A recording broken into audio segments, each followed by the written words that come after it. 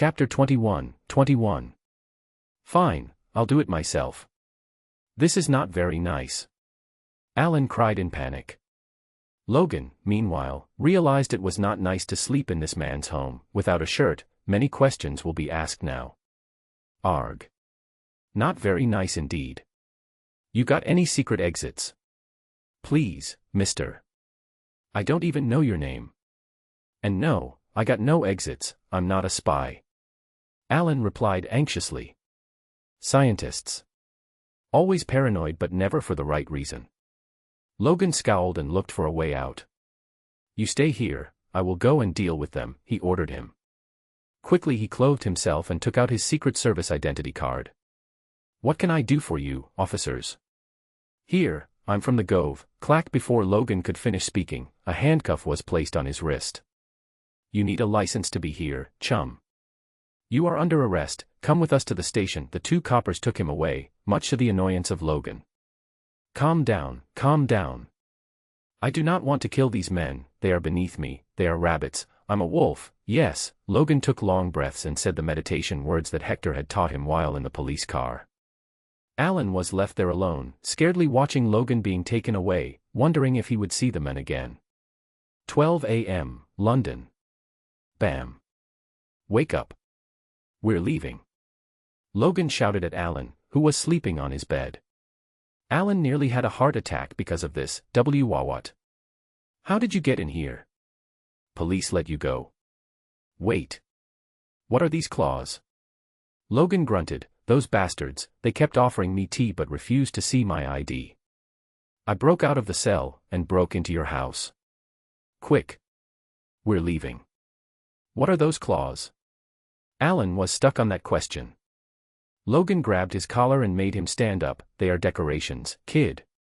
Now, do you want to stay in this raining hellhole or come with me? Let's go. I got everything packed. Alan jumped into action and brought Logan to the room where he had put his packed stuff. But when Logan saw all that, he felt like stabbing this rabbit. What's your IQ? We're leaving in a car. How will we fit your computer into it? And you've got 10 more bags. Just grab one and follow me, all your other stuff will come later, my boss will handle it. Wee woo. Shit. Those tea fetish bastards are here. We're leaving. Logan handled Alan like he was a toddler, picked him up and shoved him into the car. Hector's new bills were facing the scrutiny of Congress currently before being put for voting. At the same time, he didn't sit silently. He constantly talked to people through radio. Smart America program was a hit, and people listened to it in record numbers. He also openly used his power to enforce the executive order. The first executive order abolished discrimination based on race, color, religion, or national origin in the United States Armed Forces. The second made it illegal to discriminate against persons applying for civil service positions based on race. Other than that, he put forward another law in Congress for creating several federal offices devoted to issues such as voting rights and fair employment practices.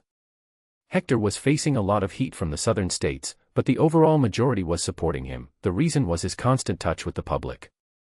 Before each executive order or law, he tried to explain to the people why he's doing it and what it will do for the country. Slowly, weeks passed, the Sicily campaign began without him, as he was too busy. Hector made sure Operation Huskey didn't start on a bad note this time. At the start of this operation, they aimed to drop a lot of troopers from the sky and capture a few key bridges before the full invasion. But, in the original world, due to a storm, a lot of aircraft crashed or had to drop soldiers far away from the drop zone. This in the end stressed the land invasion. This time, Hector warned them to keep an eye on the weather and if there is any doubt then abort. This they did and attacked the next day.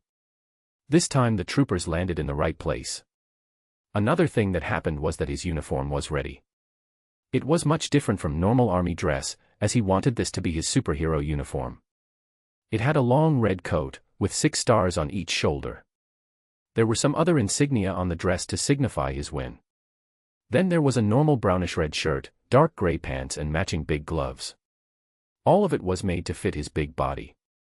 And man oh man, it looked awesome, and sexy. Wolf Mooney also complimented, "Dad, human bitches are going to get horny on you."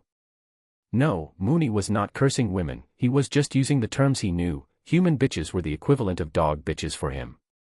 Bwahaha, thanks, my son. He played with him. After his photo in the new dress was published in the papers, the War Propaganda Department asked him to pose for a recruitment poster. Only later did Hector realize that this was the Uncle Sam poster, this time it was with his face. Operation Rebirth was scheduled to be carried out. Hector was informed about this, he was pretty excited as he was also going to take a shot. And that's why he decided to have a look at Steve, he wondered if anything had changed. Stark Expo was scheduled, that was the best place to find the boy. So he simply planned a motivational fan meet at the recruitment center. You brat, flying cars are impossible without a good enough power source. Hector scolded Howard Stark. Huh, stop doubting my capabilities, Mr. President, I am a rich, smart, and ladies' man. If I can't, no one can do it. Now, just watch from the backstage, full of confidence, Howard smugly entered the stage. Hector sighed and waited behind the stage. Soon enough, boom. A dejected Howard returned. Hector chuckled and patted his shoulder, failure is the key to success. I'm limited by the technology of my time. I wish I was born maybe 1,000 years from now. Howard said. Who knows, at that point, everyone would have been as smart as you. You would have been a simple fish in the pond then. Here, you are smart, rich and... Ugh, ladies' man. He sighed when the girls who were on stage with Howard tried to come their way and flirt. Hector knew it was time to move. He entered the recruitment office and waited in a room just outside the I Want You poster and the soldier mirror to see if Steve enters. Soon enough, a young little skinny boy walked there, with a man in uniform behind him. They started bickering. I know you don't think I can do it. This isn't a back alley fight, this is war. What do you want me to do? Collect scraps for the rest of my life? Bucky. Come on, there are men laying their lives. I got no right to do any less than them. The only thing necessary for the triumph of evil is for good men to do nothing. I want to do something. Steve pleaded to his friend, to make him believe in his cause. Bucky shook his head, yeah, like you've got nothing to prove. All that fantasizing about walking down the president's path, that bullshit. Nobody can walk his path, he's not normal. I mean. It's war, look at yours. Fine, try if you want. Soon his dates came and Bucky decided to leave, he hugged Steve strongly, don't do anything stupid until I get back. Steve didn't reply, he just stared down at his own feet. Hector had already noticed that there were some changes in how Steve was behaving, he looked tired, lost and defeated. On top of that, it seemed he was a fan. Ah, he's going in. Hector cheered. But to his horror, Steve stopped in front of the recruitment poster and looked at his image. He could hear everything. Steve sighed standing there, can I walk down your path? Bucky was not wrong, look at me, I am one of those guys you probably don't even notice on an empty street. Hector now had doubts that Steve was not going to enter. He had lost all the motivation after watching his crazy achievements it seemed. Go on, little one, you can do it. Trust yourself. But, Steve stayed standing there alone. His feet were slowly stepping back. I will try to serve the nation as a civilian, I guess. He turned around towards the exit. Hector looked around and cursed, no. Where is that Erskine? I didn't save his ungrateful ass to ditch the mission I gave him. Knowing that future America's ass only needed some motivation to juice him up, he wrote a quote on paper and threw it at Steve's face without being found out.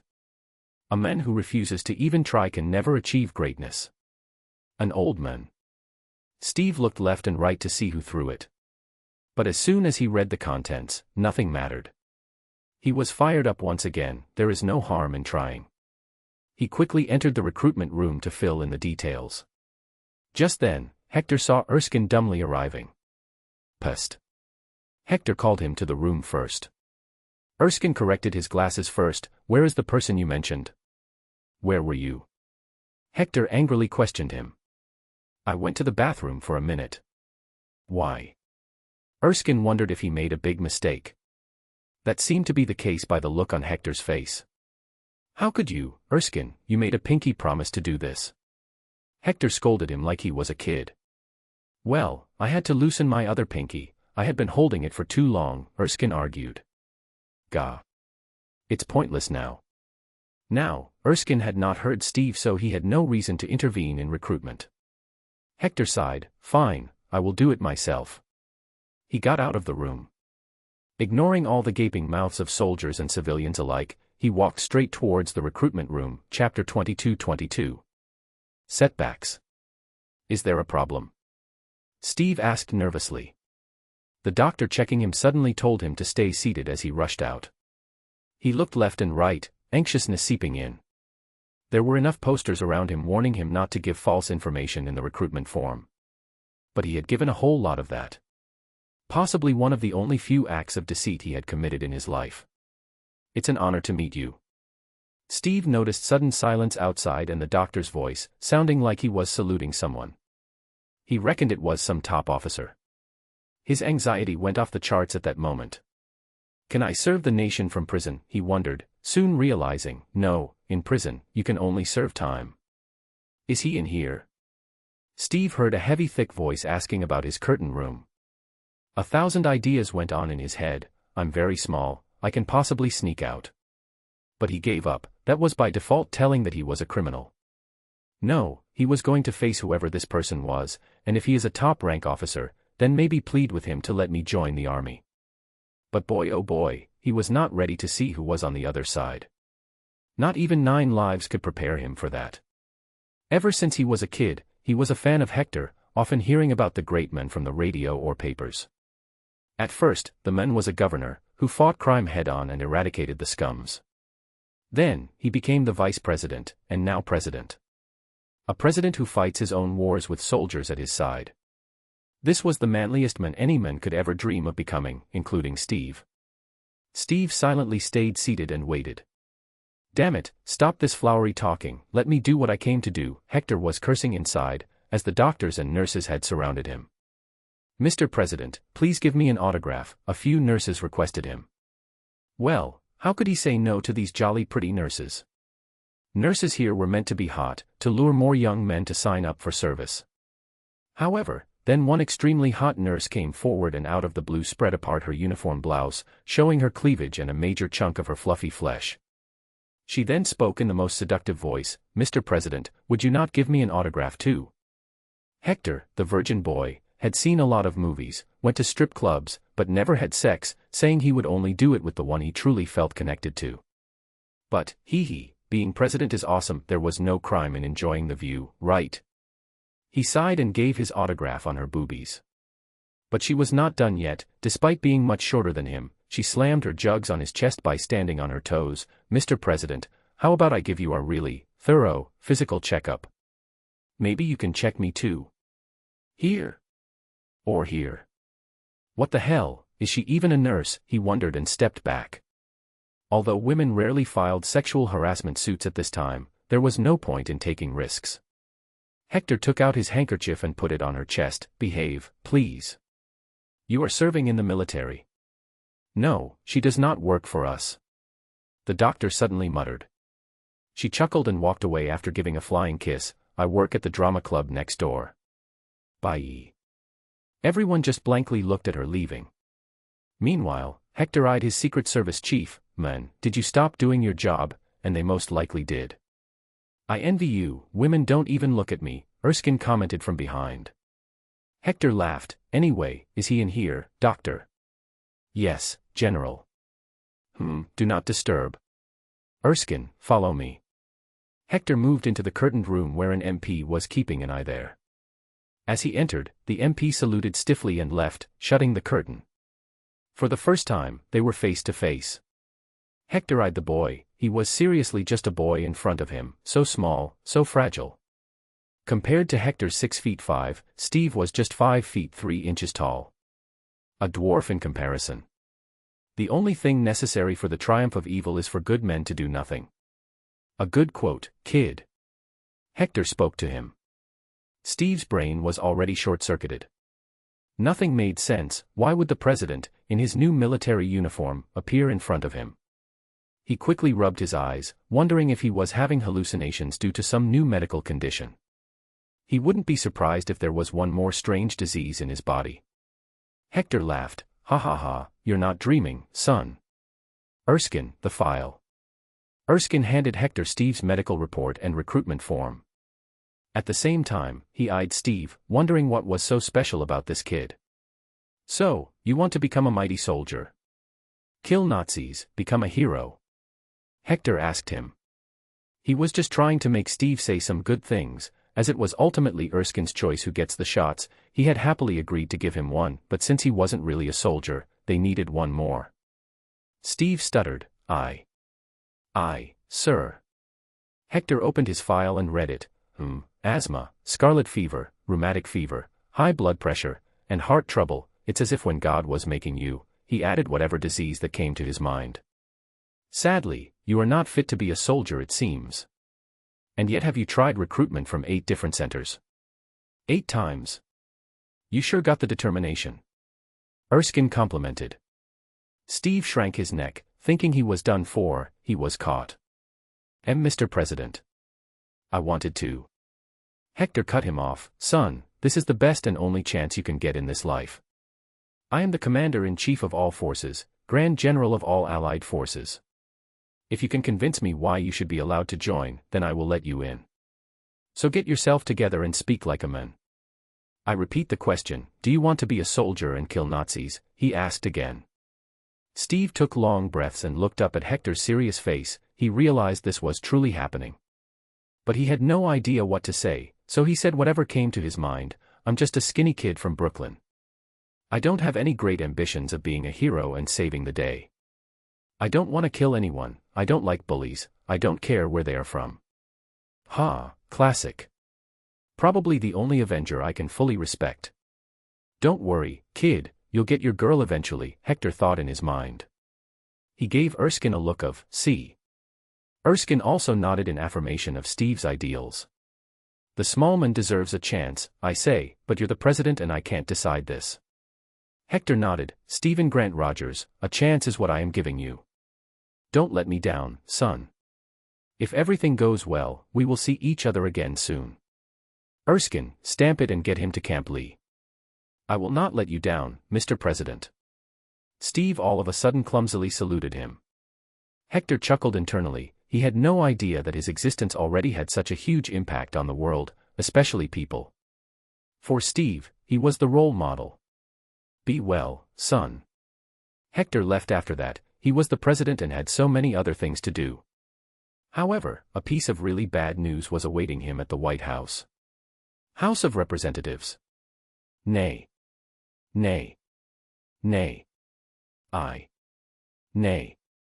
Hector's proposed 5 laws get voted no in the House of Representatives, none of them even reach the Senate.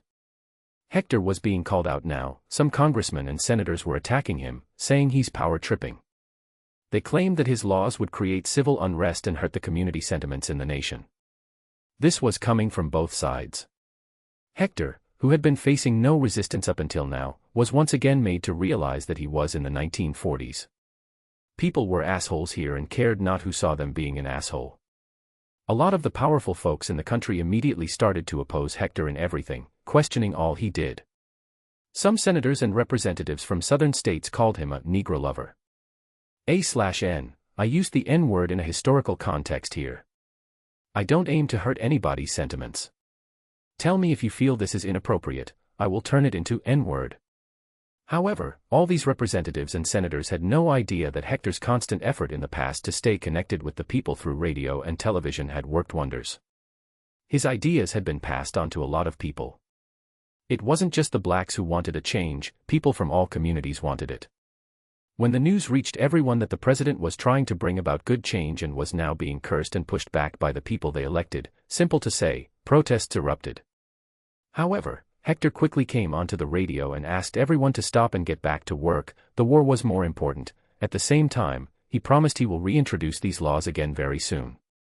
In truth, he didn't do this for war. Instead, he knew that such protests could turn violent from a single speck of spark. They could take a bad turn into full-fledged race riots. Heeding his words and due to love and respect for him, they stopped protesting. One good thing these protests did, however, was to tell the various representatives and senators what the population wanted. But the men in power now came harder on him, as he just announced he won't stop trying to bring these laws. Talks of impeachment started echoing in the halls of the Capitol. White House. What will you do now, my friend? It's a mess now. We can't have all this during a war. Roosevelt asked him in concern. Despite all his efforts, he could not rally all the needed people to these causes. It was not just Hector's failure, but his as well. I can hurt them if you want, Logan suggested. He had personally seen what a nice guy Hector was, and his aim was just to help the people and country, yet he was being accused. He didn't like it one bit. Growling. Mooney also showed his fangs. I am angry. I am trying to save this goddamn country from decades of unrest and economical self-inflicted harm. And these bastards say I am power-tripping. Fine, I will show them what true power is. Hector was really angry now. How was he supposed to work if he had folks like these sitting in power? Hector, calm down, don't do something stupid that really gets you impeached. They are just trying to scare you right now. Like hell will they impeach a president who is a great general in times of war. Roosevelt tried to calm him down. He was truly afraid for him, knowing his temper and madness. Hector shook his head. Roosevelt, don't worry, I won't do something stupid. But I vow to the people of this nation, I will get all these laws passed by a majority by the year end. Not just these laws, but all laws in the future. Hector's eyes had a new shine at that moment. All this time he had refrained from using his manipulative powers too much, as he didn't want to spoil the experience of being the president, but this was not a matter of experience anymore. It was a matter of human lives, justice, and the nation's future. They can raise their voice against the president. Now let's see how these bastards fare when hell's Inquisitor visits. Chapter 23, 23. Superpresident. Senate Majority Leader's Office. Hector entered without any greetings or knocking. The man, his name was Paul Rudd. Initially, he had a great relationship with Hector, but now it all seems to have gone down the drain. Hector first closed and locked the door and took a seat. How are you doing, Rudd? Paul Rudd, 65, was the Senate Majority Leader. President or not, he deserved respect. Hector, the laws you proposed were foolish. Do you have any idea how many voters we would have lost in southern states if we passed those? Hector sneered. It's all just votes and politics for you, right? The plight of people does not matter to you. You are no better than those Nazis killing Jews. Your puny, pathetic brains lack the ability to realize that if not today, then tomorrow you will have to pass these laws. But sadly, then it'll be too late. Don't get too emotional, Hector. You only became the president because Roosevelt resigned. You are a magnificent general, so do that, win us this damned war. You will most likely not win again anyway. Paul said in a mocking tone. Hector stood up. I've seen fools in my lifetime, none like you. I became the president, and I will damn make sure I do the job right. Bam. All of a sudden Hector grabbed Paul's tie and pulled him on the desk. The men looked at him scaredly. Why you? Don't do this, Hector. You will regret this. They are already angry with you. Bam. Hector slapped him just enough to not leave a mark and still hurt. I'm the president, and the president enjoys absolute immunity, you dimwit.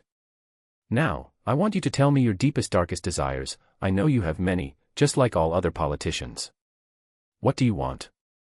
Power, position, fame, or something else? Paul's eyes shined in a red tint and he spoke with a cheerful smile. I want to be the president and marry Ava Gardner. The actress, Hector realized whose name he spoke. He punched him this time. You pervert, she's just 21. Your fat ugly ass is 65. You really are a pig who wants to use his position and power to force women. I must investigate you, it seems. A fine idea indeed. Investigate every single politician. Of course, he didn't hear him as he was still under the effect of his power. Well, since the man was such a pervert, Hector decided to make a deal with him, a devil's deal. The best thing about it was, if one spoke about it to anyone else, they just wouldn't be able to for some reason. Then I can grant you your wishes, just tell them and sign this document and your wishes shall be met. In return, you will have to do as I say, whenever I say, and give your essence. Hector used the crossroads soul buyer power, but it also made him look like a demon. Not that it matters currently. Can I really become president and marry Ava Gardner? He asked greedily and lustfully. Paul, already in the effect of his previous magic, was going with the flow. Hector helped him stab his thumb with the needle and then stamp it on the paper with blood.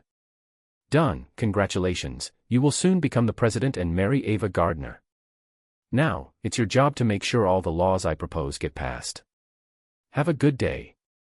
Hector left the men in office, now dreaming about the future. But what he didn't know was that this deal was crap. He just sold his soul for becoming the president of a bankrupt company and marrying an 80-year-old woman named Ava Gardner. Of course, he will get all these in a few years. That day, Hector visited all important influential leaders of Congress and made a lot of messed up deals. He also met some who voted in favor and talked with them about the future of America. He even decided to make a few young ones among them his students. Camp Lehigh. This is making me cry. Brigadier General Phillips frowned at the sight of Steve Rogers, whom Erskine had revealed to be his choice. Erskine chuckled, I am looking for abilities beyond physical. Besides, he was selected by the president himself. Phillips sighed in annoyance, yes, I know. I don't understand what even goes on in his head. If you understood his mind then you'd be the president, General.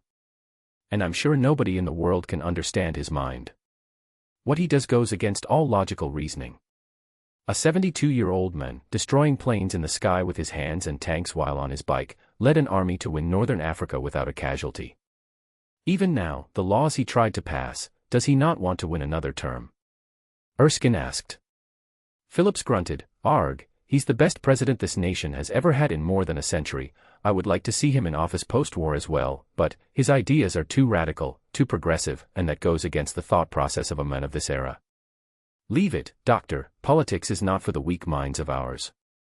Still, I withhold my decision. Just look at this kid, you stick a needle in his arm, it's gonna go right through him. He has the determination, will and compassion needed to be a good soldier, Erskine argued. He lacks the physical abilities, and possibly the courage to become a soldier. All right, let's see. Phillips walked away from Erskine and stood there, watching everything. Bang, don't move. I will kill him. And you all. I will blow this whole truck. Out of nowhere, a soldier appeared behind Erskine, held him by his neck with a gun and in his other arm there was a grenade. He looked crazed and pointed the gun at the soldiers every now and then. All the soldiers training there ran away, as the assailant had a grenade in his hand and they were standing by an ammunition truck. Stand down. Agent Carter fearlessly proceeded to stop the men, but Phillips signaled to her to stand down and move aside. But, to Phillips' anger, each and every single soldier ran away, even Steve Rogers. I guess we're doomed to fail. Bam, run, Doctor. Out of nowhere, the little skinny boy, Steve, sneaked up behind the assailant and jumped on him clumsily. His body was small, but he had the experience of 1,000 beatings, he knew where to hit to drop a man by now. He had kicked just behind the keens of the men from behind, making him fall down, face first, with the doctor now being free. However, just as the men fell, the grenade was released. Moving faster than one could think, Steve jumped on the grenade and shouted, "Get back. Move." Phillips just speechlessly looked at the little boy, with a new expression on his face. As the grenade didn't blow up, everyone also looked. Agent Carter smiled and walked to Steve. Steve was having an adrenaline rush, so he didn't move and stayed there. Only when Agent Carter touched his shoulder did he look up. Am I alive? Is this a test? She had a smile on her face, one beyond just appreciating his action. Get up, Stephen. Dr. Erskine, meanwhile, glared at Phillips, knowing he was just used by him in this little test. The attacking soldier also laughed and stood up. That was nerve-wracking. I feared someone would shoot me from a distance. The training at Camp Lehigh was not really for training, it was only meant to be used for the selection of a soldier to become the super soldier. So, after Phillips agreed with Erskine's choice, Steve, there was no point in delaying. Men were losing their lives in Europe, they needed super soldiers. So, on June 22, 1943, the whole experiment was set to take place. Hector was informed about this and told to arrive in time in a low-key fashion. However, Hector was having a dilemma right now, it was to leave Erskine alive or not. He knew that the man was most likely going to be assassinated. He had stopped Soviet and German spies, but Hydra spies were in a different league, so there was no way that they wouldn't be present at the experiment. I know how strong super soldier serum can be. As long as Erskine lives, there will forever be super soldier serum. And for a fact I know, finding more people with great morals and honor like Steve is impossible. If the United States makes an army of super soldiers, then a lot of them are bound to be captured and get their blood taken for research. Or some might just go rogue after they sense the amount of power they have, he thought in his office. A super soldier can bring so much damage, it could be seen by Bucky in the original timeline. So, Hector had a few choices: let Erskine die, let him live, or do something that he lives and does not make more super soldiers. It seems I need to take over a minor hell dimension to make an alternate home for myself, Hector felt, and started the preparation. Once he gets the serum, he won't get much boost, but he shall be able to show his extreme physical abilities publicly with no need to give any justification. That will be when he will truly enter the war and become the first super president. The idea made him laugh though. Haha, it sounds funny, super president. A/N, these are Hector's current powers. 1. Super healing saliva. Meaning he can heal better than Logan. 2. Turn into a giant wolf. 3. Exorcism magic, branches into physical and spiritual, focusing more on spirituality. Useless against non-dark beings. This is his ultra OP power, no MCU's dark entity can stand against him. 4. Telekinetic ability, such as pulling and pushing things. 5. Height damage nullified. 6. Crossroads soul buyer demon. 7. Ultra strength, at the moment he's as strong as Hulk. 8. Hell summon, demonic beings, not usable at the moment. 9. Shape-shifting, with illusions, not physical shape-shifting. 10. Getting one's deepest darkest desires out. 11. Dreamer maker, make people dream whatever he wants. 12. A really awesome power that I won't reveal yet. Chapter 24, 24. Taking over a hell dimension.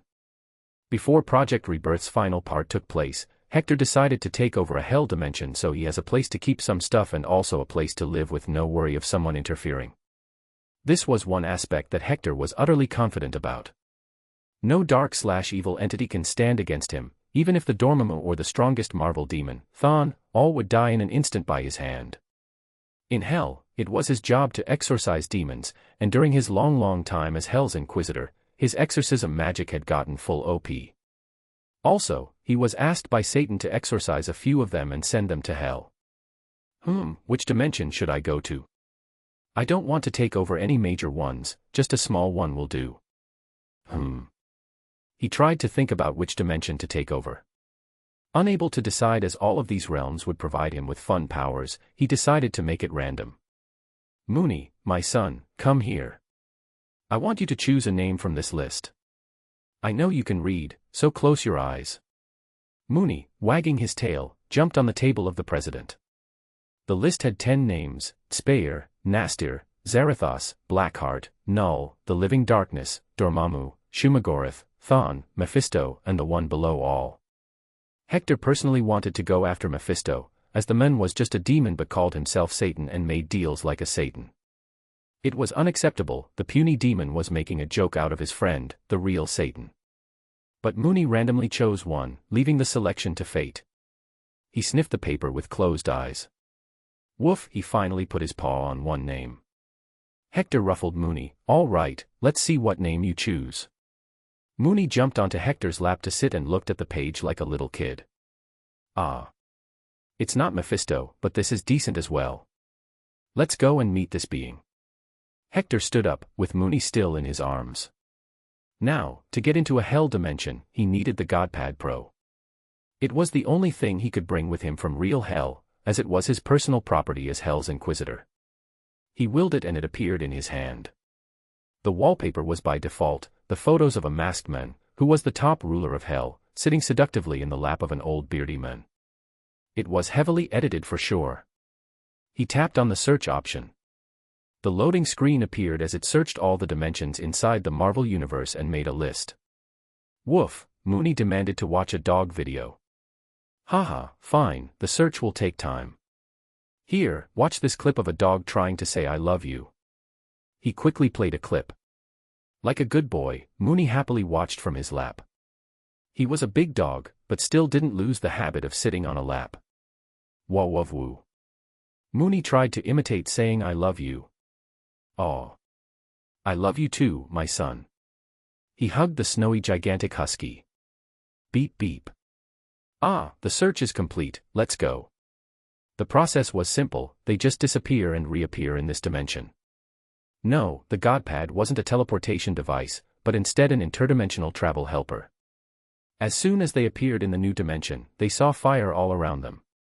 Of course, it didn't hurt, because it was made of darkness, something that didn't affect him, and by extent Mooney. Arg, why can't these minor hell demons be a little innovative? Every single one of their realms looks like this. He boredly yawned and moved forward toward the biggest mountain he could see. Most often demon castles are in such places. Too predictable, he muttered. However, as he walked toward there, he heard a lot of demonic screaming and the sound of a lot of hammers pounding on stones. He headed there to have a look. A moment later, he froze in shock. They do like them. Damn. I nearly forgot. Zarathos fought the ancient spirits of vengeance and corrupted a number of their overseers once. This means he has control over a few ghost riders. Hector had come to this realm to kill Zarathos and take over the dimension. Zarathos was a strong demon who wished to use the spirits of vengeance to dethrone Mephisto. But Mephisto tricked Zarathos and defeated him. Later, on occasion, Mephisto would forcibly bond Zarathos to mortals as a mockery of the spirit of vengeance. On one such occasion, he bonded Zarathos to carnival stunt cyclist Johnny Blaze. But all this had not happened yet. He felt bad for these spirits of vengeance. They were a team of benevolent beings who protected mankind during ancient times. Although their origin was a mystery with a lot of unproven myths only. Fine, I will free them. He headed straight into Zarathos' castle. Zarathos, I've come to kill you, Hector shouted, but there was no excitement or fear on the face as if he was in a park. Raaa, demonic screams came from the castle and its doors opened. Then came a weirdly looking, but muscular, tight-clothed wrapped demon. It had a red skull for the head and was covered in bluish fire. He had a long blue cloak fluttering behind him as well. Who dares challenge the almighty Zarathos? Bow and kneel and I shall show mercy to your soul. But death is imminent. Zarathos proclaimed with total confidence. Oh, how wrong he was. Hector didn't even hear him. He was cleaning Mooney's eyes. There was some dirt under there due to sleeping for too long. After he was done, he looked at the demon. Ah, you said something. I am Hector King Washington, by the way. I'm also known as Hell's Inquisitor. What Inquisitor? I don't have any Inquisitors. Zarathos said. Hector sighed. Funny of you to call this little backyard a hell. You have no idea what the real hell is. But you sure will see it now. Puny human. Zarathos, in his burning anger, lunged at Hector with his fist out to punch him. Hector didn't even move and took the punch like a man, but it never reached. Zarathos' fist just touched Hector's beard when his body all of a sudden froze in its place. It was not Hector's doing, instead Zarathos himself stopped. Then shocking Hector, the skull had started to sweat and the fire decreased. Hector smiled, puny human. Thud. Zarathos fell to his knees. I didn't know it was a supreme being, forgive this small one. Hector didn't, he grabbed the Zarathos skull like it was a basketball and lifted him up. I'm going to need this realm, so I need to kill you. Zarathos cried, fuck, how? No. Arg, Lord, I'll suck your cock if you want, I'll do anything, but please don't kill me. Hector quickly threw him away. What the? Disgusting. And why do you sound like you want me to say yes? I wouldn't mind carrying your mighty seeds. Hector felt like a billion insects crawled under his skin. No. Please. No. Arg, gods, what did I just hear? Please wipe my memory. Satan, my brother, do me a favor. But Hector only heard joyful laughter in his ear. Satan was having fun watching, it seemed. Hector, annoyed, kicked Zarathos away. Get away or I will turn you into minced meat, bitch. Please make me. Zarathos pleaded. Hector asked, what? Minced meat. Your bitch. Ooh. Zarathos blurted in the most shameful way. Pal, I may be a virgin but I'm not this desperate, go and stand in that corner, still and silent. He commanded, using his exorcism powers to instill fear. He then turned to Mooney, who was howling in laughter, boy, you go and tap on his back, he will die. Oh whoa. Bow. Mooney rejected by strongly shaking his head. Dad, he wants to be a bitch, what if he catches me and, was what the good boy argued with. Hector grunted, fine, I will do it. He walked to Zarathos and tapped his finger on his shoulder. This was enough to send a surge of his own powers into the demonic body. Hector's exorcism worked well by sending the demons to the real omniversal hell to be deconstructed cell by cell, then remade into a servant demon. As soon as Zarathos was killed, the air changed across the dimension. It didn't become like Earth, but the red, fiery and repulsive aura disappeared. Now, it was a neutral place. Just a bit red. We will later return to renovate the palace. Let's head back now, I need to take that shot. Hector took out his godpad again. Dad, taking drugs is bad, Mooney barked. Ha ha ha, you're being too cheeky today, boy. Come, he picked the good boy up. Bam. But, he was stopped from leaving. He turned around and noticed a crazy sight, all the spirits of vengeance that Zarathos had caught and corrupted, for some reason kneeled to him. You are all free now, go back to your realm. He ordered them. You are the supreme being, the Hell's Inquisitor, the ultimate punisher. You are a pathfinder for us. The spirits spoke in an airy whispering voice. Hector and Mooney looked at each other's faces. This was a surprise, to be sure. So, all of you will follow my commands. Fight when I ask you to come and fight. We shall. They all affirmed. This is amazing, they can be really helpful in my future wars. But, they cannot exist in the mortal world in their spirit forms. So I needed to find bodies for them to possess. Thankfully, we're in the middle of a war, and getting a few dozen bodies should not be hard. He made plans for these spirits. Then this is my first command, I shall find bodies for you all to possess. Until then, go and broom this palace, it will be my secret dwelling. He ordered, as absurd as it sounded, it saved him time cleaning the place himself. All the skeleton spirits nodded and headed into the castle. At the same time, Hector counted all of them. 1, 2, 3. Okay, there are 68 spirits of vengeance. Mooney, let's go. He called the good boy. But, for some reason, unlike normal, Mooney didn't come. He turned around to look for him, and lo and behold, no. Mooney, you're not supposed to chew these spirits. They are not bones to eat. Wow. Mooney said they were tasty. Come on, I will get you other bones, leave this poor guy alone. He felt bad for the spirit of vengeance who was being chewed on by the large husky. Mooney threw some tantrums, being true to his breed, then jumped into Hector's arms. Haha, you know what, this makes 69 spirits of vengeance, which is nice. He happily left the dimension, which he had newly named Funhouse. Chapter 25. Taking the shot I. Hector and Mooney reappeared inside the White House. Just then, one of the good young congressmen that Hector took in as a student entered after knocking. Mr. President, the draft for gun laws is ready. All ready. Good, bring it over. Hector read it with focus. This was one of the big steps in his quest to fix the future of America.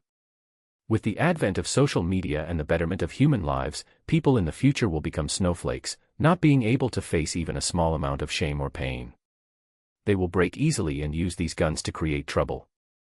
The reasoning was simple, hard times create strong men create good times create weak men, and weak men create hard times. In the future, when wars are fought diplomatically, with remotely guided missiles dropped from UAVs, or on the internet, people become too weak, both physically and mentally. Now, Hector was not against having guns, he was all for it, that's what made America what it was. But it needed more regulation. For fuck's sake, you can have a gun at 18 but not alcohol. So, the way to fix it was to make it harder for just anyone to buy a gun. They will need to show a few things at any gun store first. 1. Address proof. 2. Identity proof. 3. Police verification certificate. 4. Health certificate. 5. Mandatory 3-month gun control training from a registered training center. A 6th clause will also be entered in a few years. It was a mental health certificate. There were also new rules about people who carry a gun. For example, anytime when they are stopped by a police officer, be it in a car or on a street, they must reveal that they have a gun and where it is. They should also always have the gun owner's license. This will clear off any future misunderstandings and chances of mishap penning. Even after this, what type of gun one could own ranged by age.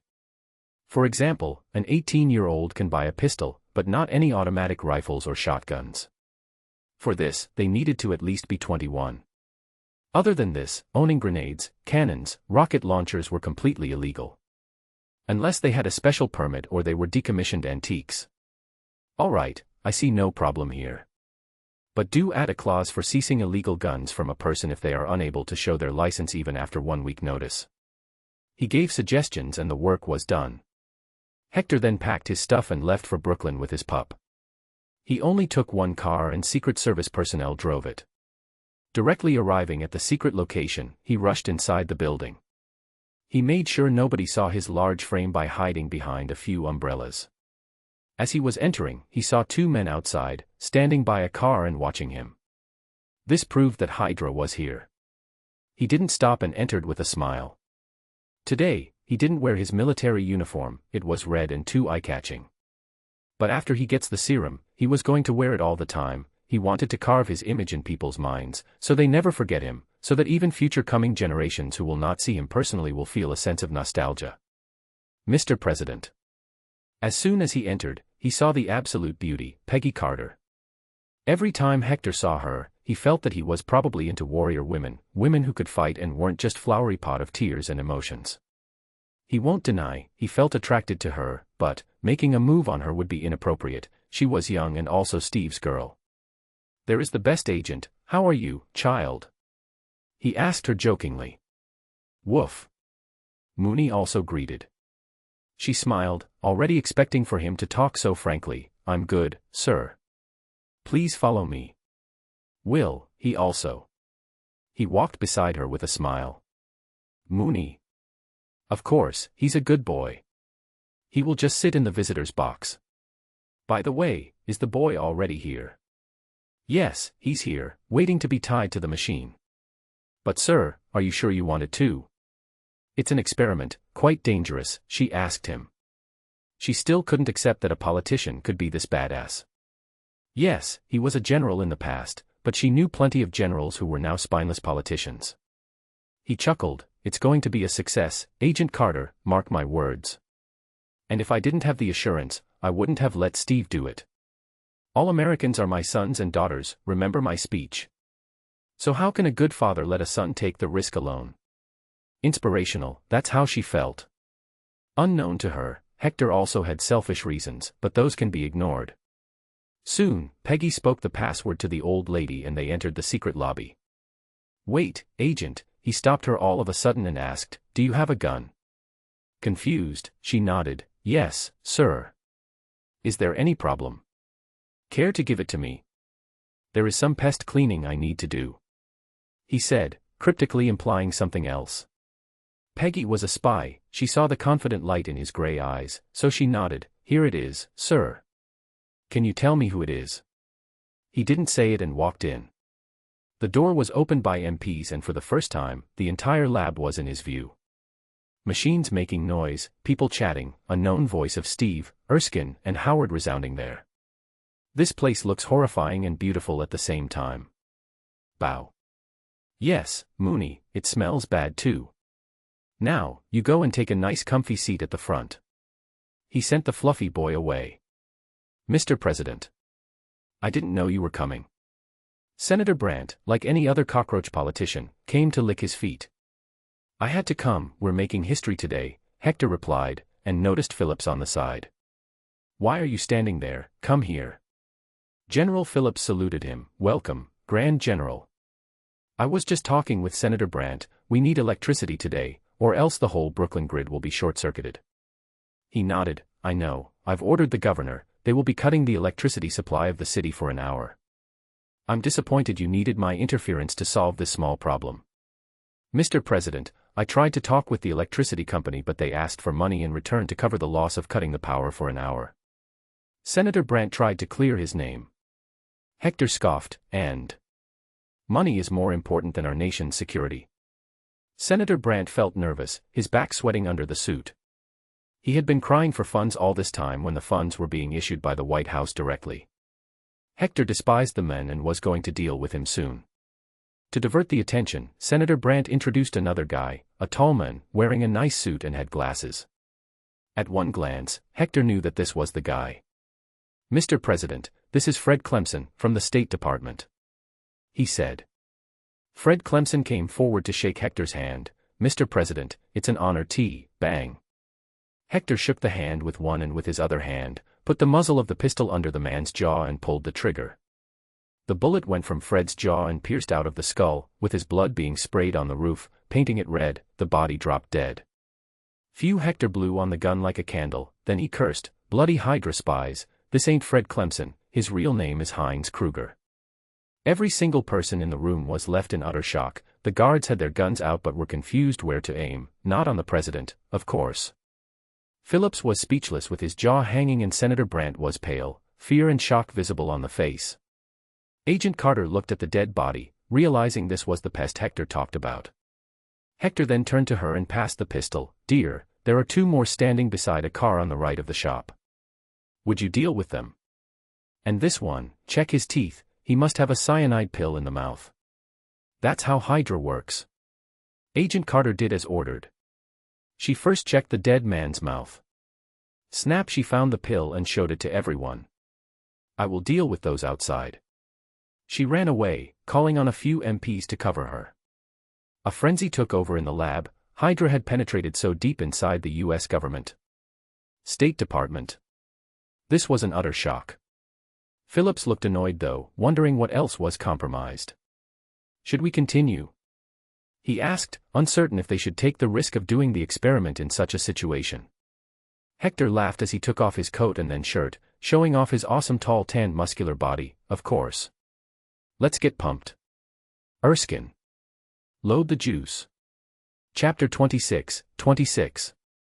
Hector's power level. Erskine did load up the juice, while a few gunshots were being exchanged outside. Not that it mattered. Hector, like the boss he was, relaxedly descended the stairs. Steve was there, looking like a little kid. Knowing he was soon going to look buffed, Hector called the photographer. "Son, take a picture of me with the first super soldier." Steve stiffly stood beside him like an awkward kid who was also a fangirl. Then Hector turned to Howard. "Boy, don't kill me, or the nation will be after your blood." A drop of sweat slid down Howard's forehead. "Fuck, I could have done better without that pressure. I gotta pee." Chuckling, Hector whispered to Steve, who was looking toward the entrance. "Son, don't worry, your sweetheart is gonna return soon. Now, don't expect a kiss from her. Get into that machine, soldier." "Yes, sir." He instinctively saluted and jumped right into it. "Erskine, start with it." He also jumped into a frame made for his large body. However, now that he thought about it, he had a few worries. Crap, I hope I don't grow even bigger now. I'm already the tallest president at 6 feet 5 inches, I don't want to be called Bigfoot President or the Giant of America. "Fine, Mr. President, please relax your muscles. It's going to pinch a little." "Steve, you do the same and clench your teeth, it'll hurt," Erskine instructed them. Though Hector had to use his powers to push the needles into his skin, or else their motorized mechanism would have failed. "Mr. Stark," Erskine voiced. A button was pressed, the blue liquid was injected into the two's arms. Then the platforms were slanted into a standing position. "Now, we shall bombard your body with Vita rays to activate the serum and let it affect your bodies." Erskine briefed and shut the machines close. Soon, Howard turned the dial and the two experienced their bodies being bombarded. For Hector, it wasn't much as his body was already superhuman. Steve started screaming, however. "Cut it out," Peggy shouted from the platform. She had just returned after catching the spies.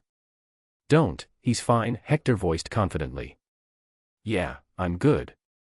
I can do this." Steve also reacted quickly. Slowly, Howard increased power, and lights started to flicker as well. Although Hector had directed more electricity to this facility, there were now 2 different machines instead of 1. Some sparks started to come out of the machines. Howard hurried after noticing this and turned the entire knob. Bow wow. Mooney barked from the visitors' chairs, scared for his dad. He quickly got up, smacked the MP aside and came down to the machine Hector was in. He quickly jumped, standing on his hind legs and looked inside the small window. Hector smiled from inside. I'm fine, boy. Don't worry. Mooney didn't leave, continuously wagging his tail like a helicopter. Howard laughed. Nice, we've got another system cooling fan now. Boom. The machines broke down all of a sudden and the power reduced, all the blinding lights blasting inside the machines stopped. There was a silence lingering in the room. Everyone stood up to see the results. Whoosh. Hector's machine was opened first. He was still awake, as good as ever. In the whole process he only felt a slight prick. But, his body was sweating profusely, his white hair was stuck to his shoulder as well. Arg. I need ice cream, soldier there, being me 2 ice creams. Rogers will need 1 too, one for Mooney as well. Hector stretched his body to see if there was any change. In terms of strength, he didn't feel a change. Though his muscles did look more detailed now. Wait. He noticed his pants. I grew by an inch. Actually, this was a relief. 6 feet 6 inches was acceptable. Besides, he can overwhelm other politicians and world readers with his size.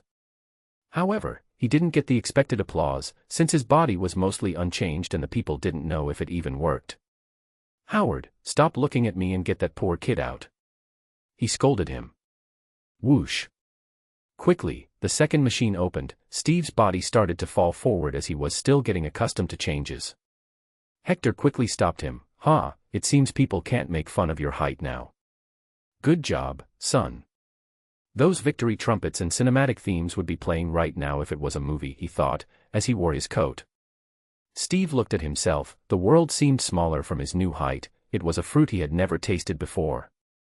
The first thing his gaze rested on was the worry-filled eyes of Agent Carter, but poor Steve was as much of a virgin as Hector, even worse as he had no idea that the woman actually liked him. He came out of the stupor and turned to Hector. Thank you, Mr. President. Hector didn't know that Erskine had met Steve the night before and told him that it was just Hector's decision to allow him to enter Camp Lehigh. But Erskine did say that it was the right decision and that after seeing his hard work and mental state, he too agreed that he's the best candidate. Call me General. Now go and get yourself checked. I need to return or those damn vultures in Capitol will do something stupid again. Just as he came, he left, despite some saying he should also get checked. Hector was more worried that no matter what they use they won't be able to penetrate his skin and take his blood this time. The same day, late at night, Erskine received a call from an unknown caller and was asked to come somewhere. Of course, he had security with him, but they were swiftly knocked down by some flying stone. Woof. Mooney appeared and gestured for him to follow after he arrived at the said location. Erskine did the same and entered the small warehouse. There was nobody there for as far as he could see. Where have you brought me, my furry friend? Good evening, Erskine. Come with me, I got beer. Hector appeared from the room and called. Erskine had some doubts about his safety now as he looked left and right. All he could see was darkness and the only visible light was from a bulb on the door where Hector invited him. His instincts told him to run away, however, Mooney was behind him, looking cute but also threatening. Tippy-toed, he walked into the room. It was heavily furnished and had a nice leather sofa, radio running on the side. What is this place? He asked. Haha, my and Mooney's secret hangout place. I own this entire block, all warehouses here are mine. You must have heard about King Tech. Catch. Hector gave him a bottle of beer, ice cold. Why was I given the privilege of being invited here? Erskine inquired. I had to make a decision, Dr. Erskine, a big decision. It was whether to let you live or not. Believe it or not, I can see short glimpses of the future. I saw you dying at the hands of the spy I killed in the lab. You would have been shot and your formula would have been taken away, straight to Schmidt. Hector told him, not accurately though, he was not a saint, he could lie as openly as he wanted. It served him better not to tell him that Steve stops the spy in time. Erskine gulped a large sip of beer and looked at him with a paled face. His heart wanted to jump out of his mouth, but he tried to look calm. I believe you, the things you have done all this time, the Pearl Harbor, I understand everything now. I should kill you just for knowing that. But I'm not a heartless man, I truly do consider every American my son and daughter. You're an American citizen now, so you too.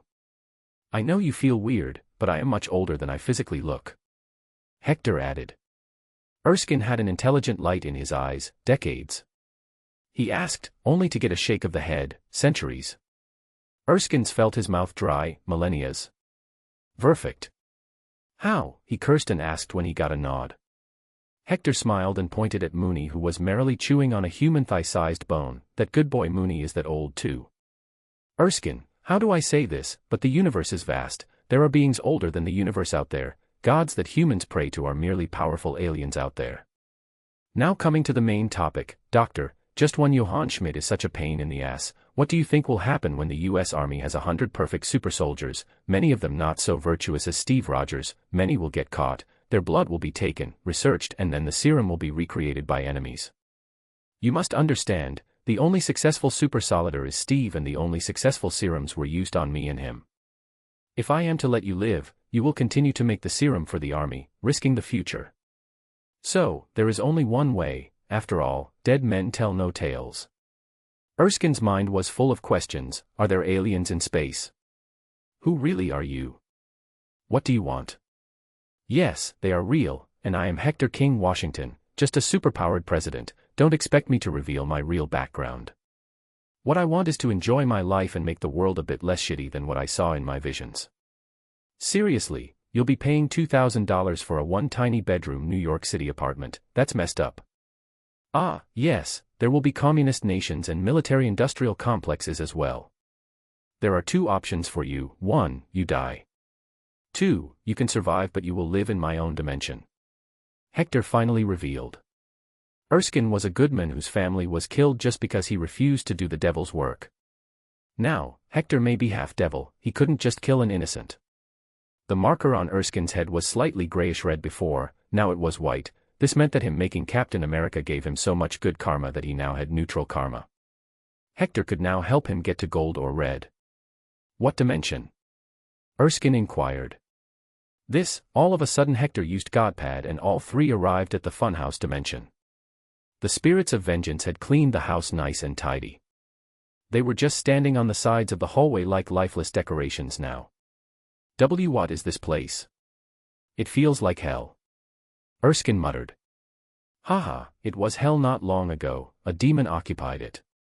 I killed the demon and took over the place. I am the master of this dimension. Without my permission, nothing can enter here and nothing can leave. This entire dimension and this castle will be your home. Sorry, you're too much of a risk, it's either death or living here for the rest of your life. Of course, you are allowed to do whatever research you want to do and pass your time. Hector showed him around.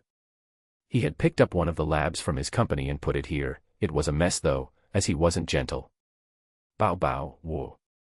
Mooney all of a sudden jumped toward one of the spirits of vengeance, finally giving in to his temptations. However, this time the spirits instead played with him, petting him. Hector laughed and watched while giving Erskine time to think. The scientist could see the situation from Hector's viewpoint. If in return for his imprisonment here or his death the world can be better, then he does not mind it. He would have done the same as Hector if he was the president. But he did have one question. Suppose I decide to stay here, how will you ensure that the world is safe, that we win the war? How strong are you? Hector tried to think of a correct analogy. Okay, imagine a god, let's say, Zeus or Odin, on a scale of 1 to 10, how strongly do you think they will be physical than a human? Erskine smartly replied, speaking from the examples from ancient texts, they could destroy mountains, so 10. Hector nodded, correct, I am an 8, and this isn't even my final form.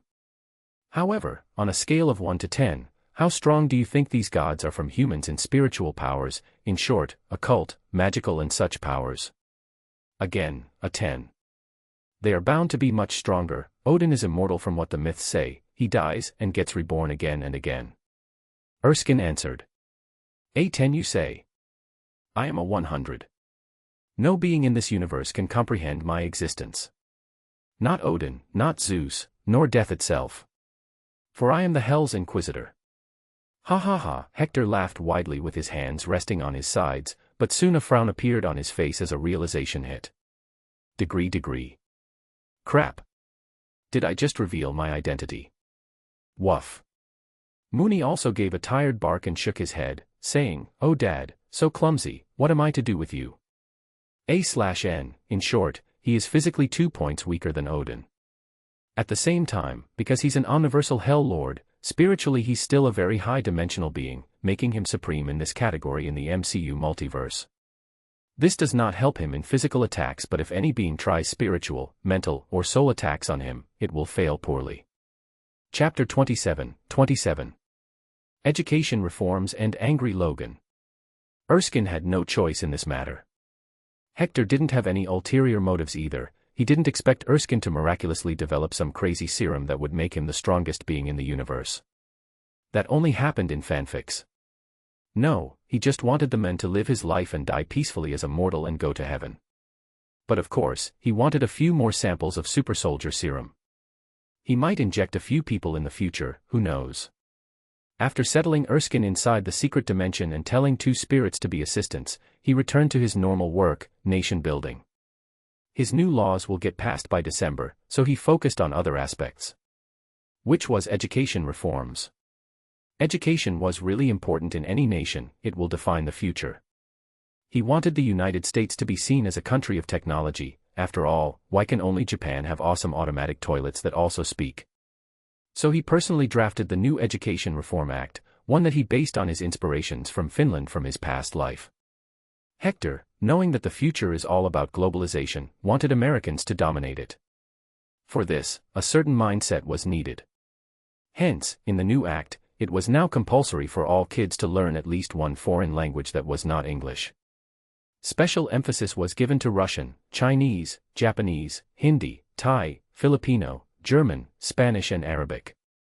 Kids who get good grades in these will also get some extra benefits in terms of marks and college selection. They were also to be taught more deeply about the world, the flaws of communism, dictatorships, the genocides around the world, colonialism, or even the Native Americans. The future Americans will not be seen as jokes around the world for being dumb. The other major changes were not standardized testing until the end of junior high, where at the end they will give an exam and choose what to specialize in their high school. At the same time, many vocational specializations will be taught in the 3 years of high school, such as woodwork, electrical work, plumbing, electric work and much more. This will allow even those kids to get a job who lack higher intellect and can't get into colleges. The next part was the accountability of teachers. The bar to become was raised higher. A teacher must at least be a master degree holder. They will be the homeroom teacher of the same class for 9 years so they can form a bond with their students. If a teacher isn't performing well, it's the individual principal's responsibility to do something about it. Of course, even the principals will need oversight on them. A/N, I don't know what a homeroom teacher is called in the US. Other than this, free meal plans will be there, schools will start at 8:30 to not have sleepy kids and last until 2 or 2:30. After school, extracurricular activities can also be done until 5. Saturdays were specifically reserved for sports, no studies. Even homework common halls were set up after school, as kids will be given little to no homework. The aim was to make the life of a student less annoying and more enjoyable while also learning. Of course, all these changes were to be slowly implemented in the coming 5 years. Many things might need to be changed, but overall it will be the same. All he needed to do was to make sure that a good system was in place to pump out more teachers, tackle the issues such as bullying faster and also keep campuses safe from perverts, including perverted teachers. He had a few secret weapons for all this, but that will only come later. As long as all this happens, the United States will have the best education system in the world. Other than this, Hector also wanted to start something similar to the National Health Service of the future UK, but it was wartime and there were not enough funds. Days passed. America's birthday, the 4th of July came. It was also Hector's birthday. And funny enough, because of this almost every American remembered his birthday. They burst firecrackers while chanting his name and, "God bless America." When he heard about this, he had one idea in his mind: God allowed me to be here, so I guess he did bless you all. However, war was getting intense. Sicily campaign has started and the next aim was Rome. As soon as they have Italy, they will be able to do air raids on Berlin. At the same time, Steve Rogers, now known as Captain America, was selling war bonds across the country, because Erskine was found dead in the Hudson River. His body was so damaged that it was beyond recognition, but a lot of stuff matched with Erskine. Hydra got to him, that was all they could say. Project Rebirth was stopped and scientists were transferred to Project Manhattan. Much stricter eyes were being kept on the creation of the nuke this time. By now, SSR had killed 1,400 spies. Bond sales had increased due to Steve. Hector didn't meddle either, allowing Steve's story arc to not change, as it was detrimental for his mental development as captain. September came, the fascist Grand Council deposes Benito Mussolini, enabling Italian Marshal Pietro Badoglio to form a new government. They unconditionally surrendered to the Allies, but Germany immediately seized control of Rome and northern Italy, establishing a puppet fascist regime under Mussolini, who was freed from imprisonment by German commandos. It was finally time for Hector to return to the fields once again. Not just to take over Rome, but he also had a specific task in the Indian Ocean. Fuck, again. Your ass is literally on fire right now with your new proposed laws. Roosevelt told him. Hector only laughed, as he had already taken full control over the majority of the Senate and the House of Representatives, at least before the next elections in these two, he had nothing to worry about. Calm down, Russie, just enjoy the show. Look at the economic numbers, we're getting richer faster than Europe is getting poorer. He walked to Mooney, his giant son, and tried to take his measurements. My beautiful boy, you're coming with me this time. Dad and son are gonna beat some Nazi asses and liberate Rome. Oh, I also got you the rank of a lieutenant now. Mooney literally had stars in his eyes as he licked Hector's face. Woo-woo. He said in growls. Ah. I love you too. Now, where the heck is my bodyguard? Logan. Come here. He shouted. Knowing Logan's wolf sense, the men would come soon. Bam. The door was slammed open, no care at all that he was in the Oval Office. Can't a man smoke his cigar in peace? Dress up, we're headed to Rome, Hector ordered. Well, fighting was always welcome. Logan turned around and left to pack his uniform. Sigh. Roosevelt breathed out, you know, I love your work as the president, but also hate you as the president. Bwahaha. I am also the Grand General of the entire Allied forces around the world.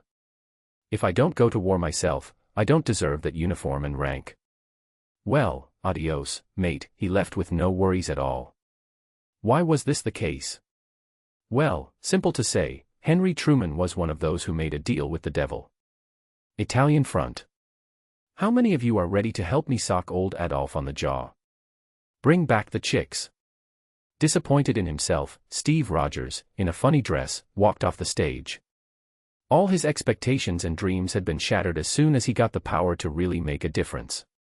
Soon, Agent Carter met him, tried to console him and also tried to awaken his spirit. There were only two options, a lab rat or a dancing monkey. You were meant to be more than this, you know it. Steve looked around, pretty frustrated. You know, for the longest time I dreamt about coming overseas and being on the front lines. I finally got everything I wanted, and I'm wearing tights. Just then a military ambulance arrived, bringing out injured soldiers. Looks like they've been through hell. Schmidt retaliated against our 200 soldiers, less than 50 returned. Your audience was what was left of 107th. She informed him. As soon as Steve remembered that it was the same unit as Bucky's, he rushed to meet Brigadier General Phillips. The old man had nothing but contempt though. Look who it is, our rising superhuman Hollywood star. Steve quickly blurted, Sir, I want to see the casualty names of 107th. Just one name, Sergeant Bucky James Barnes. BUC. Calm down, son, I'm not a preschooler. I have signed more condolence letters today than I can count. But the name does sound familiar. I'm sorry. Phillips replied. Steve sullenly looked down, but he didn't give up. What about the captured ones? Are you planning a rescue mission? Phillips went on to explain why they could not rescue them, as the heavily fortified territory was 30 miles behind enemy lines. That the cost was too much. But you've got nothing to worry about, chorus girl. Grand General Washington is taking over Naples as we speak. Once he's done, he will be here and lead the charge himself. Ha, we're having to rely on a 73-year-old super-president. Goddamn, Erskine, he just had to die now. As expected, Steve rushed to take some gear from the barracks, deciding to head in there himself and save the men. Don't do this, Grand General will be here soon. Agent Carter tried to stop him. By the time he gets here, it'll be too late. Naples is huge, the fortifications there are also heavy. Trust me, I can do this, I have the super soldier serum in me, I was made to do this. Steve resolutely said. Clap clap. Just then Phillips entered, face much prouder this time. Steve thought he would be stopped. General, just give me a cha. Phillips interrupted him, son, if you had not taken this step, Grand General would have been so disappointed in you. Yes, he gave me orders to let you go if you decide to. This was all a test of your will. Now, take a goddamn better helmet and vest. Howard. Get the plane.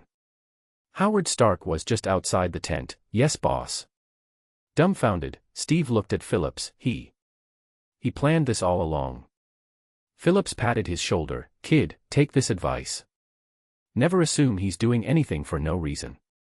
Never assume he doesn't know what's in your head. Now go and bring the boys back. Above Naples Beach, 100 miles away from Rome, a bomber flew in the sky with the special cargo of 3 people. Inside, Hector set Mooney's parachute up, while Logan looked a bit angry for some reason. He was staring at Mooney this whole time. Even the dog got a higher rank than me. True, Logan was a sergeant and Mooney was an officer, lieutenant. The dog outranked him. This didn't annoy him initially, but now that even Mooney had a uniform and the insignia on his back, it made him feel it. I want a promotion, he finally voiced. Hector and Mooney paused and faced him in confusion, not knowing what got into him all of a sudden. Sure, Hector agreed. But then Logan pointed at Mooney, a rank higher than him. Underscore. Mooney and Hector looked at each other's faces for a second, and then, ha ha ha ha. Bow wow. The two laughed loudly. Mooney's sound made Hector laugh even more. This annoyed Logan, he just grunted and pushed the button to open the hatch. Ugh, meet you on the ground. Who knew that even our rough boy Logan gets jealous? What a fine day it is, son. Hector muttered and soon jumped with the good boy. His red dress shined and looked clear from the ground in the daylight. But, at this point, no bullets mattered, it was time to show his true strength to the world. Ha, Hitler will shit his pants, he chuckled in midair. Chapter 28. Red Demon. They landed on the beach of Naples. The town was a short distance from there, but the road was heavily armed by German soldiers. There were also a few Italian soldiers, but they were not very keen on fighting, as they knew that they were just cannon fodder for the Germans. Their country had already surrendered, but then they were suddenly forced to fight again. Nobody wanted to fight anymore in this exhausting war. Germans too were tired by now, they had been fighting for so long, but victory was nowhere in sight. The conflict just kept on getting bigger and bigger. Germany was being sandwiched by the Allies at this point. Hector regrouped with his men. The highest-ranking one among them was just a lieutenant colonel. This was the case because most colonels were old folks with not so much ability to move like a young soldier. It didn't matter anyway, he outranked all officers of all ranks among all Allied nations. All right, the strategy is simple. The choppers will give you cover fire. All you gotta do is sweep in and take over the high ground. I will lead the main ground troops to start cleaning from below. They've got a few panzers there that we will need to take care of. Got it, General, they saluted and left in smaller teams.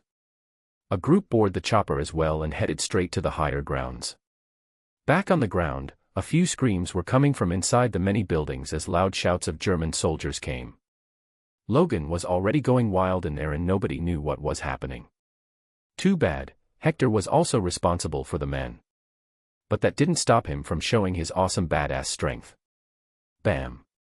All of the 30 or so men were stuck beside a building. In front of them was a road that they needed to cross, but the thing was, there was a panzer overlooking them and waiting for them to come out. Hector sighed. All right, 10 of you make a straight line and get cover behind me. Stay hidden so the bullets don't get you. It was a crazy idea, but honestly, no one really dared to say no to him. Many of these soldiers were there with him in the Africa campaign, so they were used to crazy. Quickly, 10 soldiers hid behind his large body and Hector started to cross the street while facing the panzer directly. He even smiled and waved. Mooney, though, had already left secretly, taking a detour and killing all the men in their path stealthily. Heavy machine gun fire hailed over them like a storm, but Hector was their shield as he also used a metal manhole cover as a shield.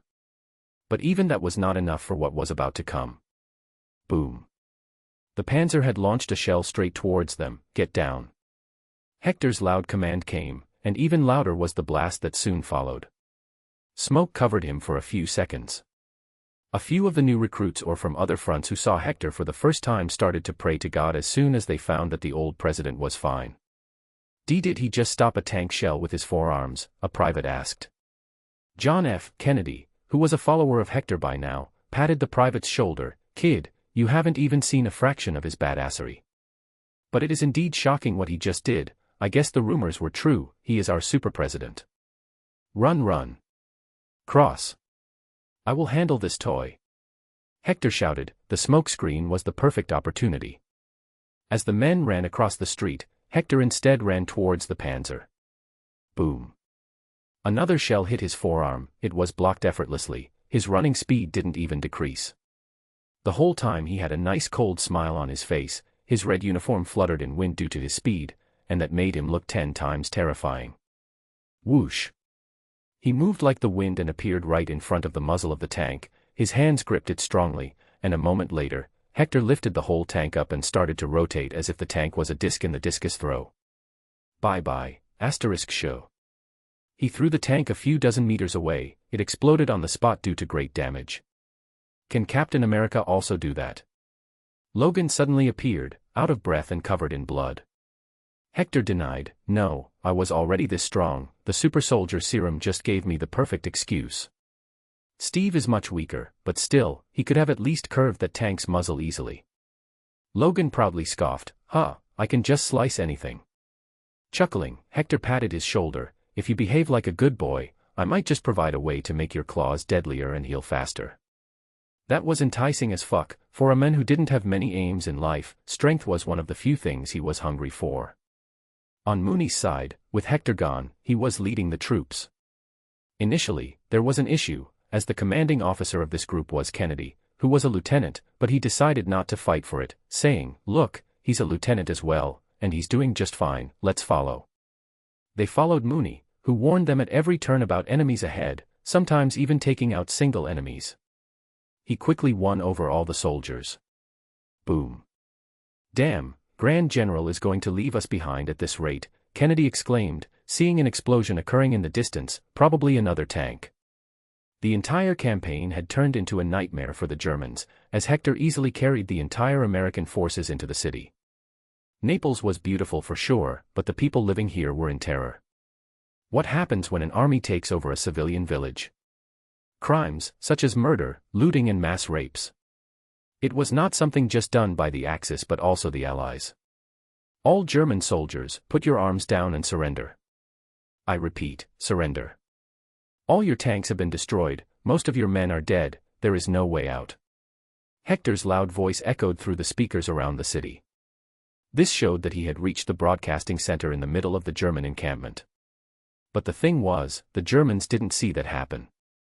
Only when they went to see the broadcasting room, Hector, in his red uniform and radiating dangerous aura come out. Red Demon. All of a sudden the soldiers shouted in fear. Truly, seeing a 6 feet 6 inches tall muscular man with long hair and angry eyes was not that easy to digest. Red Demon. I like that name, I can use it in my election campaign. Hector chuckled and opened fire. His aim was not at the enemy soldiers, for they were already running. No, he fired at their small weapon stashes. Explosions followed soon after, leaving the German forces in the city with no means to protect themselves. Basically, the bullets they had on them were now the last. At the same time, the helicopter team sent to take the high ground had done a great job. The choppers were proven to be greatly useful already, today as well they proved themselves. The U.S. Department of Defense had already ordered to procure 50,000 such one helicopters. He once again started blasting through the loudspeakers for them to surrender. An eerie silence took over the city now, no shots were fired anywhere. The German soldiers decided it was better to run. However, U.S. troops slowly circled in, on foot and with gun-mounted army jeeps. Historically in Hector's previous world, the event was called 4 Days of Naples, as it took 4 days to conquer. But now, it would be called 9 Hours of Naples. It didn't take long for him to break all hopes of the Germans, and soon, Walter Scholl, German commander of the military and Domenico Tillina, provincial federal fascist leader of Naples, surrendered to Hector unconditionally, right in front of him. The people of the village were happy and overjoyed. They wanted to get a hold of Domenico Tillina and kill him though, but he didn't allow that, promising them that he will get death legally. After that, he gathered the troops and ordered one single thing: if I find any of you stealing, fighting, or raping, I will put a bullet straight into your head. You are not just representing the United States here, you are representing me, and I sure as hell don't want my reputation ruined. None disobeyed. Heck, they didn't even dare to drink, in fear that they would do something stupid. Right when this was happening, Steve was flying over the Hydra base in Austria. Howard flew the plane and briefed him, "Here, take this transponder. Ah, one more thing, hand it to him." Agent Carter took out an envelope from her pocket and gave it to Steve. "Grand General ordered this. Inside that base, you might find Schmidt. If you can't kill him, at least give him this letter." How did the Grand General know, Steve wondered. But he didn't have much time to ponder. "I will do it, Agent Carter. See you later." He took the parachute and jumped down. Howard soon returned with the plane while it was still night. Steve stealthily moved in and got inside the factory that looked way beyond today's technology. But thankfully, he found the soldiers and liberated them, quickly starting an uprising. Prisoners were many, enough to overpower the Germans. Steve meanwhile looked for Bucky, ending up finding him inside a room, tied to a chair. "What they do to you, Bucky?" Bucky chuckled. Hee hee, what a strange dream," buffed Steve. Smack. Steve slapped Bucky. "It's really me, Bucky. We compared our dick sizes when we were 10, mine was bigger. Fuck. I still don't understand how that's possible." Steve. Bucky exclaimed, eyes clear wide open now. "We gotta get out, the factory is burning." Steve dragged him along. On their way, they got face to face with Schmidt. He put Bucky at the side and fought hand to hand. However, Steve only had a month of combat training, and getting beaten in a Brooklyn alley didn't count here. Schmidt was able to stop his punches. But just then the dwarf pig Zola pressed a button, separating the platform. Just in time, Steve passed a letter. "President sent this." Though Schmidt was more focused on Steve right now, probably having a jealous girlfriend experience, no matter what lies Erskine told you, you see, I was his greatest success. In a disgusting display of madness, Schmidt took off his mask, revealing his red skull. Bucky was clearly traumatized and asked Steve, "Fuck, God save us from such success." "Steve, you don't have one of those, do you? You are deluded, Captain. You pretend to be a simple soldier, but in reality, you are just afraid to admit that we have left humanity behind. Unlike you, I embrace it proudly. Without fear." Before Steve could call him out, Bucky did. "Then why are you running like a little bitch?" "What he said," Steve added. But the last thing they saw before the doors of the lift closed was the annoyed face of Schmidt. However, they could not give a chase, as the factory was still exploding, so the two decided to leave. Schmidt, when in the lift, decided to see what the president felt was so important that their super soldier came to deliver it. As soon as he read it, his face boiled in anger and he raged, "Ree! I will destroy America." Arnim Zola meekly picked up the letter from the floor and read it in his head. "I have a humble request that you politely agree to my small wish to eat shit, you fungus-infested red testicle. Lovingly. Grand General Hector King, Washington. The President of the United States of America. P.S. Fuck you 3000. Chapter 29. Missing money. Arnim Zola clenched his butt cheeks as he tried to hold off his laughter as hard as he could, but he had one confusion: what does P.S. mean? However, he soon realized there was more to the letter as he turned the page. There was something just for him. "Arnim Zola, you discount of a DC penguin, surrender or I will feed you to real penguins. Red Skull will die, no matter what, while I respect scientists, if you want a way out, this is the time. Cold sweat covered his back as he stole a few glances at the red testicle head of Schmidt. He will surely kill me if I make a mess. You take the car.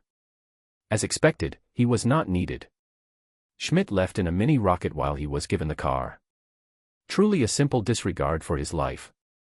He once again read the letter and thought, what's even my life worth? Well, everybody's heard about the bird. Bird, bird, bird, be bird's the word. Well, bird, bird, bird, bird is the word. Well, bird, bird, bird, well, bird. Hector had handed the lyrics of the wacky song to a decent singer among his men with a decent guitar. The end result? Party. Sure, after they buried their fallen 15 brothers. Hector was cheering up the men for the siege of Rome. Mental strength was pretty important, as he knew that many of them probably already had PTSD. Oh whoa. Mooney was cheering the men as well. He danced beside the bonfire, tippy-toeing and wagging his tail. He was big enough to eat 'em and whole here, yet the soldiers loved him. They also started to call him the Blessed Mooney because every time he licked the wounds of a soldier, the wounds hurt less. No one suspected it was his magical saliva healing them. As that sounded too absurd. Mooney was already informed by Hector not to heal someone completely just to be safe. The last thing he wanted was someone coming after Mooney to experiment on. Meanwhile, as the highest general in the entire war and the US president, he had too much stuff to do. He had a tent set in the middle of the camp. It was heavily guarded against all sides. Logan was there too, now happily a captain. Kennedy was acting as his assistant, helping in sorting documents. Hector liked this kid. He had a smart brain, one a bit too adventurous sometimes but still intelligent. Not to mention, he came from an old family with a history of being in politics. In 1884, 35 years after the Kennedy family's arrival from Ireland, Patrick Joseph Kennedy became the first Kennedy elected to public office, serving in the Massachusetts state legislature until 1895. Since then, there has always been a Kennedy somewhere in the government. While working, he decided to interview him, to see if he was even worth keeping close. Son, tell me, what are your views on civil rights? Kennedy looked at his face for a second first. There are 12 million black folks in our country. I don't see any issues as to why they shouldn't be given the same rights. If God really hated them, he wouldn't have made them. God made them black because he hated them. That's what some folks like to say. Hector pressed him to speak more. Kennedy smartly replied, well, I spent a nice afternoon on California beach when I was young. I sunbathed too long and got a tan. So did the sun hate me or the God? Hector burst into laughter, bwahahaha. Good answer. Now, get back to work, son. Next document. Hector initiated a new campaign to brainwash the American population into believing in equality and forgetting the race theory. The biggest fear Hector had right now was the KKK and its offshoots. Basically, he wanted to declare KKK and any violent and ethnicity-targeting hate group a local terrorist organization and ban it. The thing was, a lot of people felt they agreed with what these folks preached. Although there were not many KKK members currently, their ideology was spread far and wide. For this, Hector was going to use silent propaganda. Are you a Nazi? These questions will often be asked in papers from now on, across the nation. It was propaganda in which pictures of malnutritioned, beaten, and bullied people bowing, crying and kneeling to Hector would be posted. Along with that will be posted the inhuman atrocities committed by the Nazis and fascist soldiers. Then parallels will be made to similar accidents that occurred in the United States. White, black, Chinese, Indian, Japanese, or any other race that had ever been involved in hate crime will be provoked to think. The main aim was to make people think that Nazis do this after spewing their shit propaganda of pure blood. Every American will have to do some introspection and ask, am I a Nazi? Hector, who was probably the strongest president in the history of the United States or will ever be, in both political and physical power, had all the authority needed to do all this. In fact, all these revolutionary changes weren't just happening in the home, but field too. By law, discrimination was not allowed in the military. His strategic troop placement made it so a white man would have more contact with a colored man. Slowly, a sense of solidarity and brotherhood will develop between them. After all, a bullet does not discriminate between the color of one's skin. Before the siege of Rome, however, Hector had to go to Tehran for the Tehran conference, where he'd be meeting Winston Churchill and Joseph Stalin to decide on next year's Operation Overlord, also known as Battle of Normandy. He arrived at the Soviet embassy in Iran. Churchill was already there, along with Joseph. To intimidate the other two, Hector decided to remain in his military uniform. "Hello, Churchill." He first saw the British Prime Minister. The man had visible trauma from the war. His nation was subjected to German air raids after all. Then he met Stalin. The man with a fluttering mustache was 5 feet 7 inches tall with a crippled left arm. Looked puny in front of Hector. However, the man said something that annoyed him. "Good evening, Mr. Washington, I see, you two have embraced the red. It's the best color out there. This motherfucker. Is he taunting me?" he cursed in his head. "Yeah, red is a good color to hide blood when you kill," he replied with a big chilling smile. Stalin's mustache fluttered and he shut his mouth. Later the meeting started. It was mostly Hector's plan, however, as he was the boss of all military operations, the other two were just taking his advice. He devised the opening of a new Western Front. This will ease up the Soviet Union. But Hector had another objective. Soviets were able to get inside Germany or Germany's occupied region. They killed all the German commanders they could find. He didn't want that, he'd rather have them caught and lawfully tried in the trials and then hanged to death. Although both resulted in death, one would help Hector show himself as just, while the other would allow the Soviets to gain glory. Despite what the plan said, Hector decided to end the war slightly quicker. This way he could return to nation building. But, just then, something occurred back in the home. U.S. Department of the Treasury. United States Secretary of the Treasury, Henry Morgenthau Jr.'s office. Knock knock. "Sir, this report was submitted by the Inspector General," he said. "It's important." Henry Morgenthau Jr.'s secretary handed the man a file. "Is the Inspector General outside?" "Send him in," he ordered and opened the file. He started reading it and slowly a frown appeared on his face. Soon it was changed into anger. He threw the file in the dustbin and stood up just as the Inspector General entered. "What kind of conspiracy theory bullshit is this? You can have your entire career ended by slandering against President Washington." "Mr. Morgenthau, all the words written in the file are facts, supported by evidence. $10 million, about $150 million in 2021, are missing from the Treasury. The spending was signed by the President but the money didn't reach anywhere. We have lost complete track of it," Inspector General said seriously.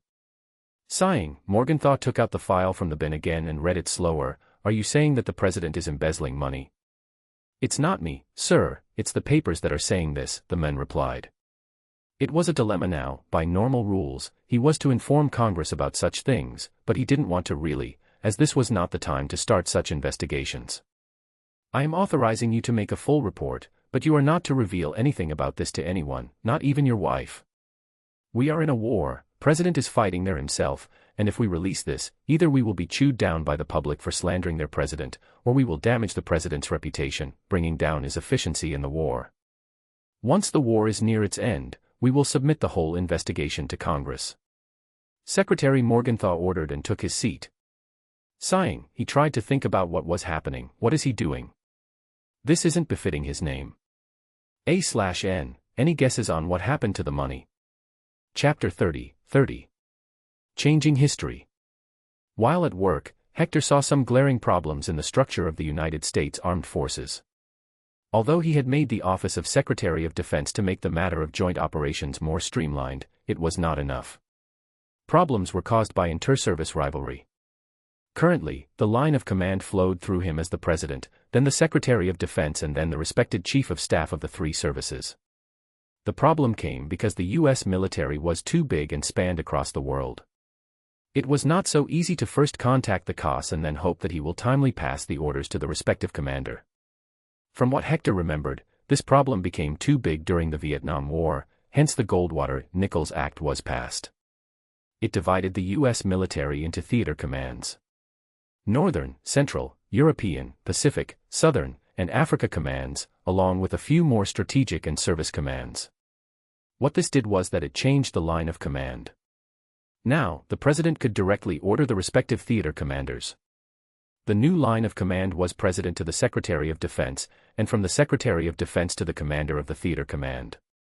Not just this, a new military position was created, one above the 3 Chiefs of Staff. It was called the Chairman of the Joint Chiefs of Staff as opposed to the Service Chiefs.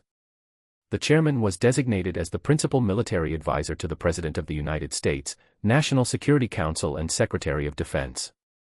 This way, the command was more streamlined and the 3 services would act like one unit instead of different entities.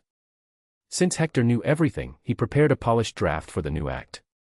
In normal times, this whole act would take decades to show effect, as it did in his previous world, but not now.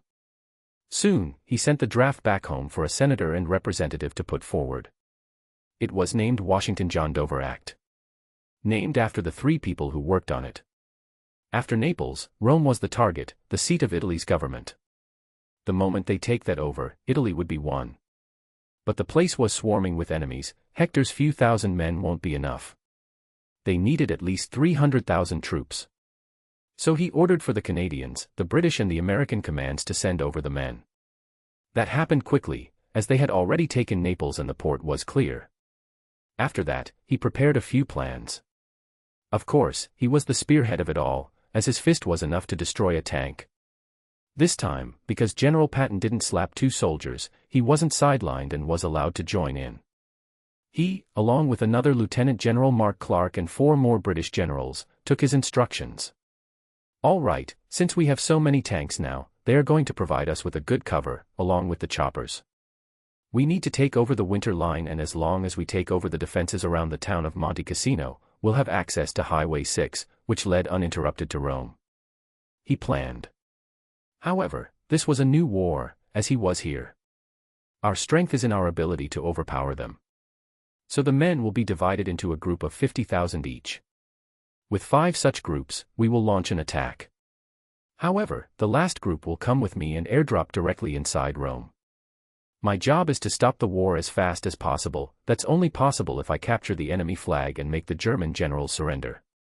This is why, remember, I want you all to preserve men. Do not blindly enter the fight, drag it for as long as possible.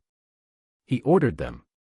The good thing was that the Soviets were not involved here, or else their generals would have never followed his command. The 5 men saluted him and went on their way to do their duties. Hector turned back to prepare for the upcoming battle. It was going to be the biggest one yet that will be deciding the future of the war. Basically, Hector was speeding up everything. In the original timeline, Rome was supposed to fall in the June of 1944. But right now, it was just November of 1943. Mooney, son, wake your Uncle Wolf up. He tasked the fluffy boy. Woof. Softly barking, he went right to Logan, who was sleeping in a bunk bed, and sat down on top of his stomach. Now, Mooney was huge, hence his weight was too much. Even Logan can't sleep with all that weight. However, Logan didn't get angry, instead just started petting him. He felt close to Mooney after all, or maybe it was some sort of wolf paternal instinct. Arg, what happened? Did he call for me? Mooney nodded and led him to meet Hector. I am leaving for the Indian Ocean, need to catch a submarine. I will return in a week. Until then, all the preparation for the siege of Rome will be done. Take care of Mooney. But Mooney suddenly ran up to him and grabbed his legs, showing his puppy eyes. Hector smiled, fine if you are okay with swimming in the ocean, let's go. _ That was all it took. Mooney ran to Logan and sat beside him like he was a saint. Water was one thing he hated. If not an emergency, he would avoid it. Though he was pretty strange, as he loved the rain, and playing in the water, just not swimming for work. Ha ha ha.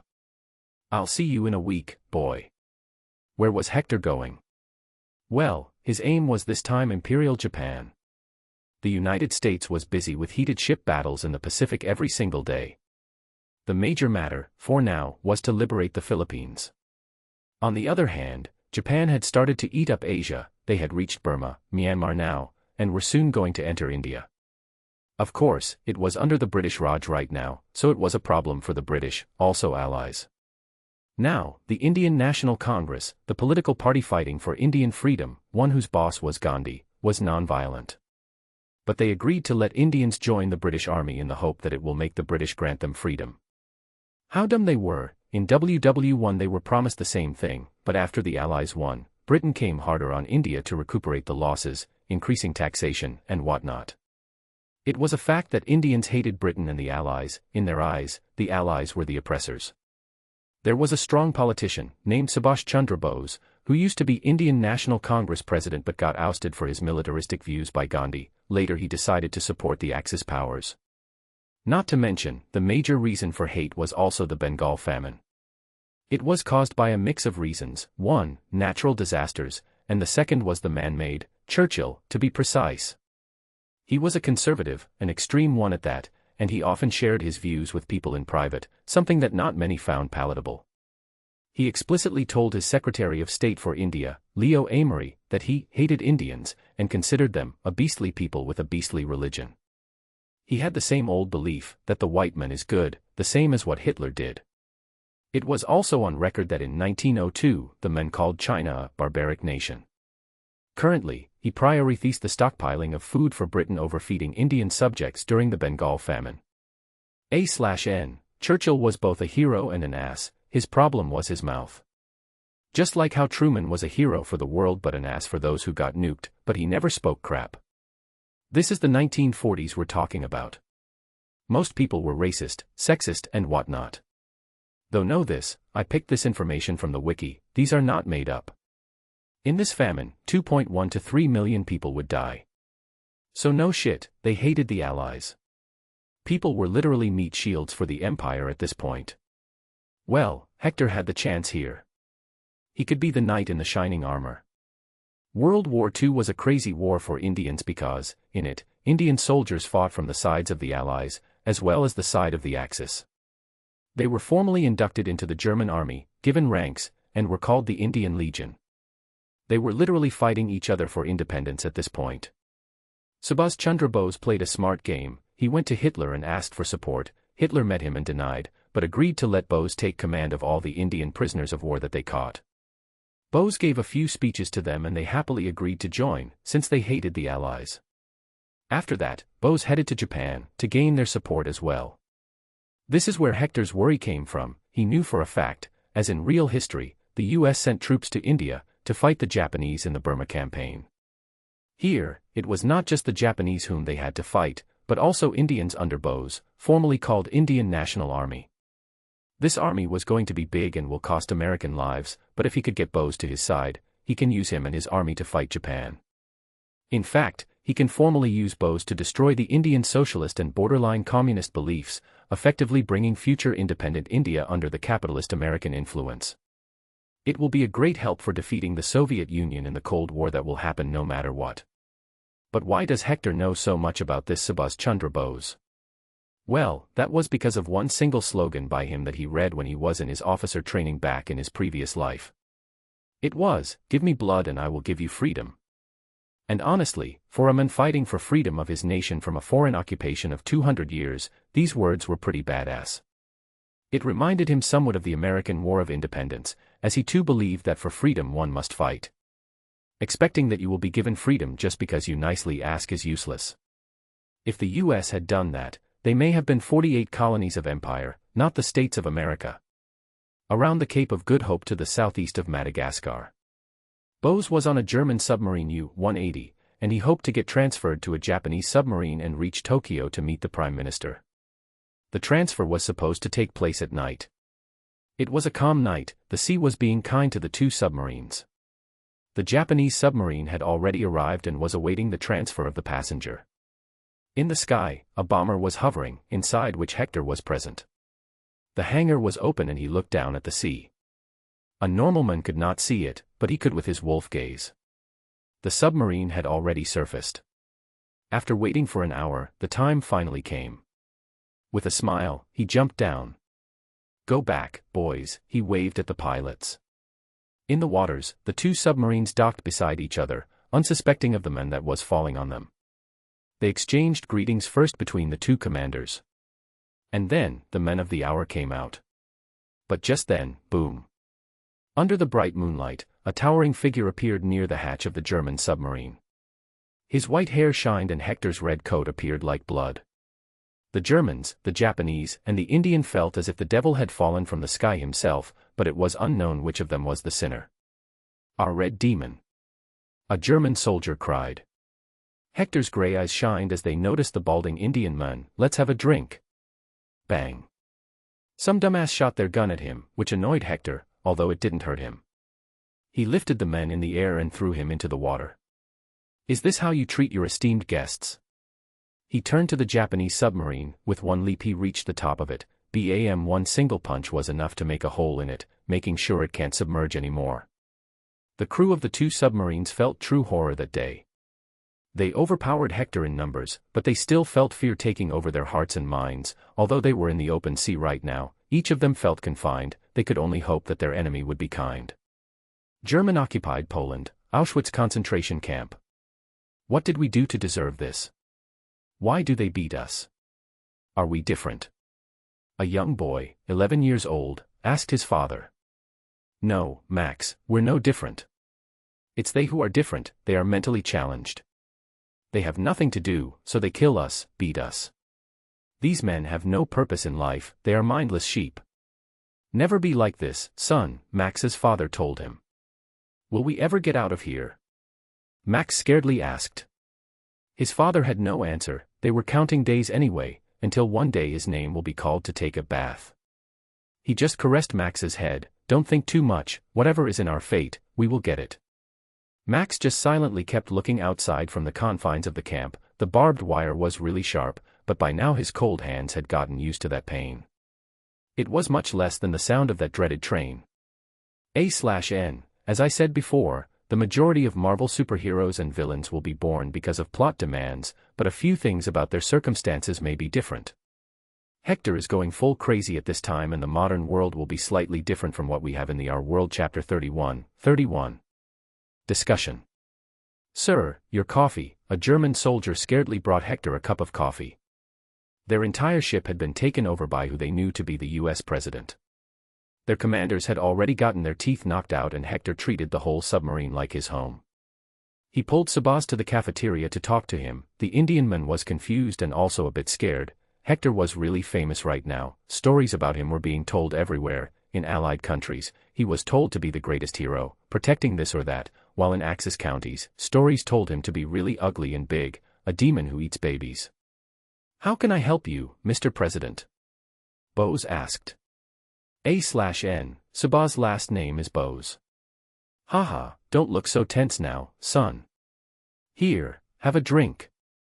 I came here to talk with you about the future of your nation. I know what you've been doing, gathering Indian POWs to make them your soldiers. But, do you really think you will get your freedom this way? And let's say the Axis wins, do you think Germany and Japan won't colonize you? After all, Hitler does consider Indians inferior people, while Japanese consider themselves divine beings. To them, all are below, even the Germans." Hector asked him. Bose silently thought, fidgeting the glass in his hand. "I know you will win. I know the Allies will win. I know I am shaking hands with the devil, but I have no other choice. To me, the Germans and the British Empire both are devils. Desperate times require desperate measures. Didn't the United States take France's help to defeat the British?"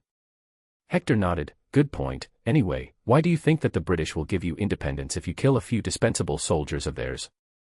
Unless your ink stands up, unless your Gandhi stands up, they won't leave. Do you want me to not fight? I thought you would be the one to understand me the most. To get freedom, one needs to fight." Bose said. "When did I say I'm against you? I am against you joining the Axis. Other than that, you have my support. Perhaps you will be better for your nation than the last time." Hector purposefully left some words at the end. "What do you mean last time? You sound as if you know the future."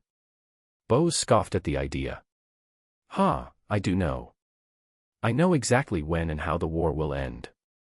I know the sorry state your country will be in coming decades: poverty, corruption, death and discrimination, casteism, and what will not plague it.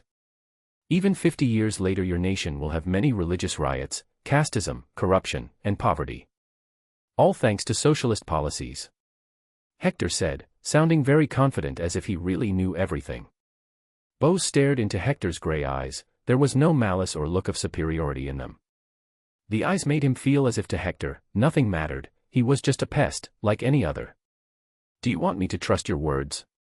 No, I want you to trust this, BAM, Hector smacked on Bose's head and made him fall unconscious. Being sleeping or unconscious was one of the criteria he needed to ensure to show people visions.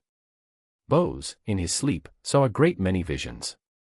Hector made sure not to show him the fuck-ups that the US made in the original world, that was already null and void since he was the US president now. As for India, well, he showed everything he knew.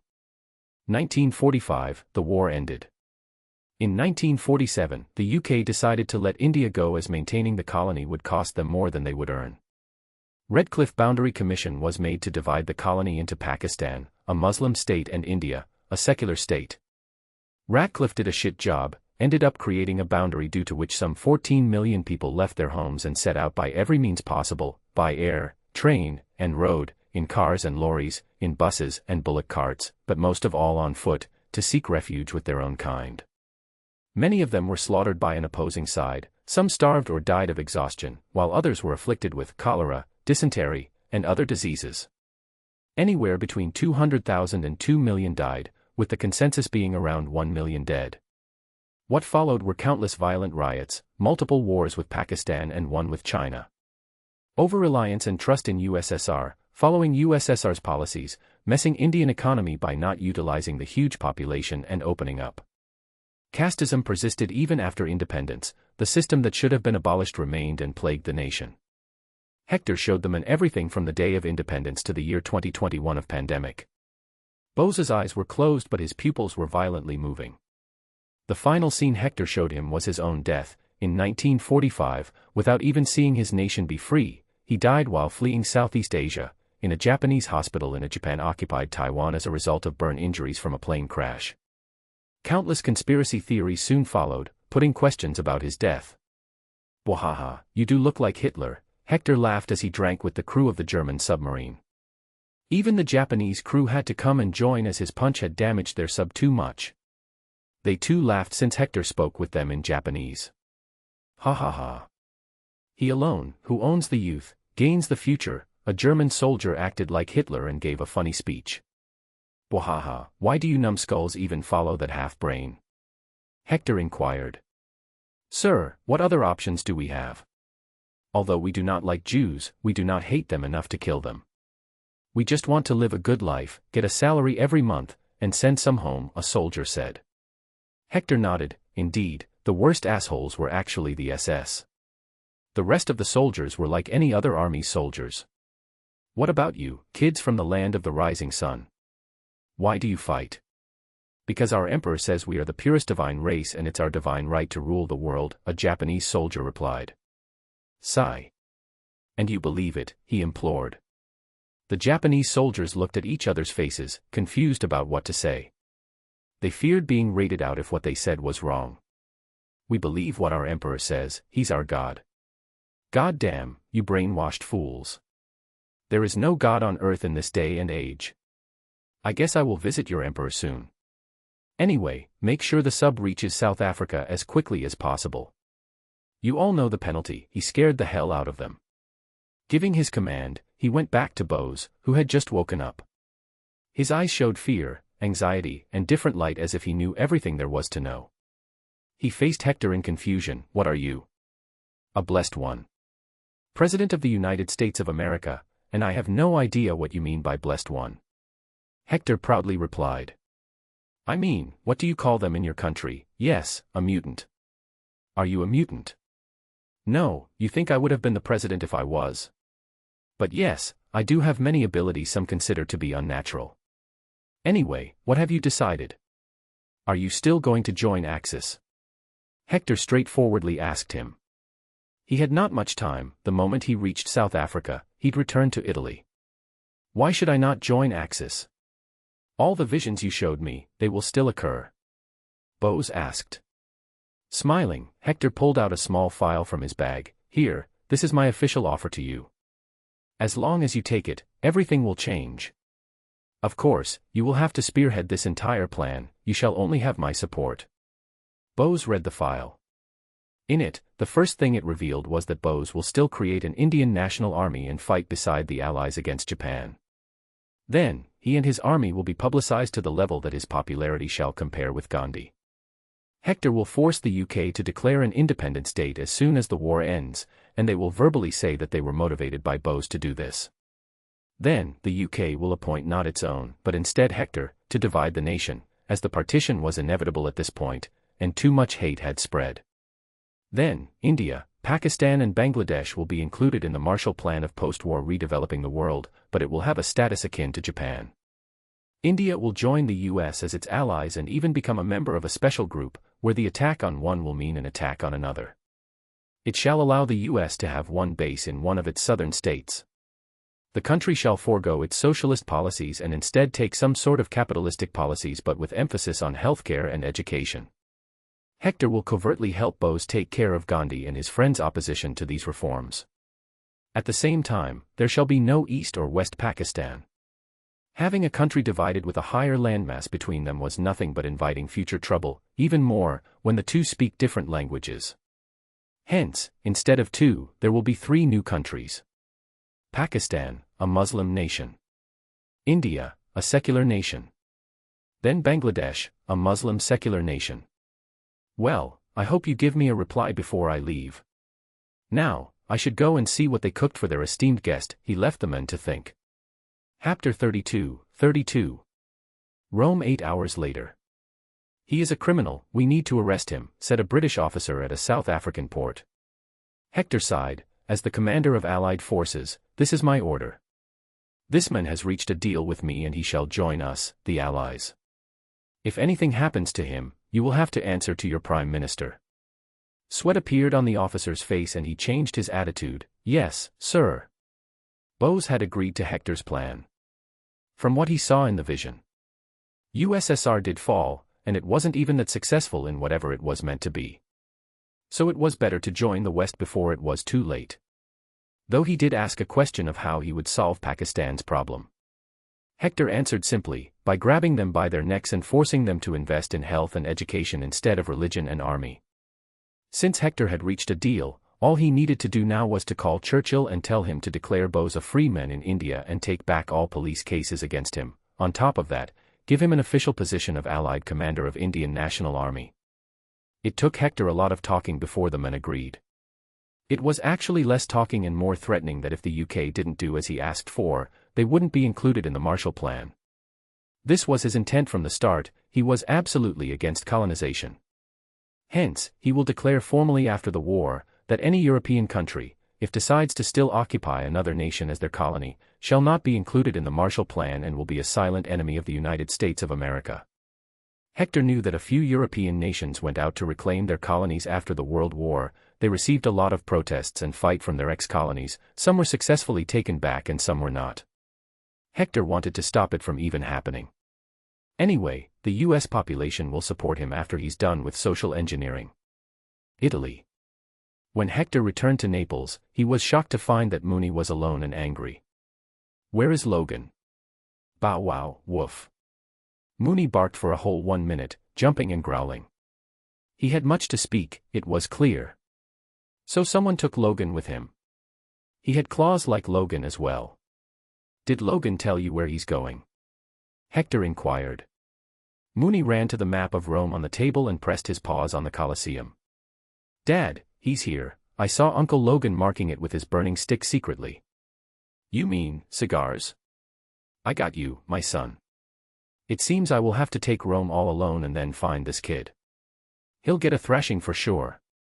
Abandoning his post without authorization, he sounded dangerous while looking at the map. Ready to get some action, boy. Scratch. Ugh, don't lick your pepe, Mooney. All right, war comes later, bath comes first. Here we go. Hector lovingly lifted the cute boy in his arms and ran out to jump straight into the Gulf of Naples. Soldier, bring me a towel, soap and shampoo, he shouted at one of his assistants. Bang. But all of a sudden, a loud gunshot echoed throughout the camp. Soldiers ran towards their posts and some looked for where the bullet came from. Meanwhile, those near Hector had their jaws touching the beach. Hector annoyedly rubbed the back of his head. Arg, who shot me now? Picking the bullet from the water, he realized it was from a sniper. In that tower over there, go and check. As soon as they received his order, soldiers rushed to catch the assassin. Hector, though, continued to bathe Mooney, who was loving a bath in the sea. Woof. He carefully rubbed him. Haha, fine, no soap in eyes, my cute little cloud. After washing, ironing clothes, polishing boots and killing the assassin, all generals gathered in his tent to start the attack. Sir, the Germans are being anxious, they are very disturbed by how easygoing our troops are being. Patton pointed out. Good, happy soldier is a good soldier. But make sure they come out of their happy mood now and get serious. We will start the movement at 9 in the morning. The paratroopers will go with me in planes. Patton, the command will be under you for this attack. I will try to end the battle as soon as possible. Understood. Everyone saluted and left as planned before. The plan for the battle had already been made long ago, he just briefed them for namesake. Soon, he got on the C-69 plan, one of many, and prepared for the drop. Rome was a well-fortified city with German soldiers in plenty. Italians were rare at this point as most of the soldiers could not be trusted anymore.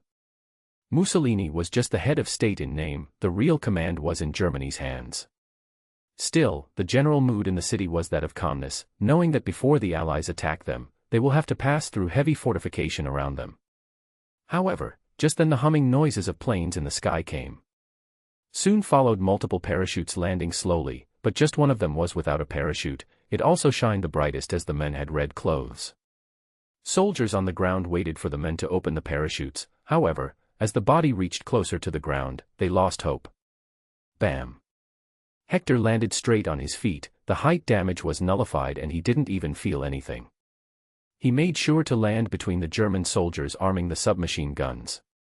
He quickly picked the lid of a trash can beside him and threw it at one guy, while the other one received his fist. Haha, does this how Captain America feels? Making a note to ask later, he punched anyone he saw and made them drop unconscious. But of course, if they had the SS logo, it would be instant death.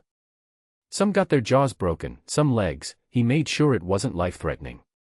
After all, these men were also somebody's sons, brothers and husbands. They were just standing on the wrong side of history. Where is your general? He asked after beating one man bloody. There. The soldier pointed while crying. He zoomed past all buildings, no matter what tank or gun was placed in his path, it got slapped away. This was the effect of his smaller body and Hulk-like strength. It made each of his munches much more fatal due to less surface area and more concentration of power on it. Mooney was not with Hector, the good boy was to lead the paratroopers into the city so they could clean it up. Truly, Mooney has more respect now than many generals. Hector's target was not Mussolini, it was in fact the top Nazi general in Italy, Albert Kesselring. He was one of the most decorated generals in Nazi Germany. The basic rule of capturing the enemy flag was to capture the commander, he was the flag. Rome was too big, he straight up headed to the main building from where Mussolini ruled. Bam! He kicked the gates down, behind him a trail of unconscious guards was left. He knew that killing would have been badass, but in his eyes, all were the same, with red markers on their heads. They were headed to hell anyway. The only soldier at this point who did not have a red marking on the head was Steve. Bang bang. Inside the Venezia Palace, many men emptied their guns on Hector. All bullets hit his chest, but they fell down as if colliding with metal. He continued to walk inside the building, slamming one head after another into the wall. He continued to slam open one door after another while asking, "Where is your commander?" Most didn't say anything, but on rare occasions, one would point in a direction. Death was just too much of a fear for some. "I should have brought a camera today," he muttered as soon as he saw a great many photos and paintings on the walls. But just then, to his luck, he saw a soldier. "Son, bring me a camera quickly." The Italian soldier looked left stand right, wondering if he heard right. He was expecting a punch. After all, he didn't prepare himself for this. "Me." "Yes, you. Bring a camera from wherever your propaganda room is. Quick." Hector rushed. The soldier ran away as his life depended on it. And this way, Hector found a boy to click nice photos of him. It was a Graflex camera, one used by journalists all around the world. It clicks beautifully clear photos. A few moments later, they were taking their first photo. Okay, I will punch this SS soldier to death. Click my photo the moment I will strike him. The Italian soldier nervously nodded, while the SS soldier cried for mercy. Hector had none. Bam! The punch broke his nose and slammed it into his skull, effectively damaging the brain and killing him. It was a painful death. Flash. Boy. You were too late, he's dead. He reprimanded the Italian soldier. However, just then he noticed his shivering body and some sort of liquid drenching his pants and now creating a puddle around his feet. Did I scare him too much? A/N, who took Logan? Any guesses? The right answer shall get a holy banana. But not today. Chapter 33. Rome has FA. While taking a few pictures, Hector arrived at the office of Mussolini. If not here, it was going to be hard to find the man. Benito Mussolini was a bald short man, just 5 feet 6 inches tall, but at least he was 1 inch taller than Stalin. He was now old and fat, also useless since he was just a puppet. Hector had no respect or thoughts about him. For Hitler. Well, Hector saw him as an intelligent fool. After World War I, Germany had to pay so much money in reparations that their economy tanked. And then came the Great Depression, which made things worse. Life was extremely bad in Germany, and Hitler single-handedly brought the country out of it. The truth of the matter was, if Germany had stopped their expansion after Austria and some other nearby regions, the world would have ignored them. Even if they had started exterminating Jews, the world would have ignored it. But since Hitler's ambitions turned too big for Germany to swallow, they poked feathers they shouldn't have and started expanding the West. Mussolini was just another fool along the way. Come on out, I know you're in there. See, if you come with me, you will not die by being handed over to the people, you will get a fair trial. Will you spare me? A head popped up from behind a table. Mussolini came out, his face looking tired and scared. Hector nodded. Of course, if you will just take me to the Nazi general, then you will have your ass secured. You want my ass? Mussolini asked, unaware of the 21st century's humor. Sigh, just take me to the Nazi general. He put a rope around Mussolini's neck and told him to lead the way. It was dehumanizing, but the guy was scared. He took him across the entire palace and brought him underground. In his way, Hector killed a lot of SS soldiers. These were the most elite, probably protecting the general. After descending 3 floors, they arrived at a door. Is this the one? He inquired. Mussolini nodded honestly. Hector abruptly lifted him by his neck. Thank you for your service, boy. If you survive this, I will let you go and be trialed normally. What d? Arg. Hector slammed Mussolini's body onto the metal door as hard as he could to break it. In the end, the door did break open, but along with it, Mussolini's ribcage broke. The man was still alive, however. Throwing him to the side to cry in agony, he proceeded in, sad, you didn't die, it would have been painless. Now you will wish that you died. I'll be back soon. Leaving the man in his own puddle of blood, Hector arrived inside a large room. It was like a bunker actually. All around there were thick concrete walls. There were 5 soldiers and the general. They didn't even shoot him, knowing he was a super soldier. Red Demon was indeed a very terrifying name to folks. Albert Kesselring. Hector pointed at the men with the best-looking uniform. Why are you looking left and right? Just come with me, you have lost Italy, it's better to surrender. Hector said, politely for now. But they didn't understand this simple thing. I will kill myself rather than surrender, Albert Kesselring shouted. Bang bang, using his revolver, Hector showered the 5 guards with bullets and killed them right there. Then he went forward while activating his Crossroads demon power. He was not making a deal, just scaring the general by looking demonic. The men fell to his knees, shivering. Such out-of-the-world things were not normal, even for him. He quickly started praying, "Oh Holy Father, protect me." Hector laughed and took the cross from the man's hands. He kissed the cross and put it in his pocket. "Ha, you fool, you think I am a demon. But you are forgetting something, be it angel or demon, all are the creation of God, so why would his creation, his own son, be affected by one of the millions of symbols?" He then used his ability to see the level of sins and found that the man had a deep red mark on his head. It depicted that he was going to hell no matter what, but if you do not stop now and save the people, you will end up in hell. Now, the words coming out of the mouth of a demonic-looking man were much more meaningful than, say, the President of the United States. Even an atheist would believe him if they saw this form of his. After all, the only reason people deny God is due to a lack of proof. He was now a living, walking proof. I will surrender, holy demon," the German general said.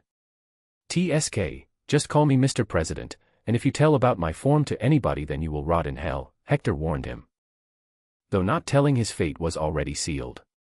Albert Kesselring followed him out, now not having a speck of will to fight. Why?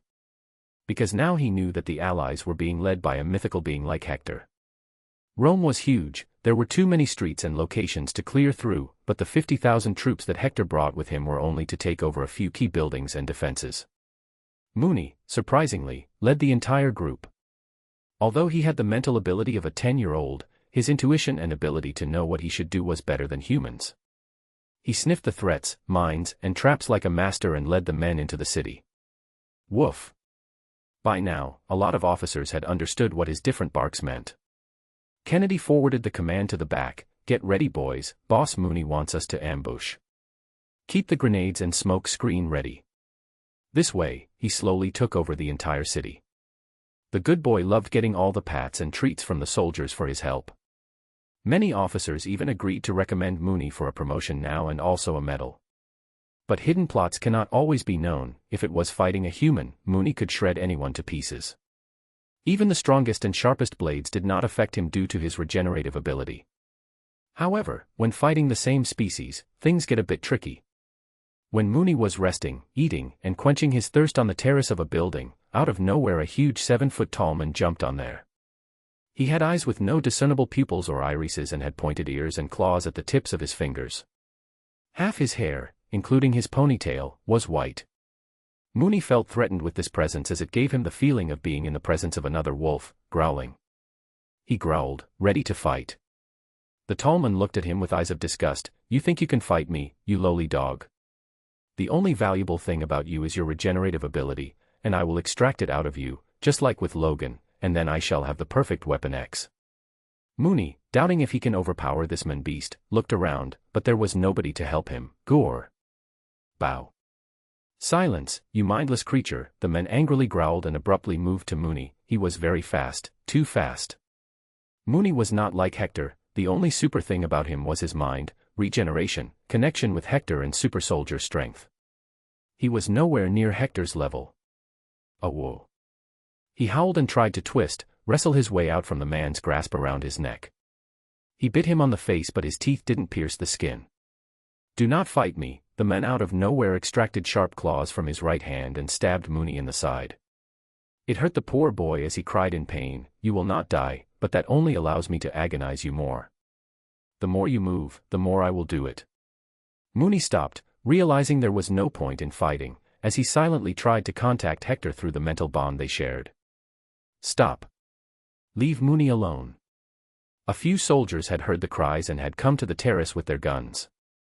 The men looked back, Mooney in his arms now. "You are in the presence of Romulus, pests. Leave, or die." Bang. The soldiers shot, noticing the blood dripping from Mooney. Romulus zigzagged from among the gunshots and reached the soldiers. Just one wide swing was all it took to cut the men in half. They died immediately. Strange enough, this was the biggest loss the troops in Rome faced today. 10 soldiers were dead in an instant. Romulus just leapt away from there after killing them, directly landing inside the Colosseum.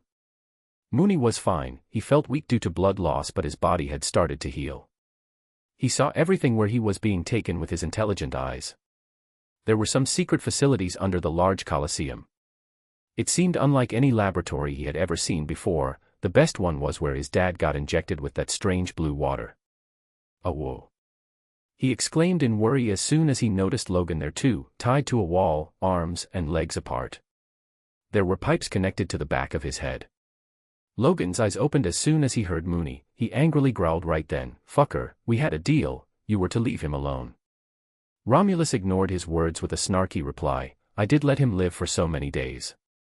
It is your mistake that you didn't specify the terms clearly."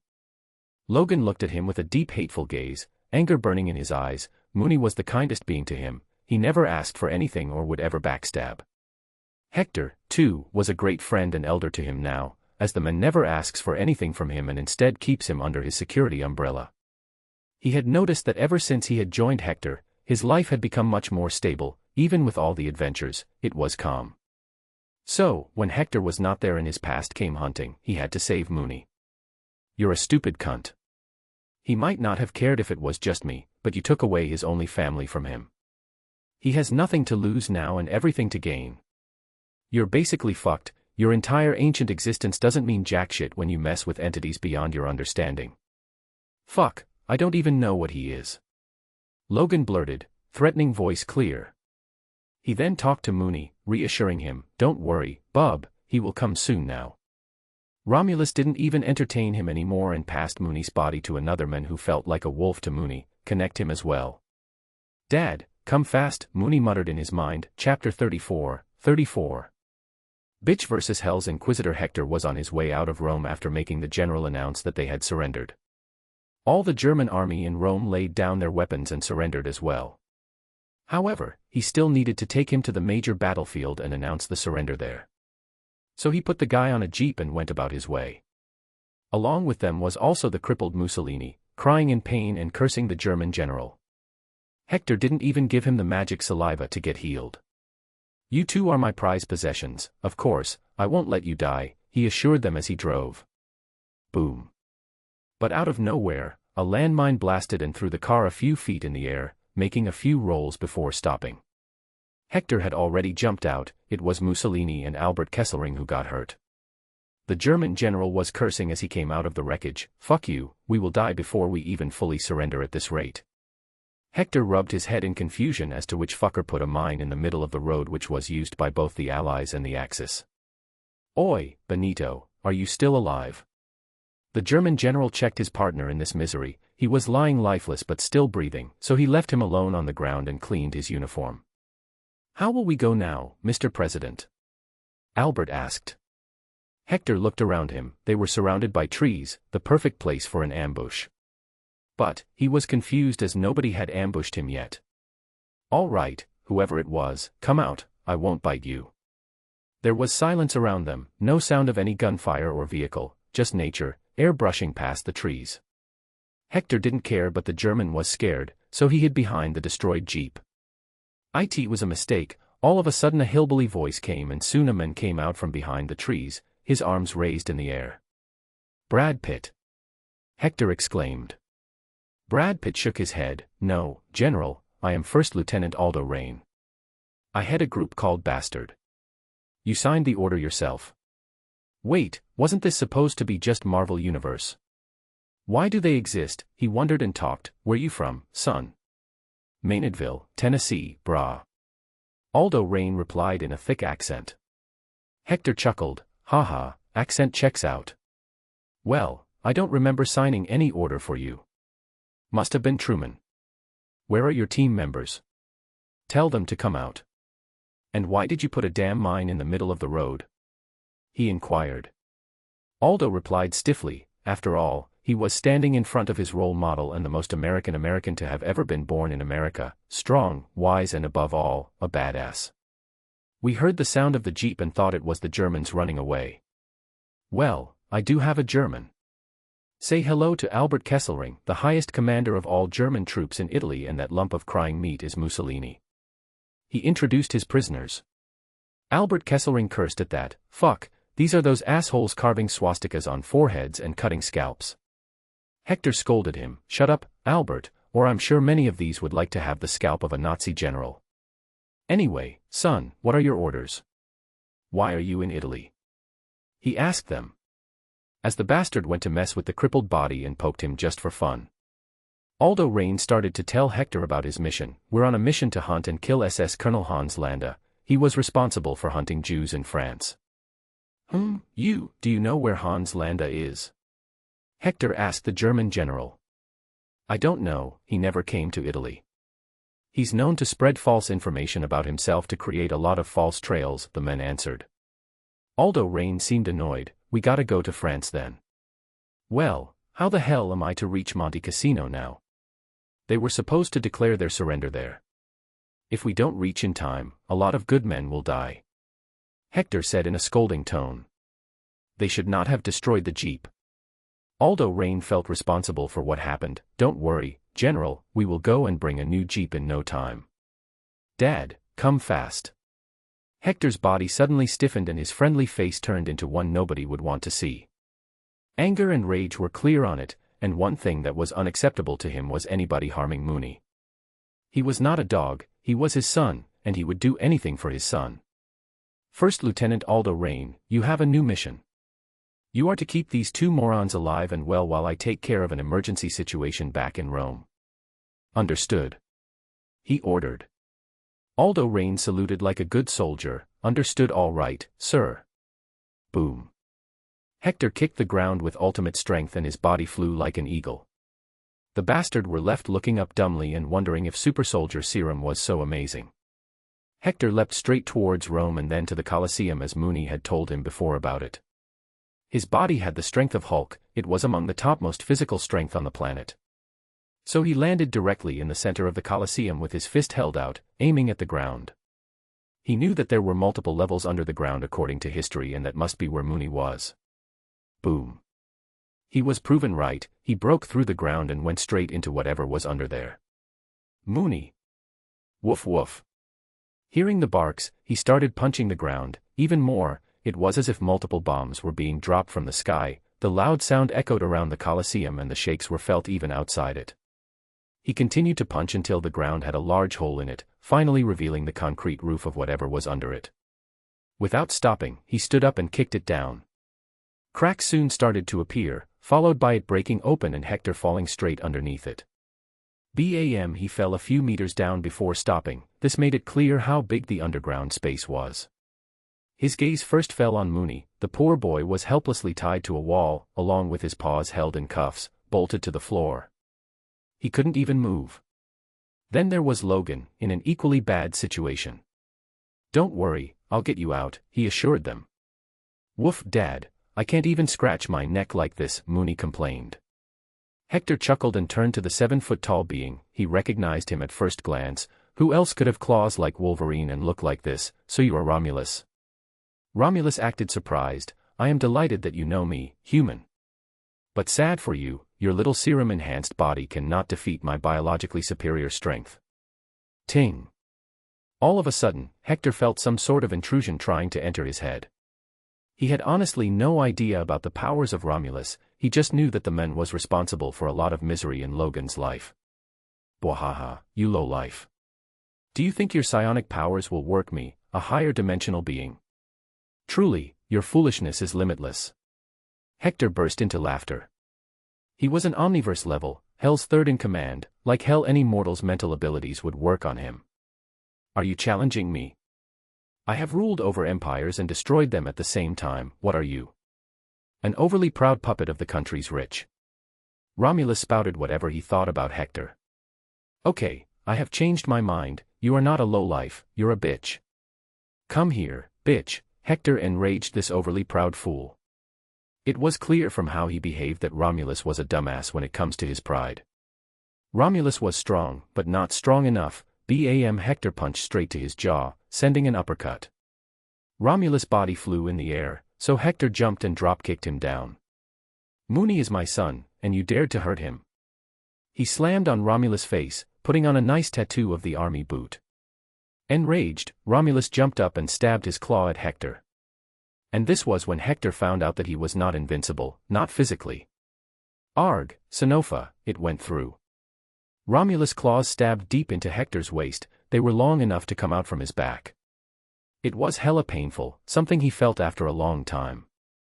Romulus lifted him with his claws, making the wounds deeper. You should never underestimate your opponents, human.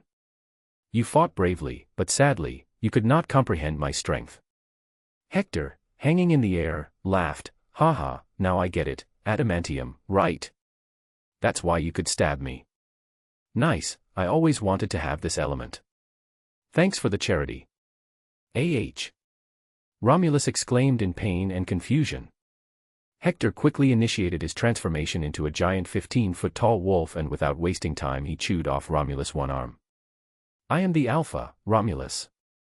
You are just a tiny speck in the omniverse, it is you who cannot comprehend me. Romulus's eyes contracted, face contorted, confusion apparent. He had never met another mutant like himself who could take the full wolf form. He noticed Hector was fully healed by now, while his own arm was on the ground, twitching. He had never seen another beast like this and truly felt suppressed psychologically at this very moment. Just the mere presence of Hector was making the air heavy. What are you? He questioned. Slash. Hector, in his wolf form, slashed his claws at the ancient humanoid beast. You are lucky, Romulus, for I want you alive. But also unlucky, because I want you brain dead. HAAA. He leapt toward him with jaws wide open, aiming to rip off his whole head. A/N, any idea why Hector wants him brain dead? Chapter 35. Surrender of Italy. Romulus was like a cornered wolf, agitated and confused. From all his knowledge, Hector should not be this powerful. This only meant that there were things that he had no idea about. Saber-tooth, leave, Romulus shouted to his assistant. Seeing this, Logan seemed to have gained a bit of strength and got himself freed. You ain't going anywhere, Victor, he blocked Saber-tooth. Knowing the lore, Hector let them fight, both had a score to settle with each other. He focused on Romulus. Did you really think it was the best thing to provoke me?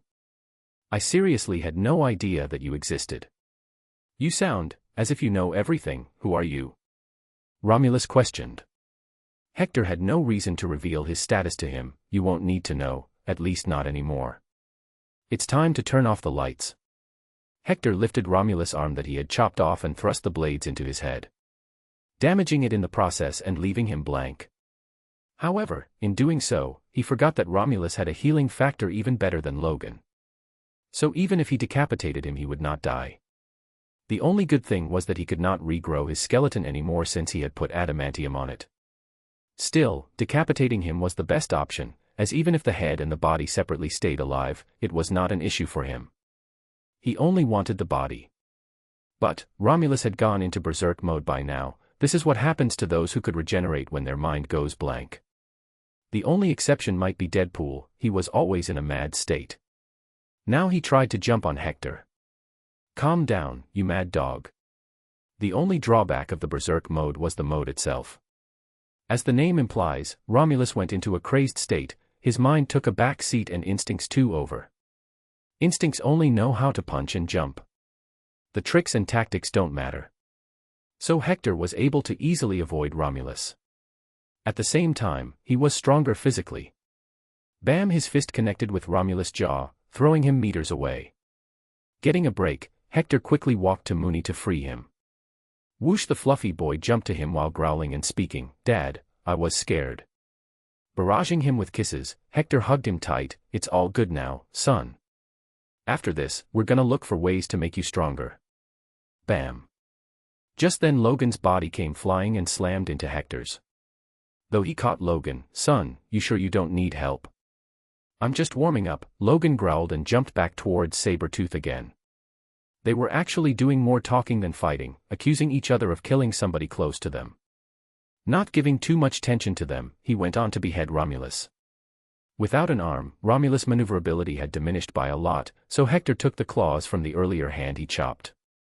As only fire could kill the fire, or maybe his claws in wolf form, he wished to chop the adamantium-clad neck. Thank you for your service, he leapt at him. Romulus did the same. Hector smiled. Now, boy. Mooney also jumped from below and booty-slammed Romulus so his neck would be exposed to Hector. It all happened too fast for anybody to think. Hector by instinct moved and slashed at the neck. Bam. Romulus' body fell down. Oof. I missed a little, Hector gasped seeing the scene. The head was just hanging by a small amount of skin, rest was disconnected. The body had stopped moving for it had no brain to order, but he knew it was alive. The head was still growling and the eyes were moving. He smoothly chopped the remaining skin and completely beheaded him, then put the head in a bag as if it was nothing but cabbage. Then they just sat by the side and looked at Logan and Saber-tooth's fight. Who do you think will win? Hector asked, placing a bet.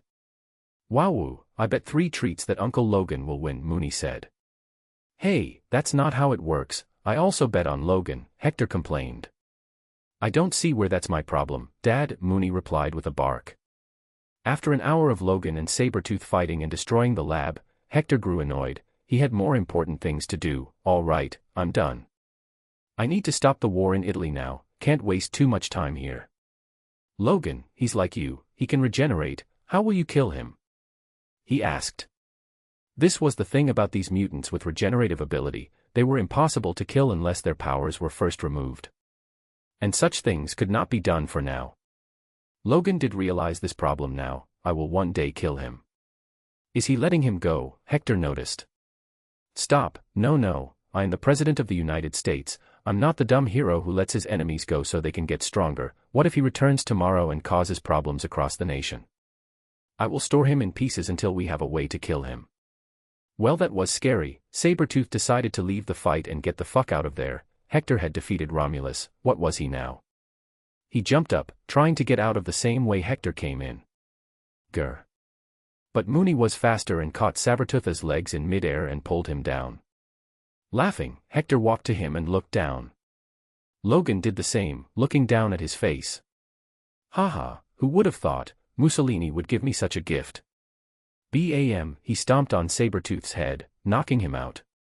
Then, using a normal knife this time, he chopped his head clean and put it in another bag. Yes, Hector was brutal, but effective. Logan and Mooney, you head out, I will destroy this whole lab before leaving. He ordered them. Logan saluted him with respect before leaving. All right, time to deal with the bodies first. Outside Rome. The bastard had Mussolini and the Nazi general in their custody, waiting for Hector to return. But Lieutenant Aldo Rain was having a hard time keeping his men away from the two prisoners. All right, my final warning. I know you all are getting a real urge to slice their scalps and draw a swastika on their foreheads, but we cannot do that. They still have use for us. He scolded his men. But sir, what if we make a swastika on their chest? One suggested. Aldo Rain thought about it. Fine, we will draw them on their chest, but no scalping. And so, the horror of the two prisoners started. Soon, Hector arrived there with another jeep. He didn't even mind what they did. Lieutenant, you head to Rome, find Captain Kennedy there, he will get you onto the unit that's heading to France. The bastards saluted their president and left silently. There were too many Nazis to scalp and practice their drawing on, after all. It took Hector a few hours to travel 130 kilometers south of Rome to arrive at Monte Cassino. This was where the German battle command was to stop the Allies. With no care at all, Hector headed straight into the enemy camp. As with him was the top Nazi general of the Italian campaign, none dared to attack, even when knowing who Hector was from his large body and red coat. All they received was the German salute. Soon, they entered a bunker where the battle's top commander, General H. von Vietinghoff, was staying. Heil Hitler, the men shouted as soon as he saw Albert Kesselring. Hector took over from there. Rome has fallen to me, Mussolini is in my truck, nearing his death. Your top general has surrendered to me, so do your nation's sons a favor and surrender. There is no glory in fighting a losing war, knowing your men will only die for nothing. The general looked at Albert Kesselring, standing in front of Hector, and asked, is this true? Keeping his decorum, Albert nodded. Surrender immediately and send a word to the command, Italy is lost. We will be treated with dignity and sent to the prisons. The entire room was full of soldiers and officers, looking at Hector with eyes of fear and hatred. They gulped one after another. The sound was clear. So many men with guns and just Hector with his two subordinates, one mutant and one a dog. Soon, a formal document was written, detailing their surrender. Then Hector signed it and shook hands with German General Albert. Flash just then, the Italian soldier that Hector recruited to click photos of him earlier clicked once again. This time it would become one of the most iconic photos in history, with the president standing tall, fearlessly, surrounded by a room full of dozens of enemies, straight in the heart of the enemy camp. The Italian soldier who was now Hector's unofficial photographer had never clicked photos in his life before, but now he will go on to become a famous photographer in the future, his name forever immortalized. Chapter 36. A fanboy. White flags were soon hanging over all the German bunkers, forts, and troop camps across the winter line. 140,000 German soldiers surrendered to 240,000 Allied troops. The best part was that the Allied also won a lot of tanks, ammunition, and guns. The battle had just started and a few casualties had already occurred. 5,000 U.S. soldiers lost their lives, while 11,000 Germans died. But, in the end, the Italian campaign was utterly successful. With Italy under Allied influence, they could start bombing the hell out of Germany now. Berlin was in their reach from here, and they could also start preparing for the French campaign. But Hector didn't want to drag the war for too long. He was only waiting to get results from the Manhattan Project. Once that happens, he will lay siege to Berlin, not giving the Red Army a chance to do it, as they burnt too many things in their conquest. The news spread far and wide. Then back home, the people found another thing to feel happy about their president they didn't vote for. This at least reduced some voices that were against his social reforms. After all, a lot of people who were against the reforms were hardcore religious folks. Now, if Hector was achieving one victory was another, wasn't he blessed? In reality, this rumor was spread by Roosevelt. Acting smart, he thought this was the best way to reduce the voice of anger.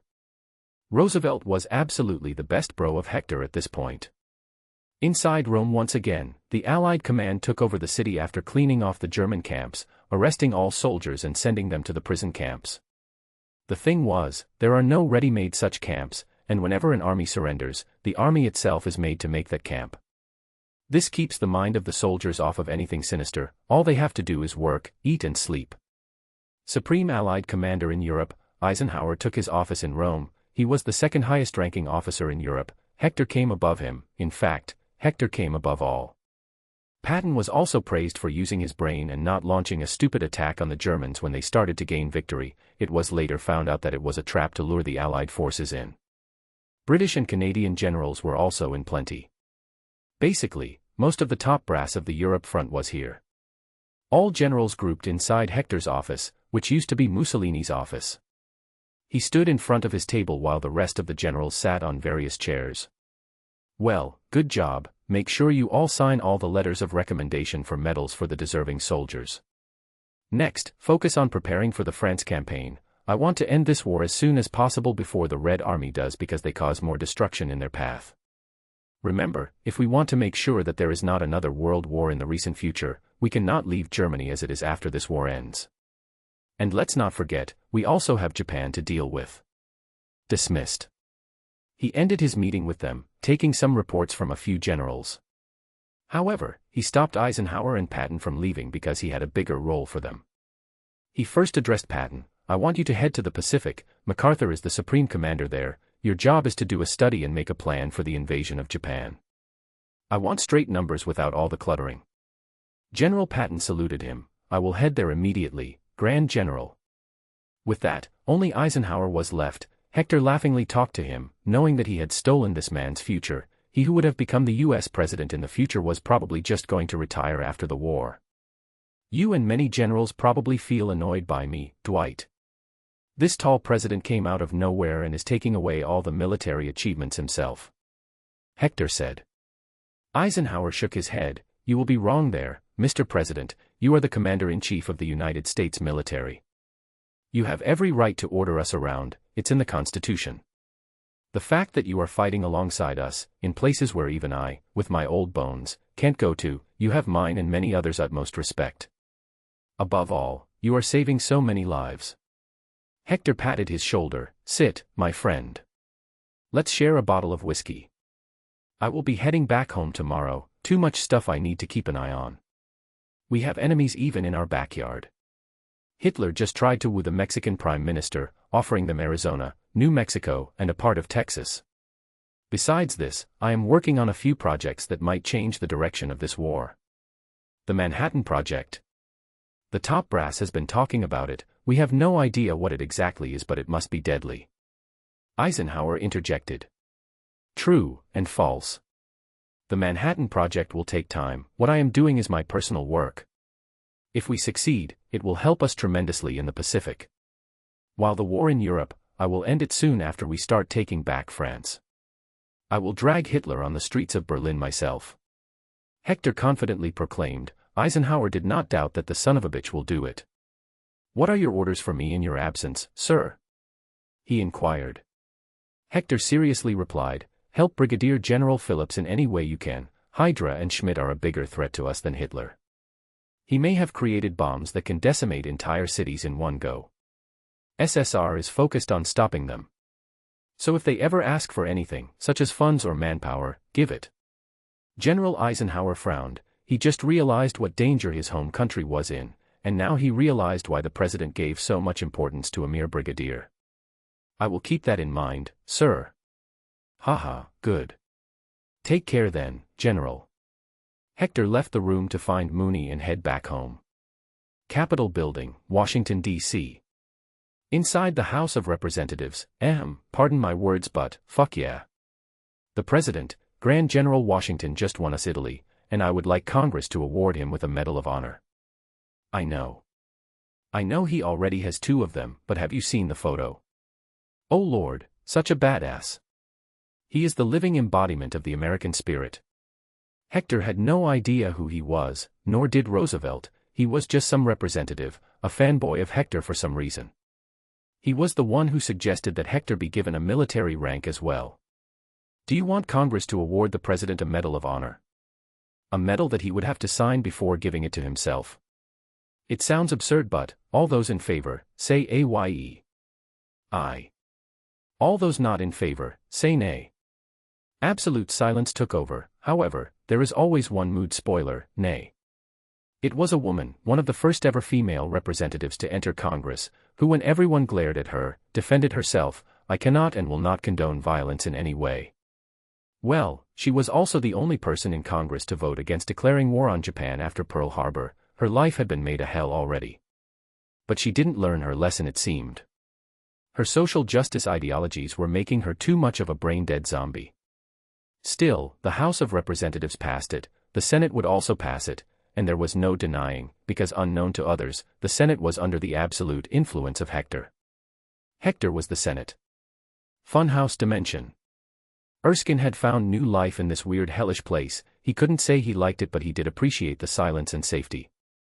He could just spend his time doing whatever he wanted, which was mostly studying or experimenting. Whoosh. All of a sudden, 2 bodies and 2 heads dropped outside the castle from a portal. He went out and found that the heads were alive, but he saw a note stuck to their foreheads: do not attach them.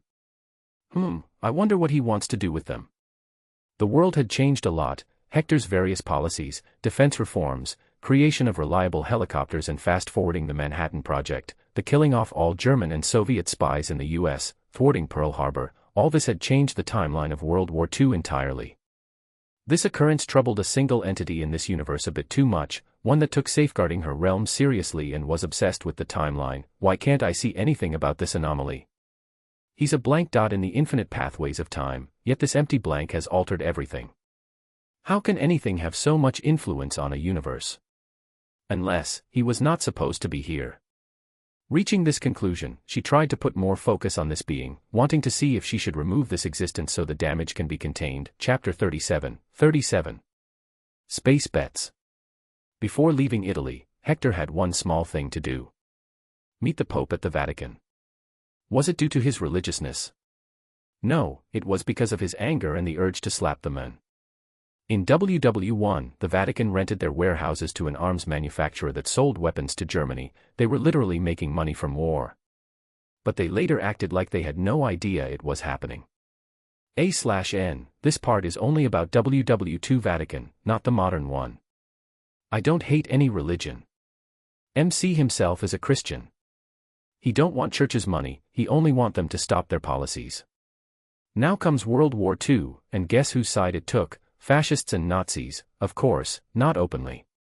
Instead of staying out of politics and focusing on religion, they wanted to make more money. The Pope took the German side, and became friendly with Mussolini. In exchange for their support, the Third Reich was to deduct 8 to 10% of Catholic Germans' wages and send them to the Vatican. However, Hector was going to hammer when the iron was hot. All this money that the Vatican had compiled was held in Western European banks, in countries that were on the Allies' side and hated Germany. All this money could be traced to be coming from Nazi Germany. Knowing that the Vatican would try to get away with all this money without it being frozen by making their own bank called Vatican Bank, which they already had, Hector was going to take it all and use it to help those who suffered from the war. He was going to do real God's work. Even Hitler was making direct deposits to the bank, and since the bank was Vatican's national bank with no obligations to reveal the deposits, all kinds of folks can keep their money there, even the mafia of the future. The life insurance money for Jews was also placed in this bank. After the war, when the Jews will come to ask for money for their dead relatives, the bank and the insurance company will ask for a certificate of death, something impossible to get. The OSS, the precursor of the CIA, had already submitted Hector the report of all these findings. The church was and would be in the future the biggest landowner in the world, owning land around the world that if combined would be the size of France. Hector had no problem with all this. His problem was that all this wealth was not used on anything but lavish lifestyles of those who live in the beautiful palaces of the Vatican. Even then, most of the money is just sitting in the vaults. A/N, someone got offended by this part. Tell me what's offensive here, as I can't see it. When he arrived in the city, he was enthusiastically welcomed by a few cardinals. The world knew his power and influence by now. All he had to do was point his finger and the allies would chew them out. Pope Vitus XII was the current ruler of Vatican City and the leader of the faith. He warmly welcomed Hector, albeit Hector was a Protestant officially. Let's talk in private, Your Holiness. His eyes contained a glimmer of threat, clear to the Pope. He took him to his personal chambers to talk. Grand General Washington, we are pleased to welcome you to this holy land. There is enough light for God to shower upon us, be it a Catholic, Protestant or any other. I don't believe in religion, I only believe in God, the one and only, the Father, the old man. All the religions in this world, be it monotheistic or polytheistic, lead to him. I hope you won't try to convert me. I am not here on religious matter, I am here to call out your crimes. Hector coldly said, as he looked at the man's sin marker. It was red, as all people have. Pope Vitus XII's face contorted, a sneer developed on it. What are you saying? Are you accusing the church? Slap. Do not make that face with me, for you cannot comprehend who stands before you. I know of all your crimes, all your dealings with the Nazis. How you are making money, why you made your bank. The money has not been transferred yet, correct? Don't worry, it will never do. I have ordered for all Vatican assets to be seized that are in foreign banks. An independent committee will also investigate Vatican's involvement with the Nazis, and in the end, those who must, will face trials. Pope glared at him in deep anger. You come to the Vatican to threaten me. Do you have any idea how easy it is to make you a public enemy? Just one decree and you shall become the most hated man in the world. Bam. Hector grabbed his robes by his collar and lifted him in the air. Do you know how easy it is for me to make the Vatican the most hated institution in the world? I just need to reveal your dealings with Nazis. Guess what? I will do exactly that now. The moment I take Berlin, I will reveal all the documents in front of the world. Your hands are painted red from the blood money made off of innocents. Vitus, do not make me paint these walls red with your blood now. Guards, he screamed. However, nobody came in. Reason. Logan and Mooney were standing outside. Mooney had already chased all the guards away. He acted like playing but was in reality just dragging people away from there. Inside the room, Hector took out his Godpad Pro to connect with God's assistant in heaven, an angel. Is this Pope liable to punishment? He asked. The angel checked the records and replied soon, yes, to the hell. Wait, God said he will teach him a lesson right now. And behold, a white light appeared in the room, formless, yet felt like a warm presence. It spoke directly to the Pope. By the end of the whole ordeal, the man was on the ground, crying while repeating, sorry, sorry, sorry. His mind was utterly broken for sure. A/N, a guy in the comments claimed I'm letting my personal feelings sway MC. Well, maybe, but I'm using real history for the most part. I consider myself a neutral guy, that's why I have not named any American political party in this FIC. If your feelings are hurt, then I apologize and hope you become more tolerant. About the Vatican, we have a lot of example of great popes, but as with all trees, there is always a bad apple, like Alexander VI in the past. Let's head back home. Hector came out of the office and walked away with Logan and Mooney, went straight to the airfield and got on the airplane. What did you do to him? I was hearing all the voices, Logan asked him. Hector chuckled, nothing, just a simple chat about God. Ugh, you mean you talked about nothing, Logan grunted, clearly not a believer. Hector passed him a glass of scotch. Boy, believe it or not, a religion can be fake, but God, well, he's real. Don't tell me you became religious after meeting the Pope. Logan talked back. Bah woof.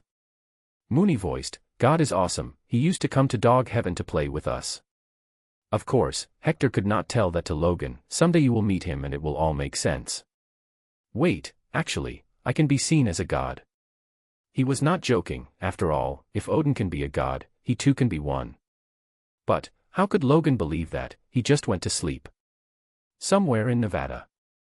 Hector had returned to fulfill his other constitutional duties. But the first thing he did was go to the place where his company warehouse was. Have you done it? He asked the team of scientists. We have been able to achieve a breakthrough, but we've been unable to test it. You're making us do something that would otherwise take us decades of research. They, as always, nagged. Well, I can't wait decades. The war needs to stop and we need this to do that. As long as your math and construction are right, trust yourself. He basically gave them the green light to continue. What they were doing was something unthinkable. To send a satellite into space and use it for communication was a concept that could only be theorized. This was in a way more revolutionary for its time, more than the A-bomb. Alan, how confident are you? He asked the young genius from the UK, now an American. My calculations and machines are good. If there is any problem it would be in the construction. He replied, focusing on the many small dials and expensive screens. Hector nodded and looked at the light rocket. I hope we are successful. With these, we won't just be helping in the war but the entire future of our nation. The rocket was made to just take the small satellite to space. It could not carry anything beyond 40 kilos of weight. By length, the rocket was about 10 meters tall and 1 meter wide. The plan was to send 5 satellites into geosynchronous orbit, but even if 2 of them are successful, it'd help. Einstein, are you enjoying your new sea-facing villa in Los Angeles? Hector talked to his lead scientist. Living a better life of luxury had done wonders for the men. He didn't look dumb and mad anymore. My younger son loves it since it's his dream to become a great musician. My wife is also happy, but sadly, we don't get much time to enjoy ourselves there. Still, we appreciate that we are not in your place. The amount of work you do is backbreaking. Albert gratefully replied. He was happy to be living this American dream.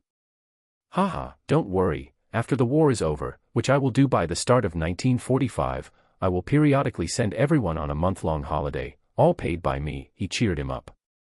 This was the #1 rule of running a successful tech company, never making your scientists dissatisfied. A few hours later, the first rocket was to be fired up. The countdown was done. Beep. The button was pressed and the rocket's engine ignited. It slowly started to fly up while making rumbling noise that felt like it could punch a hole in the ground. Yes, yes. Alan Turing cheered, seeing all going well. No, no, no. A minute later he started crying, as the dials started showing a problem in trajectory. Boom! With that, the rocket came back to the ground, burning. A distance from there, Logan and Mooney sat on beach chairs, an umbrella on their heads, and they drank chilled beer, milk for Mooney though. Woof. Mooney raised his paw towards Logan, who annoyedly handed him $1. I will win the next bet, Logan said, consoling himself. Chapter 38, 38. Worrying Ancient One. Rocket number 2 lifted off soon after and they made a few changes to calculations. This time it went straight up without any problems. All had learnt their lesson and nobody cheered until their task was successful. The rocket was a 2-staged one, and the main body would fall back to Earth while the satellite would position itself into orbit. Then once there it would send a signal back to the ground base, telling it was successful. The technology was very crude and completely experimental. All it could help them do was simple communicate wirelessly. Their main task was to help the warships in the Pacific against Japan and in the Atlantic against the Germans. If they were able to send all 5, then they could cover the entire war zone and even help the ground troops. But that hope seemed to be lost as one had already failed. The second one was possibly a success. The entire process would take a few days, so Hector headed back to the White House and left Logan in charge of security there. It was December, as he had vowed it was time to pass the laws. All the 4 laws that were blocked by Congress from passing, the Civil Rights Act to stop segregation, police reforms, housing zoning reforms, and the Voting Rights Act were once again to be voted on. The House of Representatives was the trickiest part as it had a lot of members, but still, by controlling the big names, he was able to get them passed, albeit not with a total majority. Then in the Senate, the laws were passed with a high majority. Of course, there were going to be some problems in the coming days when people try to fight them, but he won't budge. With this, his work to reform the United States really began. His next targets were going to be education reforms, Social Security reform, Entrepreneurship Act, Income Equality Act, with a few exceptions, healthcare and baby bonds. The day all of these get passed, he will consider his job finished. But for now, he had to tackle a major problem. When the war ends, too many young men will return home and look for jobs. These men could not study much and knew only to do physical labor. There were also going to be many with PTSD. To tackle this, he was going to bring in a big infra-spending bill. The real solution to poverty is not handing money to people, it is to hand them jobs. From Hector's memory, the greatest example was China. China didn't go into recession after the 2008 crisis. The reason was simple: giving stimulus was temporary, but getting people to work while building infrastructure was the best solution. These men who will return home after the war will be perfect for this. A big countrywide high-speed railway system will be built with a focus on cargo. All kinds of projects will be made, and the best part was, infrastructure was something you can show to others for years to come. The Mental Health Act also needs to be passed to at least acknowledge something called PTSD. But for that, he had to tell a few medical institutions to research it and write some papers. Next, the most important thing Hector wanted to do was to reduce American love for conspiracy theories. It creates problems when the country is going through a crisis as too many fake ideologies take over. Running a country is hard. I guess I will go to Howard's party tonight. He stretched his back in his office. He was practically spending all his days and nights in the Oval Office, working. Due to him, many others had to stay awake. The papers were sure to mention how much their president was working. It was all good publicity for the presidential elections of 1944. It was just next year. Funhouse dimension. He returned to deal with Romulus and Sabretooth's bodies. He only needed Romulus, however. Sabretooth's body was left to rot in the storage. Erskine had stayed away from the two bodies as much as he could, but still, he couldn't help but take a sample of their blood to see what it was made of and how the two were still alive. He quickly found out that they were mutants. What does Mr. President wish to do with them? Interesting, he muttered. Whoosh. Just then Hector appeared, scaring the hell out of him. I may just die from a heart attack. Haha, I will heal you then. Now, where is the big one? He asked, soon to be taken to an operating room. Romulus' headless body was on the metal bed. It was dead in the sense that the heart had stopped and blood didn't circulate anymore, but the body looked fresh and healthy. You know, Erskine, those skeleton beings you see around, they are benevolent creatures, tasked to fight evil. But sadly, they need a body as a means. He said, clearing his intentions. The only drawback for the spirit of vengeance was they could only take over living bodies, and when the human dies, they just look for another body. The spirit of vengeance had boundless power, enough to scare even the mightiest beings. But they were restricted by the imagination of the human mind. He was experimenting here. What if the spirit possessed a body without a head and yet alive? Will the spirit be able to think for itself and use its power better? He called one of the spirits to him. He liked this one because of how much this one used to talk about being kind, following God's will, punishing the bad people, and he had a special love for flowers. But the poor guy could never touch them as they would burn in his hands. Buddy, try to take over this body and see if you can inflict your free will on it. He asked it. The burning skeleton silently came forward and put its hand on the chopped neck. The moment he came in connection with the blood, he vanished from the spot. I can never get used to all this occult part of the world. Erskine rubbed his eyes. This was something much greater than making a simple super soldier. However, ever after 10 minutes, nothing happened. Hector turned to look at Romulus' head. Do you feel anything? Die, scum. I will not answer you, the head growled. Hector ignored it and focused on the body. Wake up, at least tell us if you were successful. Whoosh. Just then, the chopped part of the neck lit up in a fire. It was blazing and raging. Where normally a skull head would be was now just fire. Then, like a zombie waking up, the body got up. Can you see me? Hector asked. Yes, Lord Inquisitor, I have free will over this strong body. It is undying and this makes me much stronger than any other Ghost Rider in history. But, I cannot return to humanly form anymore without leaving this body, the fiery being said. Clap. Hector cheered. Sweet, from now on, all of you will be called Skull Knights. you named is Skullkite H, meaning headless. You will remain in this realm for now as you cannot really blend in. Whenever I call upon you, you shall come and ravage the enemies. Understood, Lord Inquisitor. Skull Knight H walked to the side and stood there like a dead puppet, the fire still raging. Truly a good lad. Chuckling, Hector cheered him up, I will find some flowers for you that won't get burned. Clank. Probably in happiness, the fire on his neck became deeper red. What about the other one? Erskine inquired. No, this is still an experiment, this is a risk, as I do not know if someday Romulus will be able to take back his body by some means. These undying mutants are really a pain in the ass, he replied, it was a smart move, better be careful than sorry later. Can I use his blood to test some things? Maybe I can improve the healing factor for the serum. Erskine asked, also hiding his gaze. P.A.T. Don't think I am unaware that you have already started testing it. You have my go, but never put that head back on a body, or you will die in no time, he warned him and soon left. Ring ring. In his Oval Office, he received a call from Phillips, they were in France right now, dealing with Hydra. Sir, can you come here and give a hand? Roger lacks the charisma that you have, and, he just lost his buddy, Sergeant Barnes, in a mission. What? He still fell. Hector exclaimed, he had set up plans to make sure Bucky does not get lost, the world could do better without Winter Soldier, although he already was a Winter Soldier because Hydra had already injected him, but there was no brainwashing yet. Phillips sounded smug, I knew it. You can see the future. What? No. I can't see the future. And I'm coming there tomorrow. Keep up the work.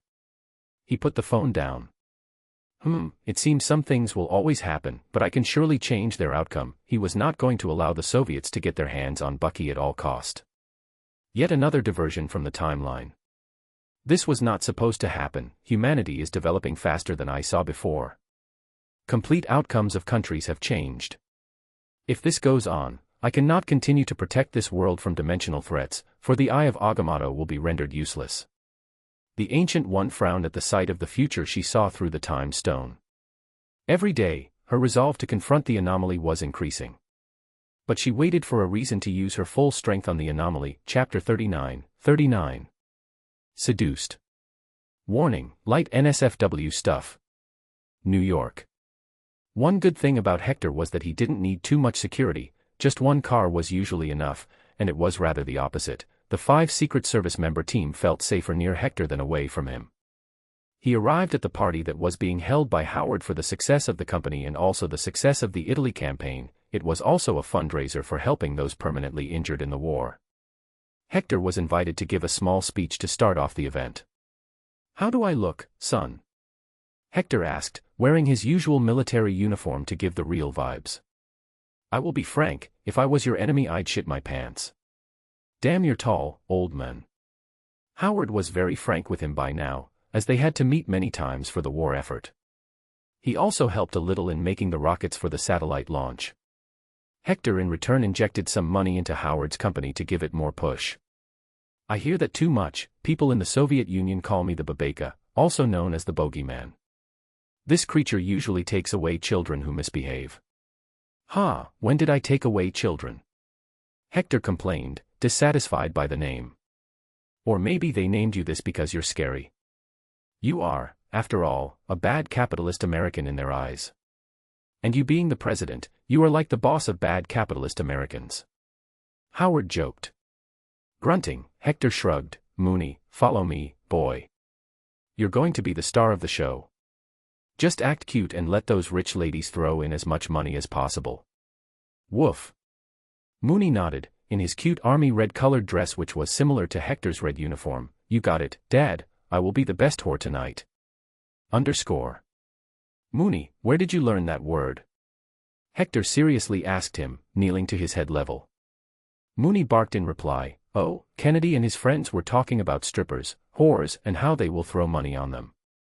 Hector's body radiated a dangerous aura, scaring away Howard, those fuckers, corrupting my sweet son, they will pay. Old man. We need their money, not wet pants. Howard shouted quickly. A moment later, he was standing on the stage in front of a podium. In front of him was a large expensive-looking dinner hall, round tables set up everywhere, looking luxurious. Everyone had a wine glass in their hands as they looked at Hector in reverence and respect. A few women fawned over Mooney. Too many of my sons have lost their lives in this war. I do not condone it, but for the sake of the safety of our lands, we must fight to protect. But I do assure everyone with the utmost guarantee that I will end this war. I will drag Hitler out of his bunker and show the world what a weak little man he is. He ended his small 10-minute speech and then let Mooney speak in the mic. It was just a few cute barks and noises. Nobody minded it. Instead, a lot more cameramen clicked photos. Good Boy was surely going to be on the first page tomorrow. After this, the auction was started. In it were a few items belonging to Hector as well. One was his pen with which he signed on the approval of war against Japan and Germany. It was bought by Smithsonian. They probably hoped that it would be valuable after Hector's death. Joke's on them, he wasn't going to quit anytime soon. Other than this, Mooney's paw prints were also selling like hotcakes. There were only 5 sets anyway. Though the most expensive thing to be sold was the opportunity to get a photo clicked with Hector and Mooney. And in this, the boy was in lead. "Dad, I got 10 more photos clicked," he boasted. After 3 hours, the auction came to an end. They ended up gathering $1.2 million, a lot of which was given by Stark Industries itself. Then came the party. Hector moved around, eating some snacks and mingling with people. Most were licking his boots, the reason being simply that he could not be controlled. Unlike previous presidents, who had to bow down to corporations, Hector was the man of steel. He was rich and cared not for anybody. The only way to gain favors from him was by being in his good books. "Haha, so you want to become a senator? Well, you got the money, all you need is people's confidence." Hector talked to a rich businessman, named Calvin Chadwick. "Thank you for your advice, Mr. President. I haven't introduced you to my wife, Whitney Frost, the top Hollywood actress." The man showcased his wife. Why wouldn't he? She was a classic trophy wife, an absolutely hot blonde bombshell. A/N, not to be confused with Emma Frost. Hector would be lying if he didn't feel anything. He was a damn virgin old man after all. He shook her hand. "Hello, Miss Frost, forgive me but I have not seen any of your movies, been fighting for the past few years now. I might just make a personal theater in the White House later, can't miss out on such beautiful creations." She chuckled, covering her mouth, realizing he was flirting. "Thank you for your words, Mr. President. I really hope that someday a biopic is made on you and I can be the heroine." He laughed. "Haha, for that I need to find a real heroine for myself first." Suddenly, Whitney Frost moved slightly closer to Hector, letting him get a clear view of her cleavage. She looked up at his face with a seductive smile. "You already have one in front of you, Mr. President." "Hee hee, I was saying I am the most famous actress right now. Did she just try to get hanky-panky with me?" Hector, the gigavirgin he was, felt confused.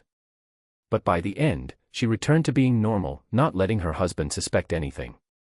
After this short encounter, the whole evening, he found Whitney Frost, again and again, coming closer to him, either nearly bumping onto him, or walking past so close her body would touch his.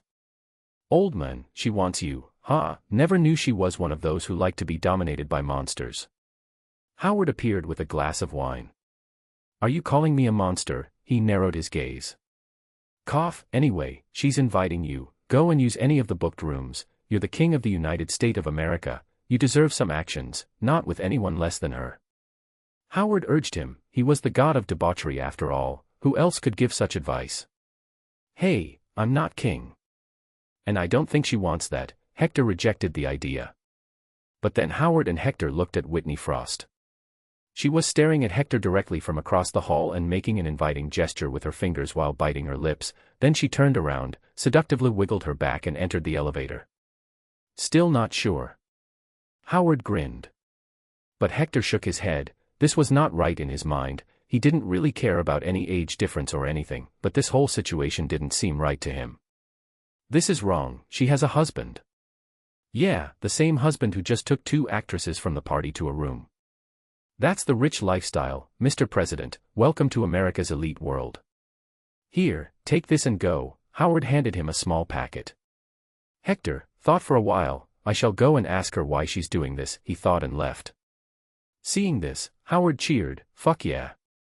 I just wingman the president.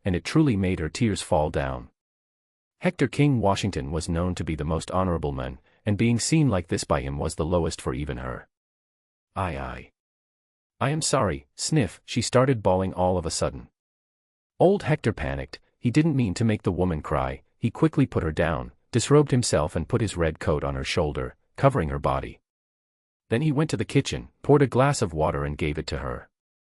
"Drink this and tell me everything that's in your little heart, Miss Frost," he advised her. At the same time, he kept himself from calling her child out of the habit of calling everyone not with white hair that, because he was attracted to her not long ago. He helped her sit on the couch and increased the heating in the room. Crying, she spoke in a breaking voice, My only crime is being born a woman. I am just a tool for sex, my body is my only worth." "What are you saying? Why are you saying this?" "When I was young, I was good at science, fixing things, but my mother used her body to live with a rich man, who provided us with money and a home in exchange for sex. I was rejected by the University of Oklahoma just because I was a woman. But I was still pretty, so I was scouted by a man in California for either modeling or acting in return for sexual favors. I agreed, for my mother taught me that. I also changed my name from Agnes Cully to Whitney Frost. A/N, this was the 1920s. I slowly climbed the ladder and married my current husband, who's rich and powerful, who like all men, lusts after my body. In return for sexual favors, I get to use his company, Isodyne Energy. The world only sees me as a pretty face, but I have also helped the Allies. It was I who had the idea to rotate the frequencies used by the Allies to send coded messages across enemy lines. I made Isodyne Energy prominent with my patented inventions." She told him everything about herself, from her childhood to now. Hector's view of her changed completely, as she turned out to be a genius inventor. Now he just saw her as a poor little anxious girl. He sounded softer. "And why did you decide to do this to me?" She had gathered herself by now and didn't cry. "I also designed and patented a reactor that could theoretically generate 1,000 times more power than a fast neutron reactor. But then a powerful substance was discovered. I named the substance zero matter. I believed that zero matter could be used to push humanity to higher levels of advancement. But they have rejected my project, stopped funding it, taken all my research from me and are going to throw it all away. They think it's a waste, but I know, my zero matter can change the world. This is why I came to you, wanting to use your feelings to get help." Hector meanwhile came to remember, dark matter. Dark force. Isn't it a negative interdimensional force? Who stopped the funding? The Council of Nine. He asked her all of a sudden, shocking her to no end. "Why you know them?" she asked back. Snorting, Hector got up to pour himself a drink. "Of course, they are on my hit list. They caused the Great Depression. Miss Frost, you could have just come to me to ask for help instead of taking this path. But I am afraid I cannot help you, for dark matter is interdimensional energy, called dark force. It's evil and negative.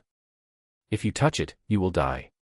Allied and Axis soldiers have come across this black air in Europe. It's an anomaly that kills all who touch it. It's not the dark matter you think it is. The dark matter you are looking for is real. It is the invisible building block of our universe. But what you're calling dark matter is nothing but a strange interdimensional force of destruction. If you want, I can hire you into my company and let you research true dark energy in space, but if you want to research this thing, I won't help." Hector was, in fact, going to destroy this dark force now, as it was negative and borderline occult evil. Whitney Frost, though, was not satisfied with it. "How can you know about it so much?"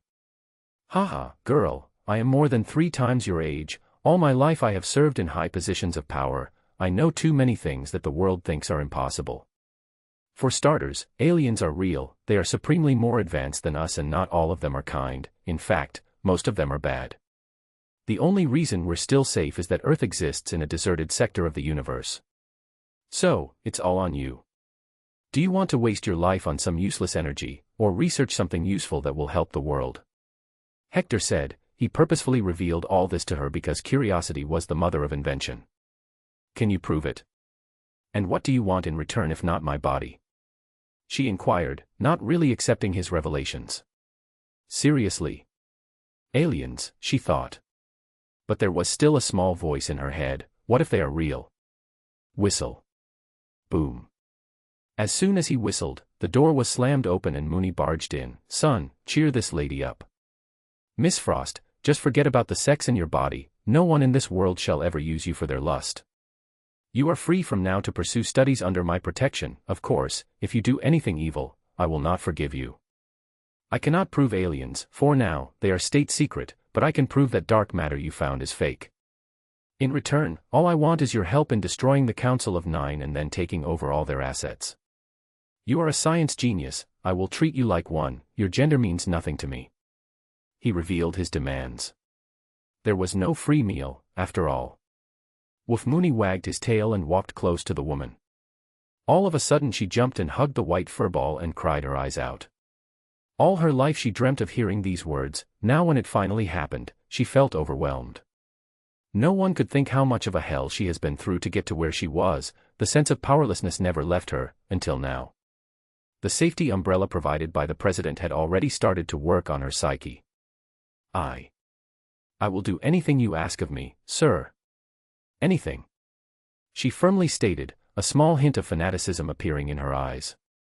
Hector nodded and patted her head. She closed her eyes, feeling the warmth of Hector's genuine unadulterated good intentions, something new to her. "Good girl, if you want to divorce your husband, do it. I will pressure some people to allow you to get half of his assets. He's already dead meat anyway for being associated with the council. Meanwhile, I want you to invite the council men to my office in the White House." "I will, sir." Thank you, you're really like what I expected you to be. An upright old man with morals and a sense of justice. You truly are. America's father, she said what was in her heart. Hector felt giddy in his stomach, it made him happy, laughing, he ruffled her hair. "Bwahaha, you're way too good with words, little one. Now, fix your makeup and return to the party later. Also, congratulations on your new life. Make the best of it." "I will, sir." She bowed her head with respect. Whistle. Mooney followed him as they left and closed the door. Oh. Whitney Frost just realized she was still wearing Hector's coat. She took it off, feeling the weight behind every metal on it was too much for her. She couldn't help but curse herself. Eek. Stupid. Stupid. Stupid Whitney, how could I even think of corrupting him? He's a perfect man, with no flaws. Sadly, it was her personal opinion. Hector himself knew there were many flaws in him. A/N, the background of Whitney Frost I wrote was real, I didn't make it up. Special limited offer, do you want more chapters? I want more stones to eat. Every 1,000 stones, get one extra chapter on top of daily release. Sale. Sale. Sale. Chapter 41. Cruelty of Mankind. How was it? Howard asked Hector after he returned to the party, wearing a spare coat. How was what? Do you mean Miss Frost? Sigh, poor girl, she faced so much hardship in her life. I gave her a nice talking session and helped her with her problems. Howard looked at his face stupidly. If it was him, he would have absolutely banged her. You mean you didn't do it with her? Why would I do it with her? I knew it was a trap from the start, she was doing it in helplessness. Anyway, why would any normal woman want to sleep with an old man if not for hidden intentions? Hector said, indirectly advising him to be careful. Sip. Howard snorted after drinking. Old man, if I was a woman, I would have genuinely fuck. Okay. You've had too many drinks. Take care, see you later. He didn't let him finish his words and quickly left. He'd rather not puke right now. France. Trenches. Man, I wonder when father will come here again. A soldier tiredly wondered. There were 3 of them talking to each other. It was currently raining and was slightly cold. Not a very pleasant experience during a war. The second soldier agreed. I wish he was here. He could have already moved the battle into our favor. No general is as good as him. But he has too many responsibilities back home. The third soldier sounded confused. What? Your father is also fighting in the war. Ah, you were from the 23rd Infantry, right? You spent your entire time here so you don't know. All those who fought alongside Mr. President, Grand General Washington, now call him father. The first soldier explained. And it was an enviable fact. You guys are lucky, we here are just rotting in trenches. I heard he will be coming here soon, so I guess you will see him in the action as well. All we gotta do is to survive until then, the first soldier muttered, looking around himself. Soldiers upon soldiers sat there. It was as depressing as it could get.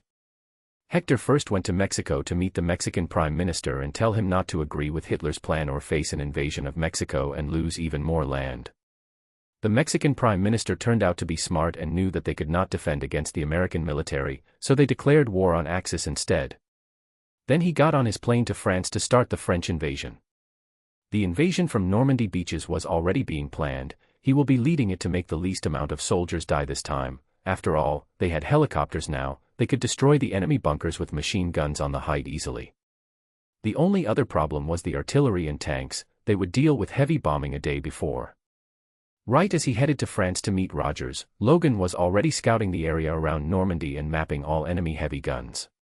Hector's plane landed near Italy and the French border. The SSR was camped here with a few battalions of soldiers. They were mainly focused on Hydra, so it was enough for them. "All right, Phillips, give me a list of all your problems. Santa is here," Hector loudly spoke as soon as he got down from the plane, making a few soldiers nearby laugh. Embarrassingly, and with the signature look of a frown, Phillips shook hands. "Welcome to France, sir.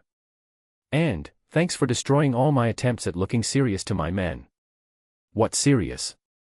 You look like you're constipating all the time. Let's go and have a drink as we talk about kicking some Nazi butts," Hector joked, putting his arm around the old general's shoulder. They got into a military jeep and headed straight to the camp at the front lines. In the meantime, Hector read the pages of reports. Steve and his howling commandos were destroying Hydra bases one after another. It was mostly the same as the original timeline, but what caused him a worry was that now, because he was such a famous threat to the Nazis, they had started to increase their intensity of work as well as war crimes. Before they would arrest people and soldiers, now they straight away kill them. "I need to enter Poland and liberate all the concentration camps, Phillips. I'm afraid Hitler and Schmidt will start killing them all as I come closer to them." "But all these camps are deep inside enemy lines," Phillips said. "And when has that ever stopped me? I will take Steve with me. A month-long campaign will be enough. And with my company's new creation, I will be able to communicate with you at all times. You see that bag behind me? That's a satellite communication unit." Hector handed him a big backpack. "Satellite? How does this work? Where are the towers and antenna?" Phillips inquired. Laughing, he pointed at the sky. "My friend, welcome to the new age. This is a state secret, so keep it to yourself. I sent rockets to space and placed satellites that act as antennas. This means that all our ships in the Pacific can communicate with each other with Naval Command in Hawaii in real time. The same goes for troops here." "Eye in the sky." It was too much of a shock to Phillips, reminding Hector that things that seemed ordinary in the future were impossible for people of this era. "Ha, don't use too much of your brain, Phillips, you're a soldier, not a scientist." Hector patted his shoulder and moved on. An hour later they arrived at the camp. Steve was there, along with his entire team, all looking particularly sad due to Bucky's demise. Still, his arrival there cheered a few up. "Why the long faces? You all are acting like men haven't been losing their lives all this time. I cannot count how many times I have lost my friends. The best thing you can do to honor their memory is to continue to do your duty and get a victory. So cheer up, drinks on me." Just then a few helicopters landed with cargo that was full of crates of beer bottles, cheering up all the men. He then took Steve to the side. "How are you doing, son?" "Tired." Steve sat down, putting aside his iconic shield. Hector instead picked it up and analyzed it. Wakanda forever indeed. Those cunts are hiding in their tiny nation while entire Africa is being ravaged by colonizers before and now war." But he could also understand their fear. They probably think that the moment they appear to the world, it will be like a gold rush. Nations will want to take their land, technology, and especially their precious metal. "General. Mr. President, the war has been more brutal than I imagined. I was blinded by my fairy tale vision of heroism, failing to see that lives are lost every day here." Steve spoke, his voice full of regret and more maturity than the skinny boy in Brooklyn. Bang. Hector played with the shield, throwing it at the wall, making it bounce back into his arms like it was child's play. "And are you going to quit because of this? There are kids back home, they play on the streets impersonating you, making trash bin covers their shield. There are comics about you, posters about you. Are you going to let them down? They do the same for you, and even more. I have seen how soldiers look at you, like a father figure. There is nothing special about me, Steve replied. Hector realized that he had probably eaten some of Steve's limelight, and his popularity was likely overshadowed by him. They would have done that even if I was not a soldier, since I am the president. While what you are doing means much more, because the difference between you from past and now is unimaginable. *Son, this is the price we soldiers have to pay, for the peaceful nights of those who don't even know our names. We lay down our lives. If not you and me, someone else will, because peace always demands sacrifice first. Anyway, pack your bags, we're headed to Poland, too many concentration camps to liberate. He handed him the shield. Right now. What about Hydra? Steve questioned. Don't worry about them, I got a fool inside their camp passing me all the plans. They won't do anything major anytime soon. He left to gather a few more men, and possibly a woman. Auschwitz. Get in line, guards shouted to many prisoners, including men, women, and children. There were even small babies in women's arms. Why are we all going to take a bath? A kid asked his father. The men replied with some generic words and looked scared. It's nothing, son. Everything will be fine, this is so we don't stay dirty from all the work. Max Eisenhardt sneered, knowing all too well what was going to happen, as he stood in line with his mother and father too. There was no hope left, death was imminent. Bang. Just then, a loud gunshot resounded, dozens of soldiers came running, shouting commands, follow us. Almost all of the people standing in line were dragged away, he as well, but amidst all the rush, he lost his parents, P.A., he shouted, only to get pushed by a soldier violently. They were brought to a giant ditch soon after and told to enter it, everyone. Enter, now. At gunpoint, none had any will to fight, they were weak anyway, so the strongman was always right. Silently, like chickens being put inside a cage to be slaughtered, they filled the ditch. Only heads of those 300 were visible due to the crowd, eyes darkened, face gloomy, all looking at the guards, who returned the gaze with a look of disregard. The gunmen started to arrive soon, one after another. Dozens of guns were pointed at them by noon.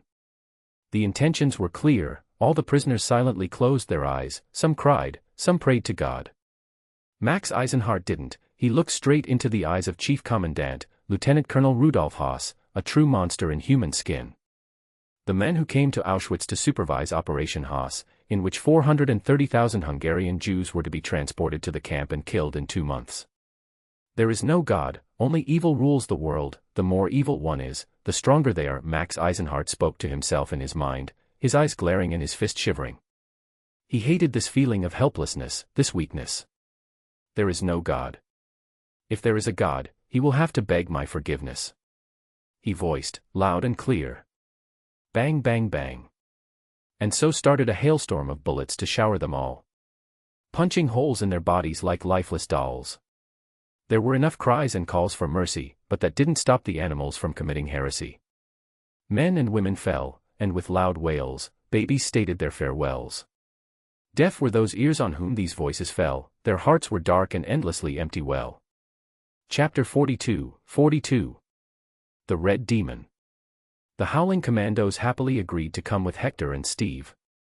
But he specifically requested Agent Carter to come as well, saying he might need a woman to help the female prisoners.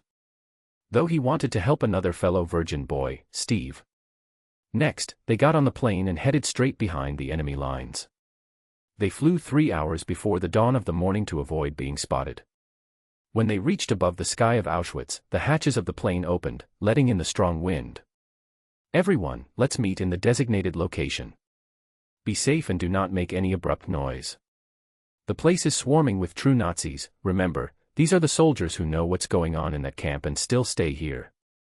Steve, you lead your commandos. Peggy, you're coming with me and Mooney. He briefed everyone.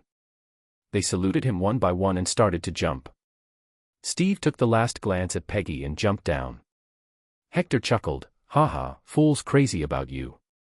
Sadly, he's confident in fighting a dozen men but not confessing.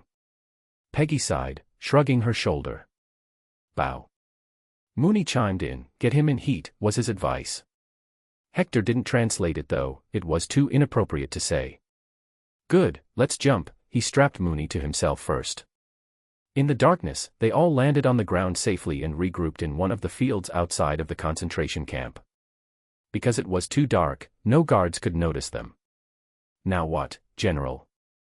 Dum Dugan asked, a smile still plastered on his face. The man was a witty, gentle giant who just hated injustice. Now we shall kill some Nazi sons of bitches, Hector jovially said. Steve wanted to say language, but he felt it was not his place or rank to do it. The president was saying it, after all, the men had full immunity. Taking out a map and a dim flashlight, he showed them the outline of the entire concentration camp. All right, look at this. Peggy, you are going to be responsible for communications. You shall operate the equipment from the base here. Here? Right in the middle. It'll be dangerous, Steve objected, earning a narrow gaze from all the other men. Mooney, get to work, Hector ordered. The good boy quickly started digging the ground with his mighty paws. He was huge and strong, so it didn't take him much time to make a big hole. Whoosh whoosh. He's totally enjoying it, Jim Morita muttered. It's his nature to enjoy digging, Dum Dugan defended the boy. A minute later, Hector stopped him. That's enough. Woof. Bam. He softly knocked on Mooney's head. Dummy, do not bark here. Agent Carter, you will remain in this cave. Mooney dug and handled the equipment. We shall put a camouflage tent on the entrance to hide you. Each of us has a short-distance radio. If you get any news from the headquarters, inform us. He ordered her. It was better to leave her behind, as he had no idea how many enemies were there, and the last thing he wanted was for her to die and for Steve to turn into a bad boy.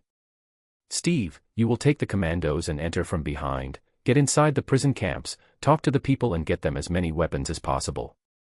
I and Mooney will enter from the main gate and be an explosive distraction. He instructed them, encircling the locations on the map. No one questioned him about his crazy plans, they were well aware of his feats. Sons, and my daughter, this mission is very dangerous. There will be hundreds of soldiers in there, so be careful. I do not wish to wrap your bodies in the flag anytime soon. One more thing, take these small vials with you. If you are hurt gravely, put the liquid on it to heal. This prompted them to look at each other, wondering if this was the last time they would see each other. Hector walked beside Steve and whispered in his ears, this would be the right time to kiss her bye.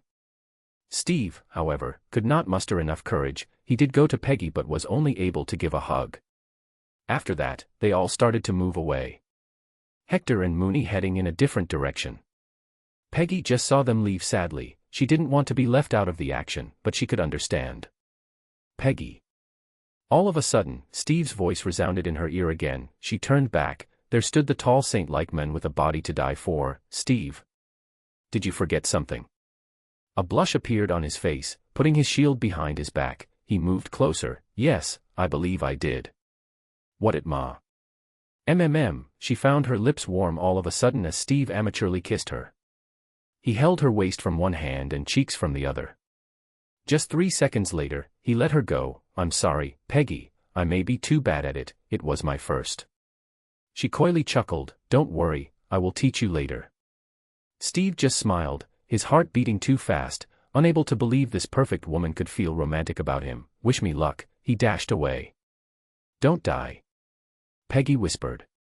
A good distance from the two, Hector sat in the fields, kneeling, a binocular in his hands. He giggled, hee, mission successful, my boy. Mooney at the same time was complaining in a low voice, oh whoa, you never let me see, Dad. I want those eye guns too. Ugh, here, look, he helped put the binoculars on the boy's eyes. Seeing the kiss happening, Mooney made noises that could only mean giggles. All right, back to the mission, you be the distraction. I will bring down the guards in the watchtower, he instructed him. Mooney agreed immediately. They went all the way to the road leading into Auschwitz camp. Mooney then started cutely rolling in the middle of the road. Because they were too far away, even his large size seemed smaller in the dark, under the moonlight. 2 German guards were in the watchtower. They noticed the dog. Look, what a strange dog, but so cute. The guard too took out his binoculars to see. Let me see what the dog doing. Bam. Hector, like a bear attack, appeared behind the two and slammed their heads with each other. Dogs awaiting your deaths, fools. There was no mercy for these men in Hector's heart, all had a red marker of hell over their heads. As they fell unconscious, he took out a dagger and slit their throats. Then he picked up a piece of gravel and threw it towards Mooney to signal him to stop. However, Mooney was enjoying scratching his back on the road too much and didn't even notice. How do I call him now? Having no other way, he took out a pack of military rations and opened the can. Sniff sniff, can I eat it? Within a second Mooney was standing beside him, his tongue drooling. Bam, never get distracted on a mission, son. Hector imparted some good dad knowledge, though he still got the treats. They were now inside the camp. Big floodlights and guards with German shepherds patrolled the grounds. Although the dogs had started to act scared out of their wits due to Mooney and Hector's mere presence. Boy, I want you to start running around in the shadows and mow down as many throats of Nazi soldiers without making a noise, okay, he commanded him. Mooney quickly showed off his razor-sharp fangs and nodded. Go, and he disappeared. Hector next took out throwing knives and started to throw them towards the necks of all the patrolling guards. With his extreme strength, the knives easily pierced through their necks and plunged themselves into the walls. This left all of them silently dying. I need to find their commander and learn how many soldiers there are. He urgently headed straight to the most secure building that looked to be more premium than others. Using his telekinetic ability, he turned the door lock from inside, opening it. He entered without any reservation, as he was so fast that before anybody moved he had their throats in his hands, making a sound of crunch. True. This was all they could muster to say before being killed. Room by room, he searched all offices, until he found the soldier attendance ledger. Turning to the last page, it showed number 10,969. This meant there were this many soldiers. Sigh, it's going to take too much time. Fine, this is the only way, distraction it is.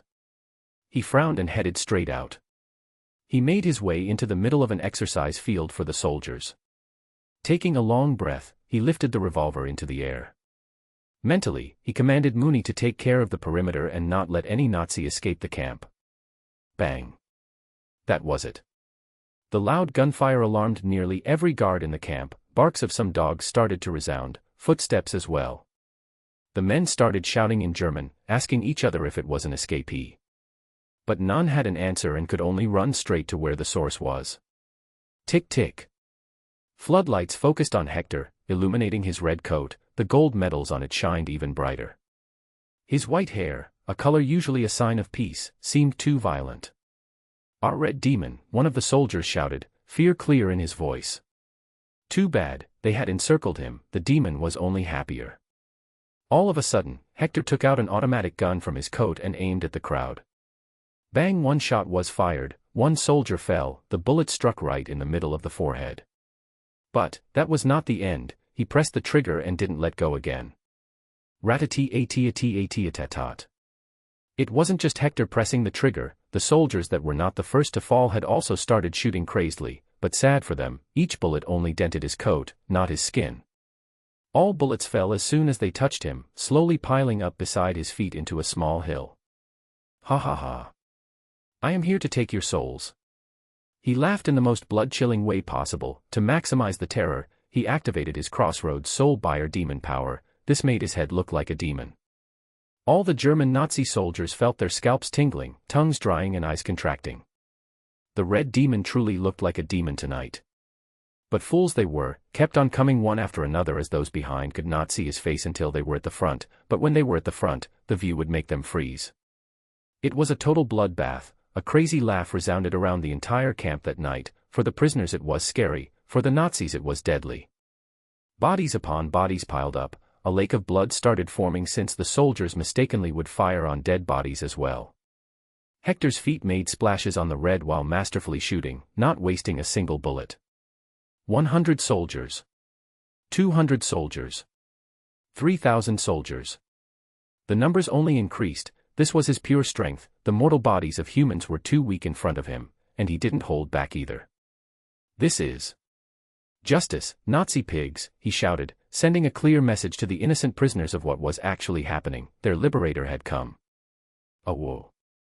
Mooney howled in anger, showing his viciousness. He too joined in and started ripping heads apart of the soldiers trying to run. Commander Rudolf Haas, come out. See, death is here to kiss you to a good night's sleep. Hector called out the German commander, who he guessed was most likely hiding somewhere, shitting himself. Every 1,000 stones, get one extra chapter on top of daily release. Sail. Sail. Sail. Chapter 43. Pit of Blood. As promised. Extra chapter for 1,000 stones. Sometimes, I forget that he's not just a funny old man and president. Jim Morita interjected. The absolute brutality that Hector showed the Nazis didn't go unnoticed by the howling commandos as they moved around secretly to get the prisoners' weapons. Hector was still at it, killing the enemy soldiers one after another, by the means of bullets and some by a simple punch to the face as they come too close. Mooney was now not just killing the runaways but also closing in from behind the crowd, making them scared and push towards Hector instead. By the time the crowd started to thin out, Steve and the commandos had already freed a lot of the men. They all came running with guns and batons and surrounded all the remaining soldiers. Some were, however, beaten to death as they had tormented some of the prisoners. Some who were a bit kinder were left alone.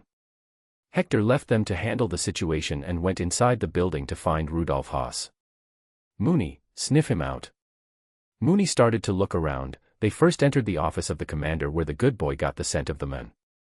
After that, all they had to do was follow it. In no time, they found Rudolf Haas hiding inside a water tank on the terrace. He grabbed him by his collar and pulled him out. God bless you, cowards, if it was a Japanese officer he would have committed seppuku. He dragged him straight in front of people and made him kneel. Tell me where the ledger of all the prisoners is or I will give you to them. They will make sure you die in the worst way possible. Fuck off. Rudolf Haas spat on the ground. I know where it is. Suddenly a prisoner spoke. He was middle-aged and seemed a learnt man of culture from the face. What's your name, son? I am Adam Horowitz. Hector looked confused. Horowitz. From Horovice in Bohemia, now called the Czech Republic. What are you doing all this way? All Jews are to be eradicated before the end of this year, was what this Rudolf Haas was saying. Jews are being rounded up from all German-occupied and influenced territories and brought to camps.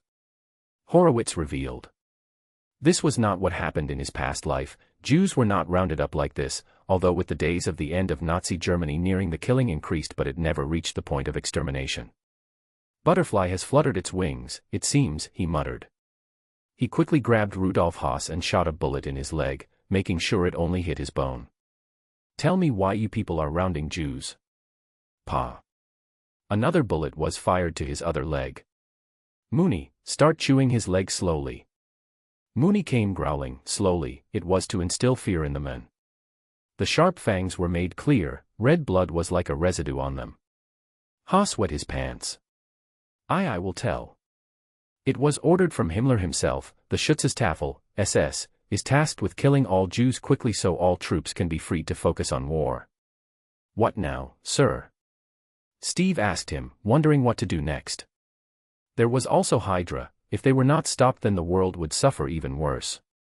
First, we count the prisoners here. Everyone else, look around if anybody is left.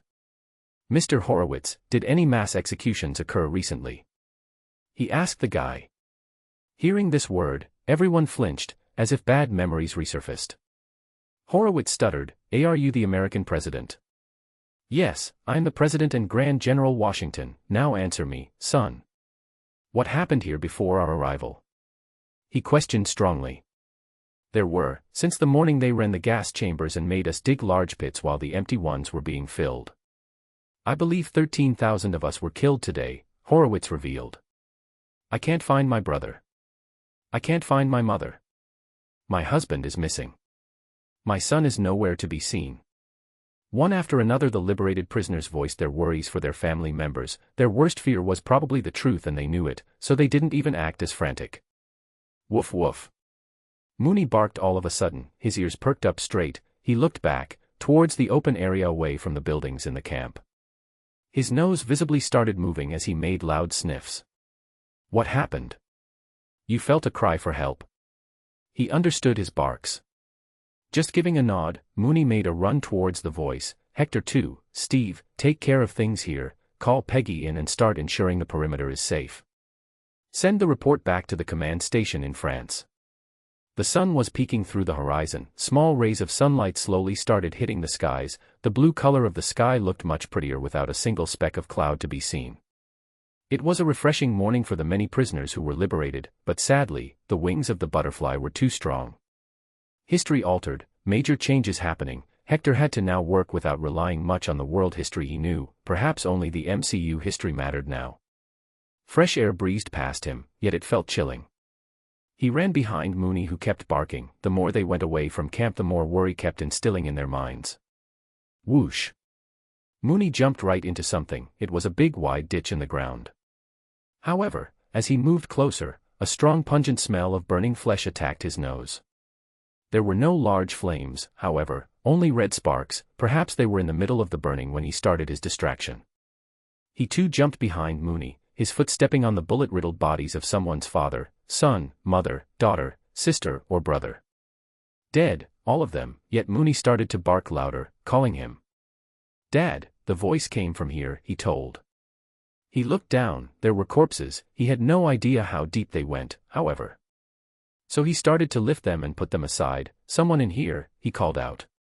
Help, a young voice came. He increased his speed and lifted multiple bodies at once. Soon he had taken out enough of them that he could see the back of the boy. He was pressed upside down, a miracle how he was even alive. He grabbed the back of his shirt and pulled him out, whoosh. The boy hung in the air under his hand. He coughed and looked bloodied, his face still having terrified expressions. Who are you? President Washington, Hector replied. Sensing it was not the enemy, the boy calmed down, enough to stand up on his own. However, that only lasted until 5 seconds, then all of a sudden the boy's face turned utterly depressed. He ran away and started to toss bodies around, screaming at the same time, Mama. Papa. Hector looked at Mooney, tried to hear any more heartbeats. He did the same. Both closed their eyes and tried to sense their surroundings, eliminating every noise one by one. They could even hear the ants in the ground, digging, but not a single heart was found pounding. The boy survived. It was a miracle to be sure. Now all Hector could do was to help him and bring him to safety. As for the loss of family, there was no cure. He and Mooney opened their eyes, the shouts and cries of the boy still resounding in his ear. However, something felt different. The sun had smiled upon the bloodied land, washing it over with its light, but the light brought darkness to Hector's sight. Finally, he had a perfect view of the gigantic death pit. Bodies upon bodies lay there. Under them was a sea of blood. So cramped that some were left standing as if they were pillars of death. Pale faces, some still had tears around their wide-open lifeless eyes. Mooney felt sad and came closer to Hector to rub himself. While Hector's heart felt a sense of shame, for he realized something right then and there. What have I done? He muttered. He talked to his son mentally, as he was the only one who knew his deepest secrets. What have I done, son? From the moment I stepped foot upon this land in this universe, I treated it all as a game, like a fun party, just one of the infinite places in the multiverse, where I had come to relax. But, I forgot that all these people around me are real and as fragile as a doll of wax, while I am the lighter. I could have stomped on Hitler's neck the day I came here, but I didn't, for I wanted to play with history without changing it. I wanted to enjoy a bloody war. I am no saint, but neither am I a demon. But here I am, my own actions caused so much unnecessary death, a job that a devil would do. All the lives that got saved by me are real, all that died are real, all their souls are as real as any. How did I become so uncaring about human life like those narcissistic gods, Mooney? I thought I was better than them. I thought I was not evil. Mama. Papa. Mooney licked Hector's hand that he could easily reach with his head. He too had no words, for he too was just playing around all this time. Although he lacked the same intelligence as Hector, he knew something wrong had occurred and his dad was sad. Perhaps, living for so long in hell as hell's Inquisitor, as an immortal, all-powerful being had changed his perception of what it was like to be a human. His only social interaction was with other immortal beings and evil entities that he would exorcise. Hector snapped out of it and walked towards the boy. He was crying the whole time and calling for his parents. Slowly the voice of hope turned into a voice of sorrow as the realization of the situation entered his mind, logic overcoming grief. Then he just stopped and stood in one single place, looking down at a dead face. It was his mother, eyes still wide open, but no life inside.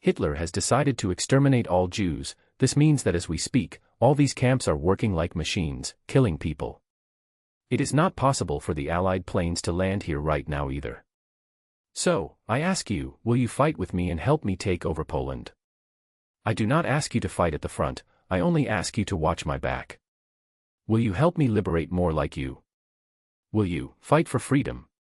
See, can we defeat the Nazis? A pretty woman asked, fear clear in her eyes. The horror she must have faced just due to her beauty must have been mind-breaking. Her beauty, which was something she would have been proud of, was a curse ever since the Nazi invasion. Hector nodded. I know you all are hungry, desperate, and weakened due to the torment. This is why I and my boy, Mooney, will be the ones doing all the handy work. All I ask for you to do is turn this entire Auschwitz camp into an impenetrable fortress. I shall bring your brothers and sisters here. You all shall train, learn to shoot guns, operate tanks. We will bring the fight to the Nazis themselves inside their territory itself. And if any of you have any doubt about my abilities, then. He got up and walked to a motorbike with a sidecar. Boom! He suddenly picked it up like nothing and threw it away so far that it fell outside the camp, blasting into flames. That was not even 1% of my power, he revealed. They all gasped at this scene, hearts feeling rejuvenated again with their newfound confidence. However, Steve was worried. Mr. President, is this plan feasible? What other choice do we have, boy? I will find a way, I know I can. But I need you and your commandos to return. Schmidt needs to die quick. But leave Peggy behind for a while. I need a communication officer. Being the president and staying on the battlefield for this long won't be easy. He ordered him. Understood, sir, he saluted stiffly. Peggy, however, was not as confident. Sir, even if we somehow take Poland, how will we defend it? We are surrounded by either Nazi Germany-occupied regions or Nazi puppet countries. We will need an immense army to land here and open a front. We don't have this many soldiers considering the upcoming invasion of French beaches and ongoing battles in the Pacific for taking Philippines and Guam. This was a major problem indeed. Come with me, Peggy, Steve, I need to talk to Phillips. All the people were told to start burying the dead while some kept a watch. He went to the building nearby and set up a communications room. Using the satellite communication he talked directly. Phillips, change of plan. I am going to open a new front inside Poland territory. Hitler has decided to kill all Jews he can find as soon as possible. I need to stop that, so I will be liberating the camps one after another. How many troops can you spare? I'm afraid, only a few hundred. We are spread thin already, Phillips replied. Hector sighed, fine, send me a few hundred, delay the Normandy landing until I give it a go. And tell Churchill to arrive at the command post in 3 days. I have something very important to talk to him about. This can change the entire tide of the war and not just help establish American hegemony now but for decades to come. Philip's body felt goosebumps, wondering what it could be. But he suspected Hector could somewhat see the future, so he agreed, duly noted, General, anything else? Oh, and increase the safety standards at Port Chicago in California. Keep an eye on the loading of munitions, we don't want a big accident now, do we? Hector commanded. A/N, it was a big incident, 320 were killed and 390 were injured. To Phillips, these words sounded different. In his ear, it said, something big will happen for sure, stop it. Understood, sir, this was it. Hector could not really proceed until he had met Churchill. Nothing, send lots of ammunition, guns, grenades, and a motorbike to me. Auschwitz will be my base of operations. Over and out. Putting down the headphones, he turned to look at Peggy, and she looked utterly confused as to what Churchill could do. Peggy, do you know who is our biggest enemy in this war? Japan, she muttered. No, it's the Soviets. They are opportunistic assholes. They were the ones who made deals with the Germans and divided the territory of other nations to take them over. They are as good as Nazis and Japanese expansionists. But, since this time they are on the side of the Allies, they will demand that all the territory they will gain in their war and march towards Berlin stay with them post-war. We won't be able to deny them due to anti-war sentiments back home. This will create a big enemy of the free and democratic world as they are communists. In the US, we have already caught and killed hundreds of Soviet spies in government offices and important scientific researches. My plan is to limit the influence of the Soviets. By taking over Poland, we shall be keeping the Soviet influence strictly in Eastern Europe. He revealed his grand plan. What he didn't say was that in the upcoming Cold War the Soviets will be weaker. But, we don't have that big of a manpower, she pointed out. Hector just smiled. This is where Churchill comes in, Agent. We have a behemoth nation that if agrees to join the Allies wholeheartedly, can provide us with millions of soldiers. Last year I met a man named Subhash Chandra Bose, an Indian freedom fighter who was building a military force with the help of Axis powers to fight against the British Raj. I convinced him to join me if I can ensure his country's freedom as well as post-war reconstruction. He has already started recruiting men after he initiated regime change. He runs the shots in colonial India right now, not Gandhi. As long as Churchill and his government agree to free the nation, India will give us complete human resources support. Although not as experienced, it will help a lot. Agent Carter was also British, and things about British Raj were no stranger to her. She was taught a lot about it in her initial spy days. I don't think the Prime Minister will agree, sir. He's a very stubborn old man. Hector just laughed, walking up and lighting up a smoke. Bwahaha, he's got no other choice, Agent Carter, it's either this or they will not receive a single cent in post-war help from the United States. He walked to the window and looked outside at the many people, working with their utmost strength. I am fully against any kind of slavery, be it direct or sugar-coated slavery, called colonialism. In the world after this World War, I shall leave no place for colonialism. It's a thing of the past and about time everyone moves beyond it. It's about time freedom and democracy prevails. Steve, who was standing at the side, felt a pride develop in his chest. He silently nodded at the ideals of Hector. This was exactly what he expected someone with Washington as a surname to be like. A man who values freedom above all, one who truly fights for freedom while rising above capitalistic interests. A/N, here you go, huge changes to world history are happening. The Soviet Union won't get much this time. Not to mention, the world is yet to see the atomic bombs. The European side of the war will end much earlier than real history because of elections in the United States. Oh, Magneto is here as well. Chapter 45. Changing the history. By the time the German command found out about the bloodbath, Hector was in the middle of having a heated argument with Churchill. The Britishman was furious and was mumbling constantly, This is unacceptable, you went behind our backs and dealt with those Indians. They are savages, you can't trust them. Hector deadpan looked him in the eye, the only barbarian and hypocrite I see now is you. You talk about fighting the Nazis to save the Jews while wanting to keep a nation of 300 million enslaved. My decision is final, you obey or you will be made to obey. We are in a new era, after this war, the world will need healing, we cannot have an empire running around, it's time democracy prevails and wins over the world. Monarchy and colonialism are dead, and if some still try to latch onto it, I will chop those hands. Churchill didn't feel threatened by him at all, why would he? He was a proud Britishman, he's been in government for decades and has seen many loudmouths. You fucking cunt, do you have any idea how many years it took for us to perfect the administration in India, how many lives we lost? We need our colonies to grow back post-war. Oh shut up will you, don't think I don't know. Since the day your East India Company stepped in and then your monarchy took over 1.5 billion of them have died from your direct policies in South and Southeast Asia. So shove that pride down your ass and get in line. I am here dragging my ass off trying to save the world and here you are, being a selfish cuck. Hector didn't hold back either, this was the language Churchill understood. Besides, he and Churchill have known each other for a long time now. And what if we don't? Churchill asked. You will be excluded from the post-war rebuilding efforts, Britain will not be in the Marshall Plan. You will never get good trade agreements from us. Think about it, Churchill, after the war, you will have to spend money to rule the Indian subcontinent as well, you will need money to take care of the population dying from poverty and famine. And you're not the only one, I won't allow any nation from colonizing, be it France, Portugal, or Belgium. After this war, the era of forceful expansion will be over. We both know you're going to lose the next election, so you should as well do this and get a permanent seat in history as one of the greatest men to ever live, one who truly fought for freedom.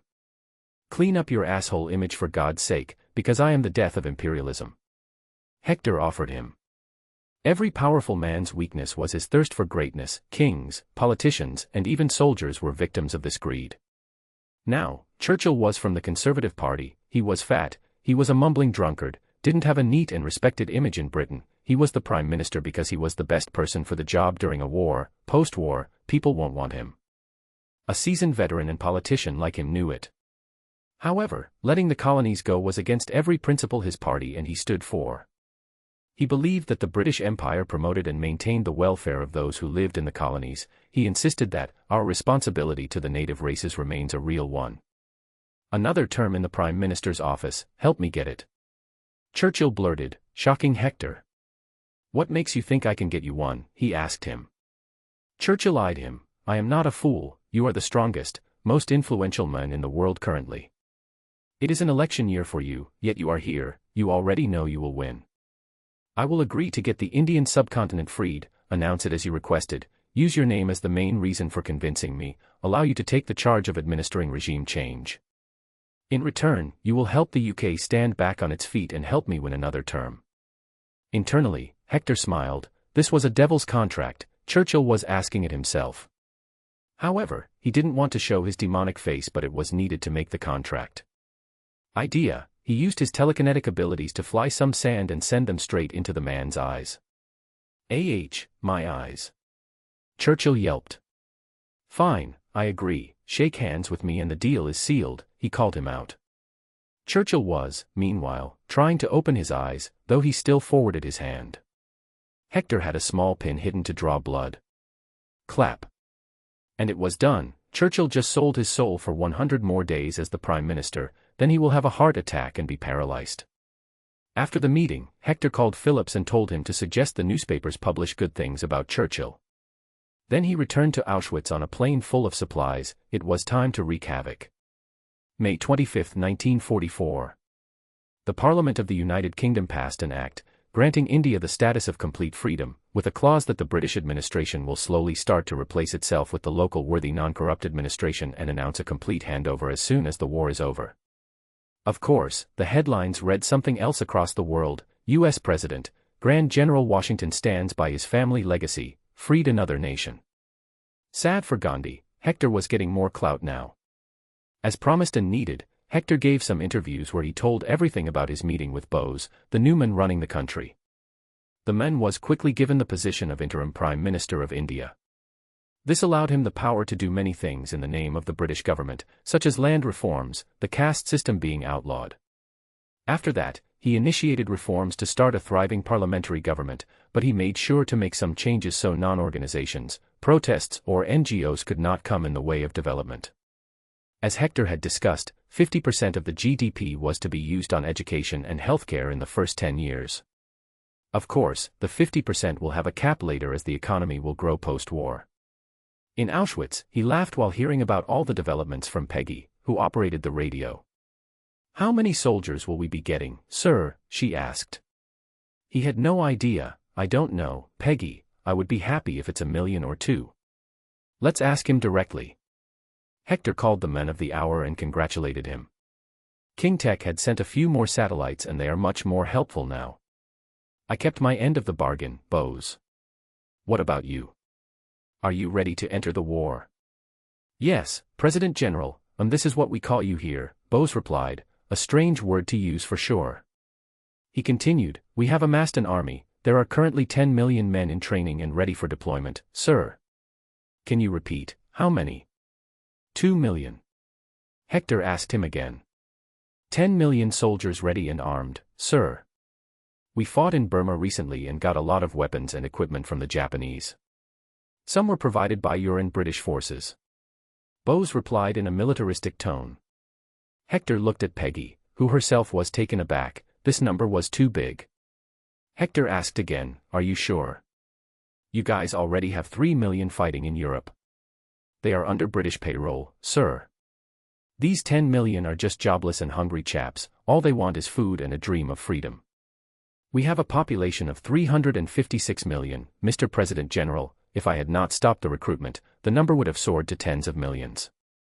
Now, as in our deal, you are the Grand General of the Allied forces, you have their command, the men replied. Truly, hunger would make a man kill if he had to. However, it wasn't too shocking as the US had 14 million Americans fighting in the war. This was when their population was just a bit over 100 million. Even the Germans had more than 11 million and USSR had 12 million as well. Fine, then I am sending 4 million into Burma, Siam and French Indochina, Vietnam, with a mix of British and American troops to liberate Southeast Asia. 4 million are to head to China to liberate Eastern China, Manchuria, and then Korea from the Japanese Empire along with troops from Canada and America. Your men are new soldiers and are not that well trained, so more experienced armies are needed to lead them into the war. My generals will come and help you out there. The remaining 2 million are to be on standby. I will be needing them in Europe soon. Hitler's days are limited now. He passed his commands. Of course, he knew they couldn't do all that he asked them to, especially defeat the Japanese in China and Korea, but the push would mean a lot, even more so when the Soviets were busy with Germans. Hector's main dream was to restrict Soviet influence as much as possible. If his plan fully succeeds, possibly Vietnam and Korean War won't happen, though even if they did, he will go alone in there as a one-man army. Bose agreed. I will await your generals. In the meantime, I will suit up to head to China with my men. What the? You are on many people's hit list, boy. Stop messing around and do your job as a civilian, Hector scolded him. The man was too important for his plans. But Bose was reluctant to deny. I am just a temporary prime minister. I will need more merit so I can be more popular in the coming elections. It made sense. After all, Hector was doing the same thing. Fine, you may proceed. I will be sending some special soldiers for your protection, however. As soon as he put the phone down, he stood up and punched the air, leaving behind a booming sound as if the sound barrier was just broken. All his months of planning, secret deals, and manipulations were coming to fruition. Finally. Something good. Carter, get the men ready, we're about to make Hitler shit his pants. Chapter 46, 46. Most loved officer making Hitler shit his pants was exactly what Hector did. How would you feel when you are relaxing in your house, feeling all safe and secure, and then suddenly a blast takes place in your backyard? You would absolutely shit your pants. This is exactly what happened with Hitler. As Poland was the backyard and a stronghold of Germany, it somehow started to face a lot of destruction. One by one, all concentration camps were being destroyed, prisoners freed and all soldiers dead. Heck, even the large ammunition garrisons were being destroyed and looted. When the intel reached that it was Grand General Washington himself, it made everyone realize how close the enemy had gotten. This made Hitler more agitated, angry and susceptible to making bad decisions. Start bombing Poland, he demanded. Poor him, Hector would shoot down the planes precisely in a way that they would crash on German garrisons. He and Mooney were in their absolute animalistic war mode. Killing was their only goal. They also had the responsibility of the people walking behind them. Belzec, Chelmno, Majdanek, Sobibor, and Treblinka were the other major camps that were in Poland. They housed more than 1 million prisoners. This means at least an army of 300,000 decently experienced men who could use guns. Then there were many smaller camps with 500,000 population. In total, if Hector played his cards right, he could have 500,000 ex-prisoners fighting for him. By then real armies would start being airdropped. It was not like Nazis could do anything against him. If they sent any tanks, he would just hijack them and take over. If they sent planes, he would gun them down. General Washington, there is a message for you, Peggy Carter informed him. He put on the headset and talked. What is it, Phillips? Sir, a few nations east of you have started to fight the Nazis on their own as the Soviets reach near them. Your plan is successful. We have arranged several planes to start dropping troops near you. It will take at least a week. Phillips informed him. Good, meanwhile we need more grains and food, Phillips. I will try to open a route to the Baltic Sea and try to procure shipments from the Soviets there. I need to feed 1.5 million people here, and soon the army of 2 million will be coming. The logistics supply needs to be revamped. He ordered. Eisenhower is already working on it, General. You are doing good, just a little more and we'll have Germany surrounded. Phillips assured him, but at the same time, he wondered how Hector will win the coming elections without doing any personal rallies. Coming 2 months, June and July, Hector stayed in Poland, slowly expanding the region's control outwards with Auschwitz as the center. It was crazy how the place that was once a symbol of death and misery was now a symbol of hope. Though for the people, the tall red-coated man with shining white hair and beard was the real symbol of hope, and of course, the large wolf-like dog that was the sweetheart of all. However, there were millions of more Jews living in ghettos too, but for now, they were somewhat safe, albeit always in danger of being randomly killed, tortured or *ped by the German soldiers. Hector could not help them for now. Today, we will be sweeping southern Poland. Peggy, you'll remain here. I will take a few hundred men, he planned for the missions. I want to go with you, Max voiced all of a sudden. He had not smiled ever since he faced the incident of his family dying, though he was sometimes secretly crying while hugging Mooney. I should at least be the voice of reason and a figure of direction to him, Hector thought. After all, it was better if there was no evil Magneto in the future. Why do you want to go there? To fight? Hector asked him. No, to liberate those who face the same sorrow as me, Max replied sternly. Nodding, he agreed. Fine, come along then. One thing Hector did wonder was if Max had already attained his mutant powers or not. He knew that Max was a late bloomer due to him living in really bad and sickening conditions all this time. Soon, all of them got on tanks, trucks, and Hector got on a motorbike. Mooney sat down in the sidecar while Max sat behind him. Son, have you felt anything strange recently? He probed. This was the perfect opportunity to ask him such questions, as he could feel his body's movements to see if he was lying to not. Max replied after a pause, No, what do you mean strange? Woof. Mooney barked, telling him that the boy was lying. Even if he could see this, Max must be a really shitty liar then. You're a mutant, right? I know, don't worry, I am not against mutants. In fact, I would love to give you all equal rights, but it can only happen after the world becomes safer. What you can do, son, is to train your powers to do good. I'm sure your mom and dad would feel proud of that. He talked to him without getting any affirmation. Max silently sat, looking at the sceneries passing by. He wondered what kind of man Hector even was. He seemed too perfect to be real. How can a power-hungry politician be kind? This went against all he was taught from a small age, that all politicians and businessmen are power-hungry capitalists. His own community was accused of being money-minded, a stereotype, nothing else. Soon after, the fighting ensued. Because Poland was the backyard of Germany, the German army was never stationed in numbers here, most were prisons and camps. It was an easy carry for Hector. Some people did lose their lives, however. It was war and he was no god. Stray bullets don't differentiate between a friend and an enemy. Like this, a week passed, and it was about time the troops started coming. A mix of American, Canadian, Mexican and mostly Indian troops were put on thousands of C-47s and other large planes to be airdropped. Hector was in the Auschwitz camp fixing the boundaries when he heard a loud rumbling in the skies. He looked up, as did everyone else. Countless planes appeared in the air, leaving behind cloudy lines of contrails. It was as if the entire sky was covered with them. It was a scene that would make any ordinary man feel small and weak. However, the real bone-chilling scene came after, as one after another, thousands of men jumped out of the planes, opening up their white parachutes. 1,000, 10,000, 100,000. The numbers kept increasing. The planes kept on coming with no end in sight. The crazy amount of logistics it must have taken to do this was mind-blowing. The majority of the world was coming together to defeat tyranny. The mission was named Operation Backside, the biggest airborne operation ever in the history of mankind, and this record will never be beaten again. The sky soon got covered with parachutes, the small white dots slowly becoming bigger. For enemies, scenes like this would be devastating, but for the people there, those parachutes were like angels descending from the sky. Some cried, some cheered, the Nazi prisoners that had been caught only feared. The rumbling didn't just signify the enemy incoming, but it was the Nazi Empire crumbling.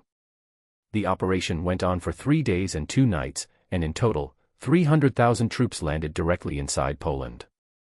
They were to make way for more than 2.7 million troops to enter via road. Their mission was to head south and liberate Slovakia, Hungary, and Serbia. At the same time, the British forces were retaking Greece. This way they would meet in the middle and open a direct route from Poland to the Mediterranean Sea. This means all tanks and supplies can come in since they had already taken Africa. However, big surprises awaited Hector. This time the butterfly flapped its wing too hard, but in his favor. When this news of Poland being taken by Allies spread across Europe, it challenged the Nazi propaganda and gave all the forcibly occupied regions hope that they can start resisting. Due to this, the Home Army, the non-communist Polish resistance, rose up to help Hector.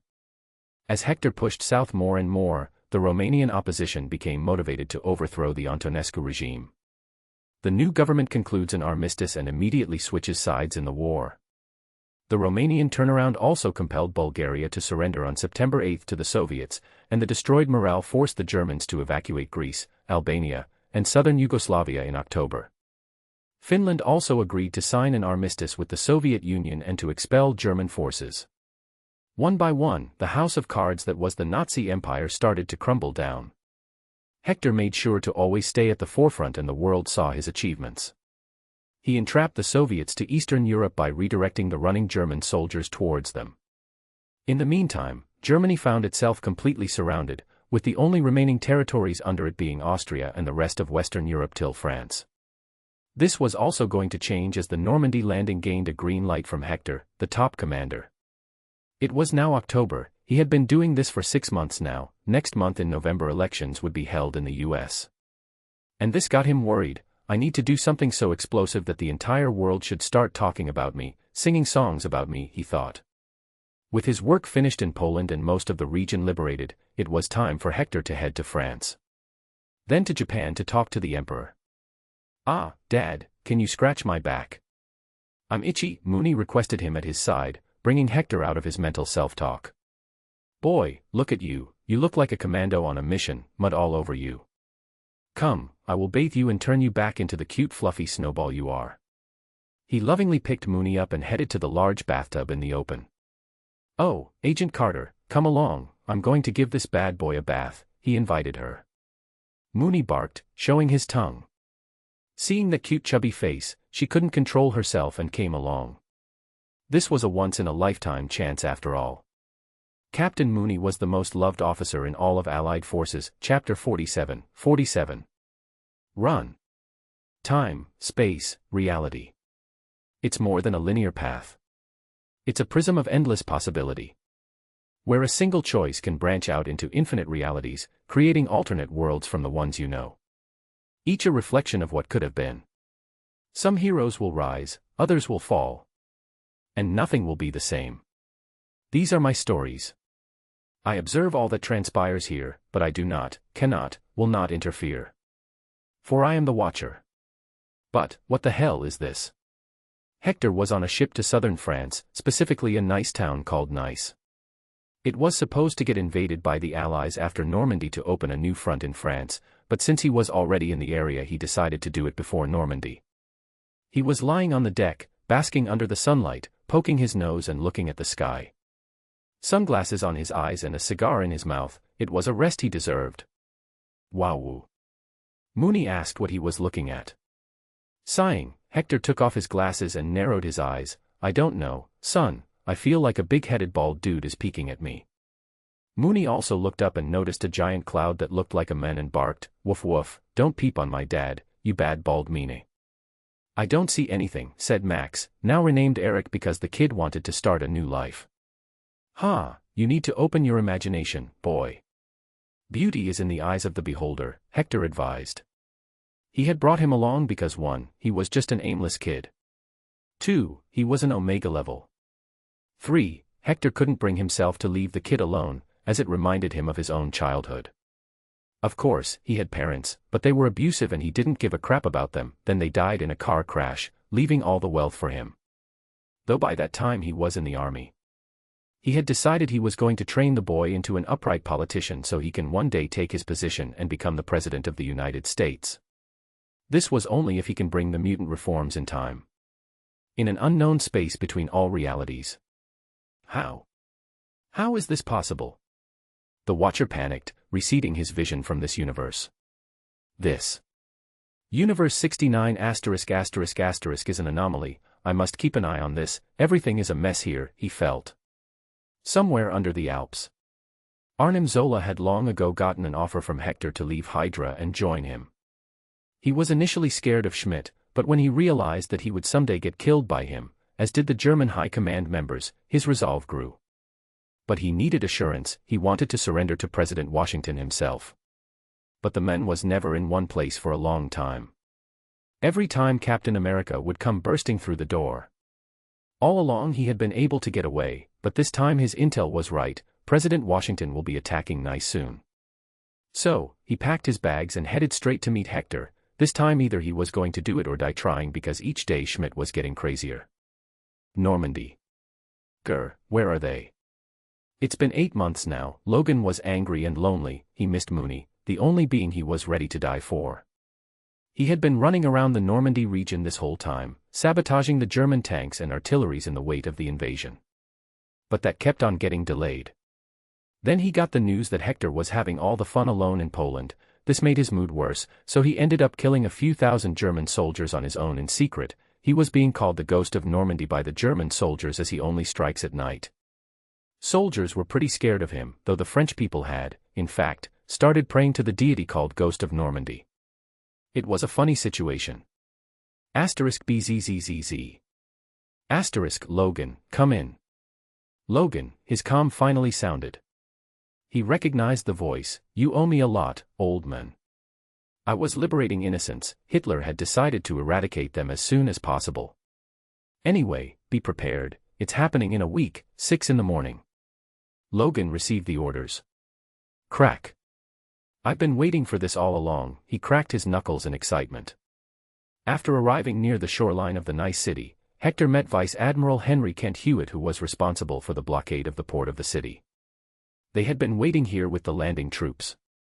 They were bombing the city strategically and also using helicopters to locate the hidden artillery and tanks. The beaches of Nice were peppered with mines and covered with barbed wire and anti-aircraft weapons. It was too hard to land. Grand General, we are unable to enter the city with large forces. Every time we try it they publicly execute French resistance operatives. We were ordered by the Allied command to stay here. The Vice Admiral reported to him. Hector sneered, the Germans were playing the mind game. We have the entire Italy, why haven't we crossed the border from there? We did, but the Germans moved to the other side of the Var River, and we were not allowed to cross it. Vice Admiral Hewitt briefed. Well, this was a problem. However, he decided to play mind games as well. Admiral, do we have any kind of printing and copying machines in our ships? We have lithography machines on most ships to mass-produce some common orders to be put on notice boards, Vice Admiral answered, confused about how it would help them. A grin appeared on Hector's face. Good, bring me a pencil and a paper, I need to make a poster. Soon, Hector got to work while Mooney watched with focus. He drew a realistic representation of what happened to the Nazi commander of Auschwitz. In it, his neck was tied with a rope and his body hung by a pole. His arms and legs were ripped apart and were in people's hands as they danced and cheered. Then, there were words written in German. 200,000 soldiers in Poland couldn't do anything. Can you stop the Red Demon? He handed it to the Admiral. Make 1,000 copies of these and throw them in the city near the dwelling of the soldiers, and host my presidential flag on the ship. After this was done, he went to boost the morale of soldiers, from one ship to another. He told them about the stories of Poland, the scene of thousands of soldiers dropping from the sky, the smiles of liberated people, the cries of those who lost someone. In short, he told them that they were doing God's work by saving, and they should be at their best behavior, to not hurt any locals. If any other men had told them to be kind to locals and not treat women as prostitutes, then they would all have shouted, eat shit, but since it was him, their beloved old father, they nodded. Some cried for being praised for going through all these hardships. A lot of them were religious types. They felt they had not sinned by killing other men, for those they killed were demons. When you all return home, I will have jobs aligned for all of you. You are sons of America, my sons, I won't let your hands go. So fight carefully, praise the Lord and move forward. He cheered them on. However, besides cheering them, his secret reason for doing all this was also the coming elections. He had already passed the Soldier Voting Act and Absentee Ballots Act in 1939, which means all these soldiers will be voting in November. Inside Nice City. Look at that, what flag is that? Hans, a German soldier asked his partner. That's the flag of fuck. Red Demon, the other soldier cursed under breath. Just then, sounds of planes going over the city came. They ducked to avoid being hurt by the bombs. However, the sound disappeared and no blasts came. All that fell were papers. Hans caught one and read it. The first thing he saw was the image. It made his scalp tingle and mouth dry. This is Hoff. I saw him in war propaganda once. NOOO. Red Demon is here. I want to go home, to my mama, the other soldier cried. Hans got agitated as well. He looked around and noticed all other soldiers had those papers too. Their faces show the same expressions. The commander, however, screamed for them to man the posts, but none listened. Hans too felt there was nothing to fear. The Red Demon was a hoax.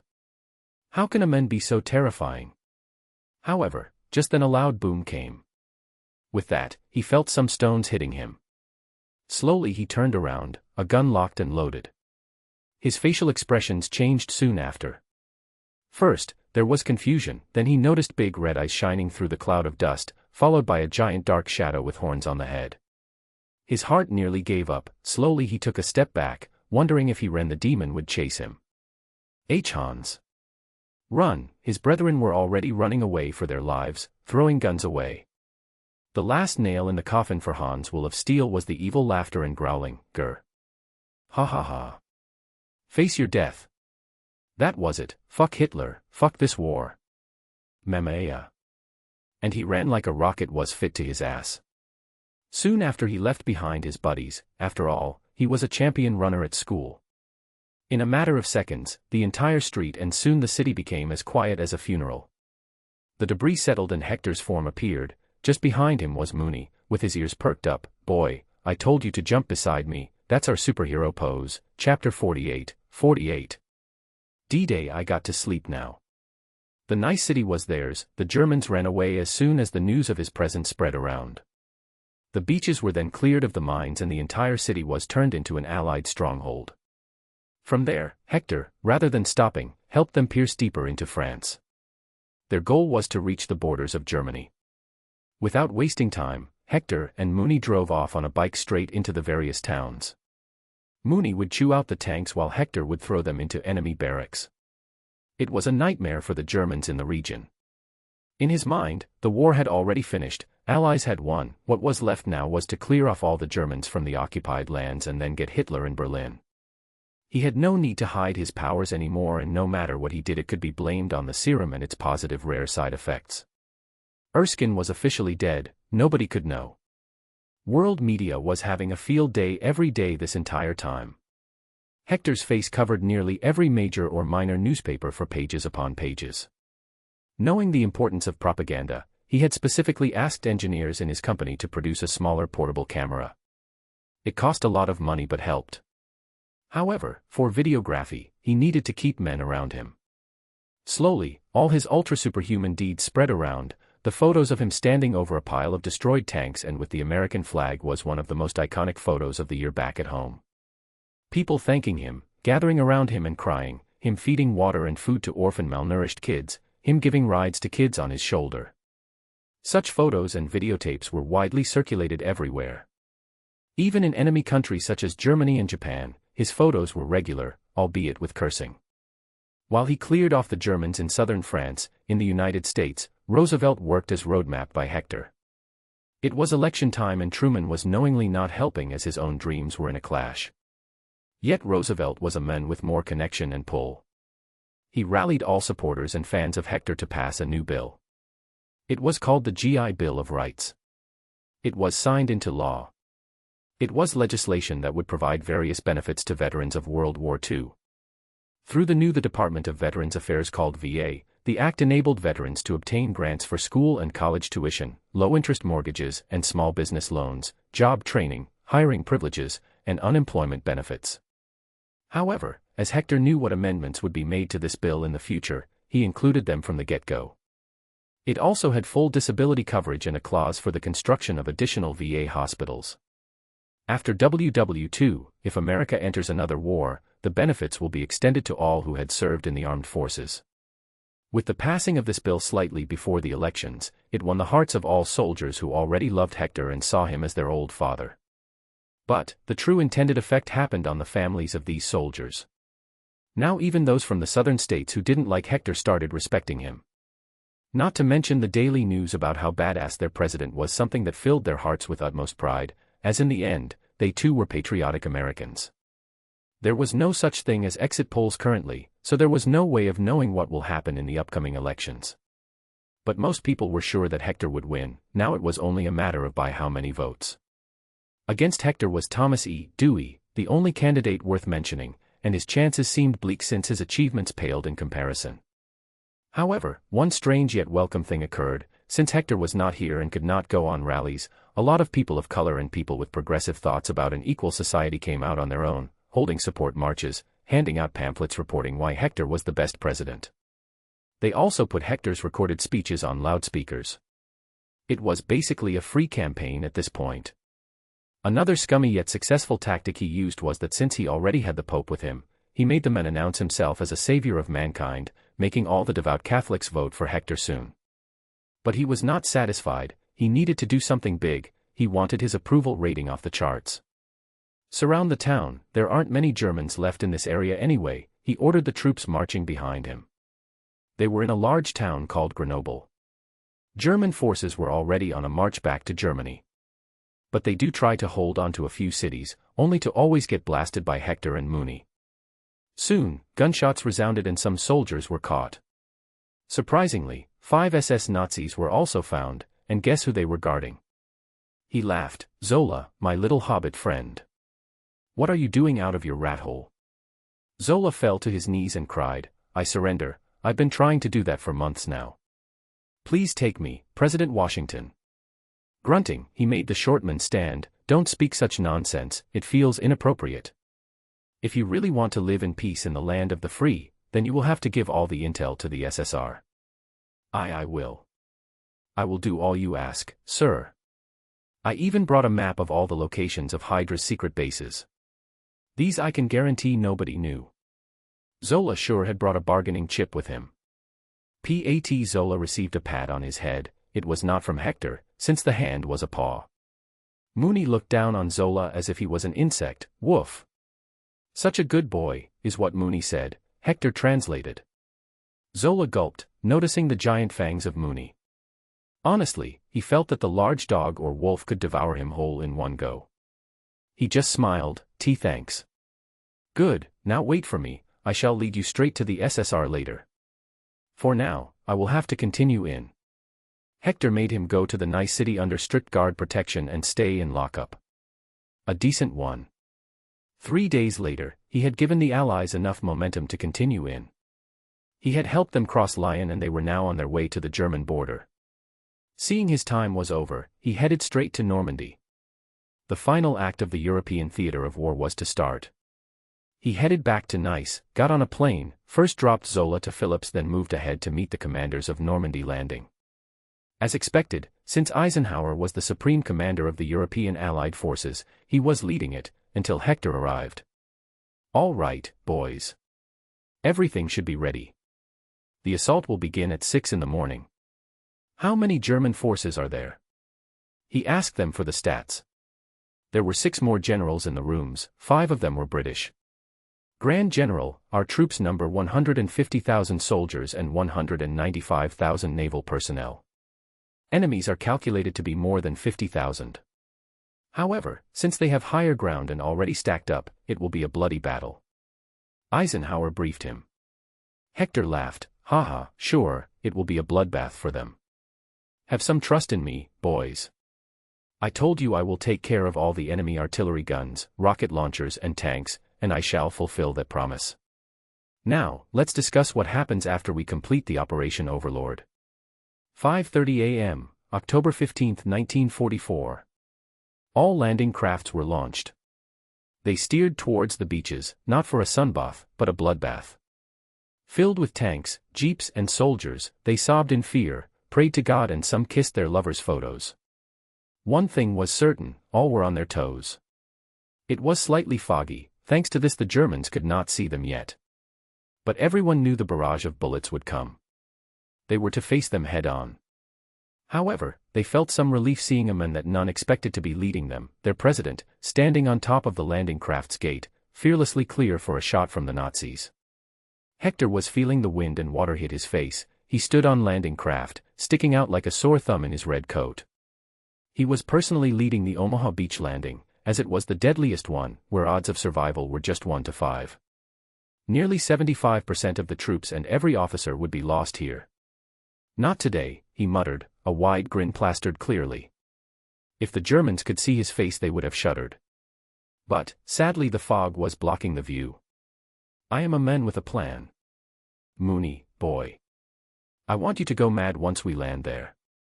Chew down throats of every enemy you see," he advised his pup. The soldiers always wondered how Hector understood Captain Mooney. Looking left and right, Hector nodded. All landing crafts were in line. It was time to do the trick he had prepared with the help of Logan all this time. He took out a flare gun from a bag and shot it at the sky. The red light illuminated the foggy sky. Bang bang. The Germans on the beach were already on their toes, so they started to blindly shoot all their big guns.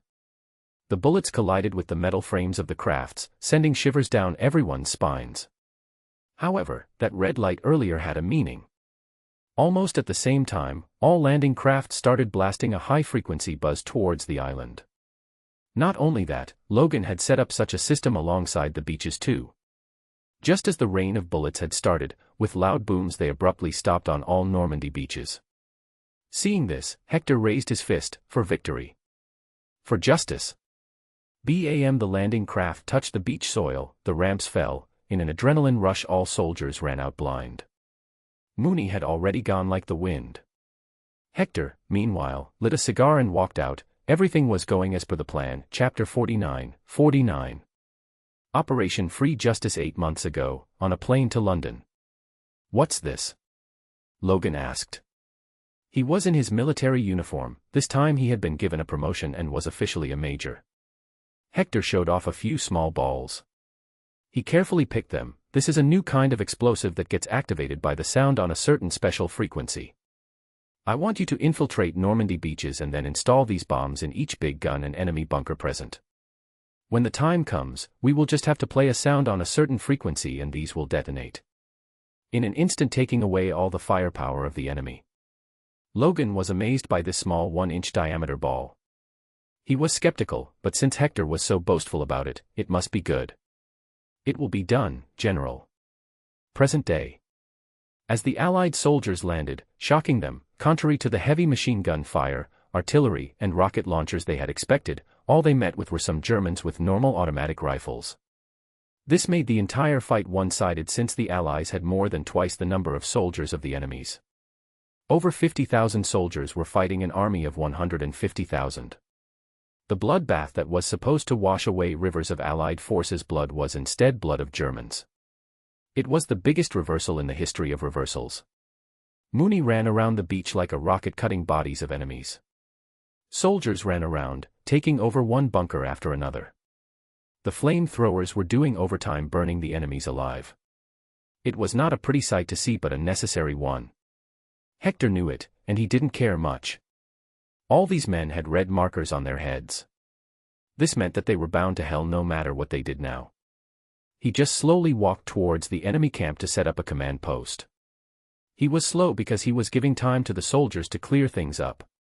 Since the Allies had greater firepower at this point with their many Sherman tanks, the siege was much easier. The beach was easily crossed over and the ridge beyond was not very challenging. Where in original history it would have taken the Allies 6 days to secure the beaches, here it only took them 1 single day. It took so long because a few Germans holed up in bunkers, refusing to come out. In normal history, throughout the entire Battle of Normandy, over 425,000 Allied troops and German troops were killed, wounded, missing, or taken as prisoners. This includes over 209,000 Allied casualties, 125,847 were U.S. ground troops and 83,045 were 21st Army Group men, British, Canadian, and Polish ground forces. Germany had about 200,000 casualties who were killed or wounded and about 200,000 who were captured as prisoners of war.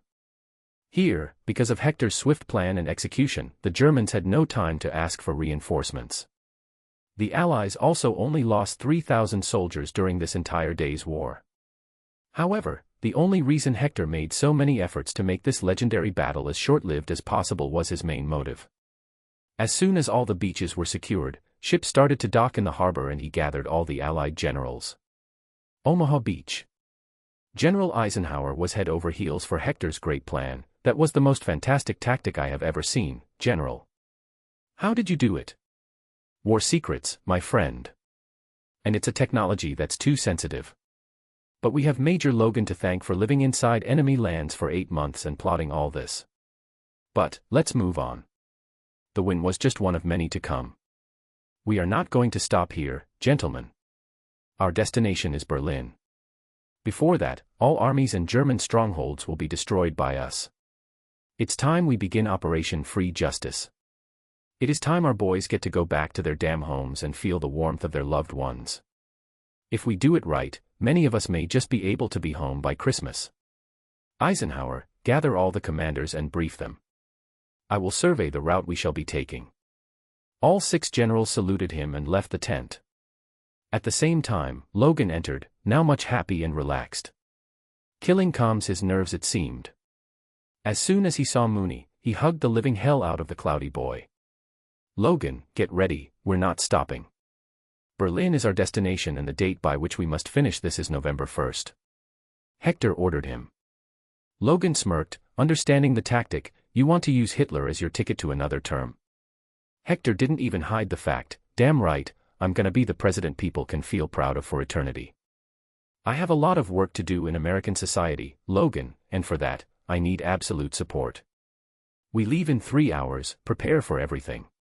Woof Dad, I wanna see the big antenna, Mooney barked. A second later, Hector realized what he was asking, oh, you mean the Eiffel Tower? Of course, our next first destination is Paris. We are going to first liberate the entire France, Belgium, and the southern Netherlands. With the Allies reaching Paris, and soon liberating Belgium, the Germans launched a final offensive in the west, known as the Battle of the Bulge, in an attempt to reconquer Belgium and split the Allied forces along the German border. Sadly for them, it did not happen. Hector, who had reached Luxembourg, ordered Logan and Mooney to go to Belgium and wreak havoc on the German troops. They did what they were best at and sent the German army into a retreat. Luxembourg was annexed by the Third Reich as part of Gaumoselland. German authorities declared Luxembourgers to be German citizens. The royal family of this small nation had taken refuge in the United States, away from the troubled and dangerous Europe. Hector had already taken over the nation and made it a point of entry into Germany. Truly, Germany was surrounded by all sides. This reminded Hector of a strange meme he saw back in his past life of a blonde innocent girl on a sofa surrounded by 5 big dudes in underpants. Nazi Germany was like that right now. Poland was gone, now under Allied troops, the giant army of 3 million soldiers from America, the UK, India, Poland and Canada were on the move. Not to mention, far behind them was the Soviet Red Army of millions. Slovakia, Hungary, Serbia, Greece and most of the nations surrounding Germany had been liberated. It was already accepted that the Allies had won and Germany was just a wounded tiger. In the corridors of power in Nazi Germany, the various generals were forming factions, deciding on how to surrender to the Allies, of course, with terms and conditions. Hitler was having none though, surrendering was not an option in his book. The Aryan dream is not to be trifled, he said to his generals. He seemed nothing but a maddening fool at this point and nobody cared about him anymore. Their house was literally on fire, all they could think of was to save their asses and their wealth. Many of them found different ways to head out to Argentina on a ship, with all their wealth and disguised identities. Sad for them, they were walking into a trap. The great President Washington had his web spread around the world. Soon enough, Hitler started to feel anxious because the news of more towns and cities being taken by Allies was coming every day. The Germans were getting no wins anywhere. Sitting alone in his bunker in Berlin, just after cooling himself off with his lover/secretary, he felt like he had failed in everything. His whole dream of Aryan supremacy was gone. All the territories that Germany won in so many conflicts were gone. For the second time, Germany was losing. I won't allow them to have their final victory. If I fall into their hands, it will be complete humiliation, he thought and swiftly picked up a pistol from his table drawer. Quickly he aimed the muzzle at his temples, his finger on the trigger.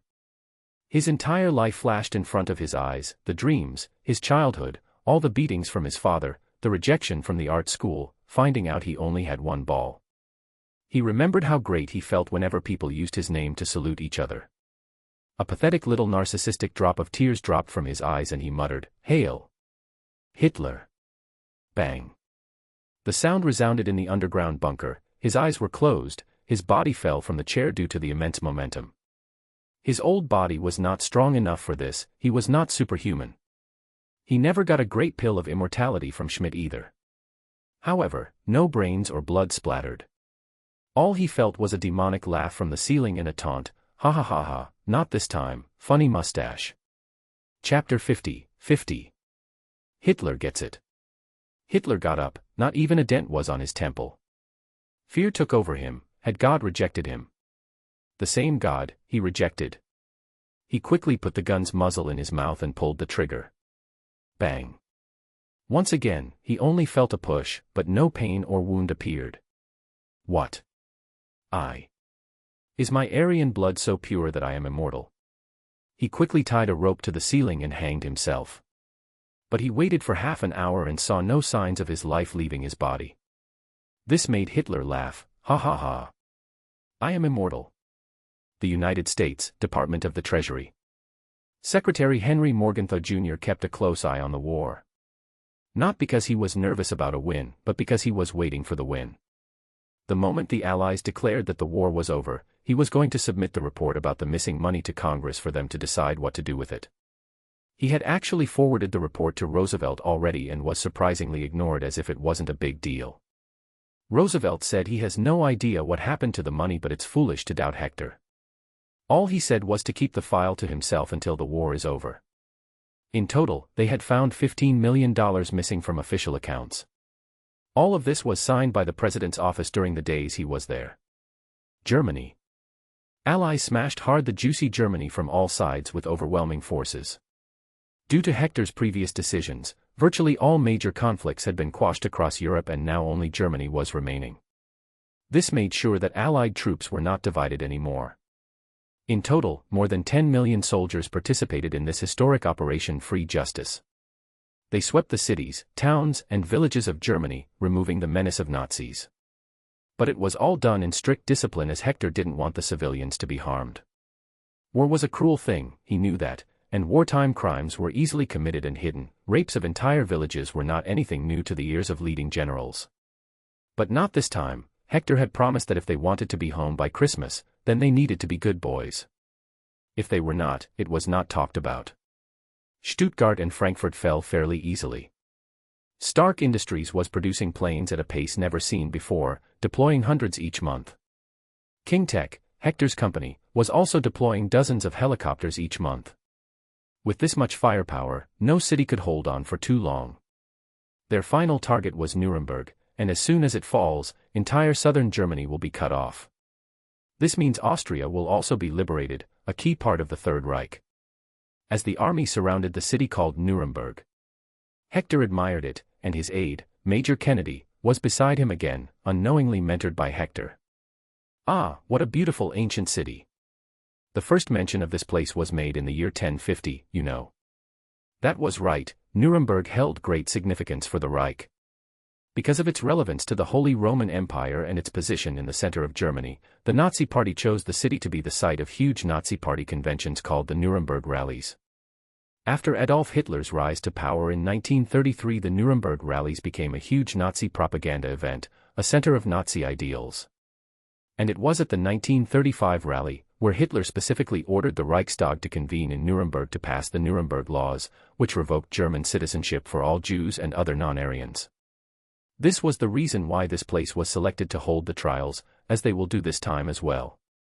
The strategy is the same, the city will be bombarded, and the helicopters will land special troops in strategic locations. Then the main army will enter. Remember, do not kill civilians, but any German army dressed man you see, shoot, he gave clear orders. And so, the city was besieged. In 1 day's time, it was stripped naked of all its soldiers. 30% of soldiers were killed and others arrested. The civilians hid in their homes, confused about what was happening. News about the fall of the Third Reich had not reached the common folks yet. With this major victory, the road to Berlin was clear, the contingent of 2 million soldiers marched towards the capital of the Third Reich. At the front was Hector on his military motorbike, with him was Mooney on the sidecar. Logan too had one motorbike while Kennedy used a military jeep. Behind them was a long convoy of trucks. At the same time dozens of helicopters flew over their heads, keeping a watch all around for miles to come. The first major city on the path was Leipzig. No fighting ensued as the commanding officer of the city surrendered to Hector. Surrounded by 2 million Allied troops, the little general was scared out of his mind. Photos were clicked and the troops cheered, as each surrender meant a day closer to home. After this, the ride was smoother. Berlin was bombed but the road leading to it was not harmed too much. Hitler's bunker was in the middle of Berlin, along with other important buildings. However, instead of facing heavy pushback, all they found were a few hundred soldiers blocking a bridge leading to the inner sections of the city. In front of those soldiers stood a few German officers, all in their neat and clean dresses. The giant army of the Allies scared them. The steel helicopters in the sky were their envy. Germany had tried its best to produce them but simply could not. They would have vomited blood if they knew that it was made by the same man, Albert Einstein, whom they pushed away from Germany for being a Jew. "Halt, wait here," Hector signaled to the army. They all started to spread out and surrounded the inner Berlin. Tall, muscular, old and yet scary, that's all Hector in his bloodied red coat made the enemies feel. The name, the Red Demon, was not for nothing.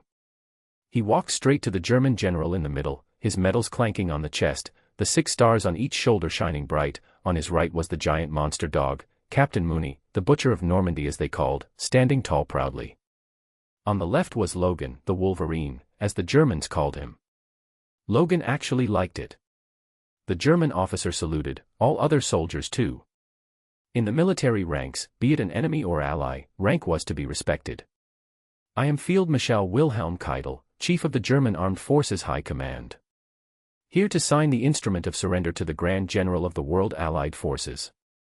Hector didn't say anything and simply kept looking at Keitel's face. The man was originally supposed to sign it to the Soviets, but this time Soviets were still stuck in Poland. The British Field Marshal, Bernard Montgomery, and the General of the Army, Dwight D. Eisenhower, soon arrived and stood behind Hector. Both were 5-star generals and only Hector outranked them. "Why is it not Hitler signing this?" Hector inquired. This made Keitel's face contort. A strain on his jaw muscle made it clear he had no respect left for the so-called Führer. "He chooses to remain in his bunker, locked." "And Himmler?" Eisenhower asked. "He too," Keitel replied. Nodding, Hector told him to proceed. Quickly, some German soldiers brought a table and 2 chairs. As they sat face to face, dozens of photos were clicked, from the ground and the air. On one side was Keitel with his 100 men, and on Hector's side were thousands of Allied soldiers. Soon enough, the surrender was signed, and it was a total unconditional surrender. On one side Hector signed, on the other Keitel. Montgomery and Eisenhower signed on as witnesses.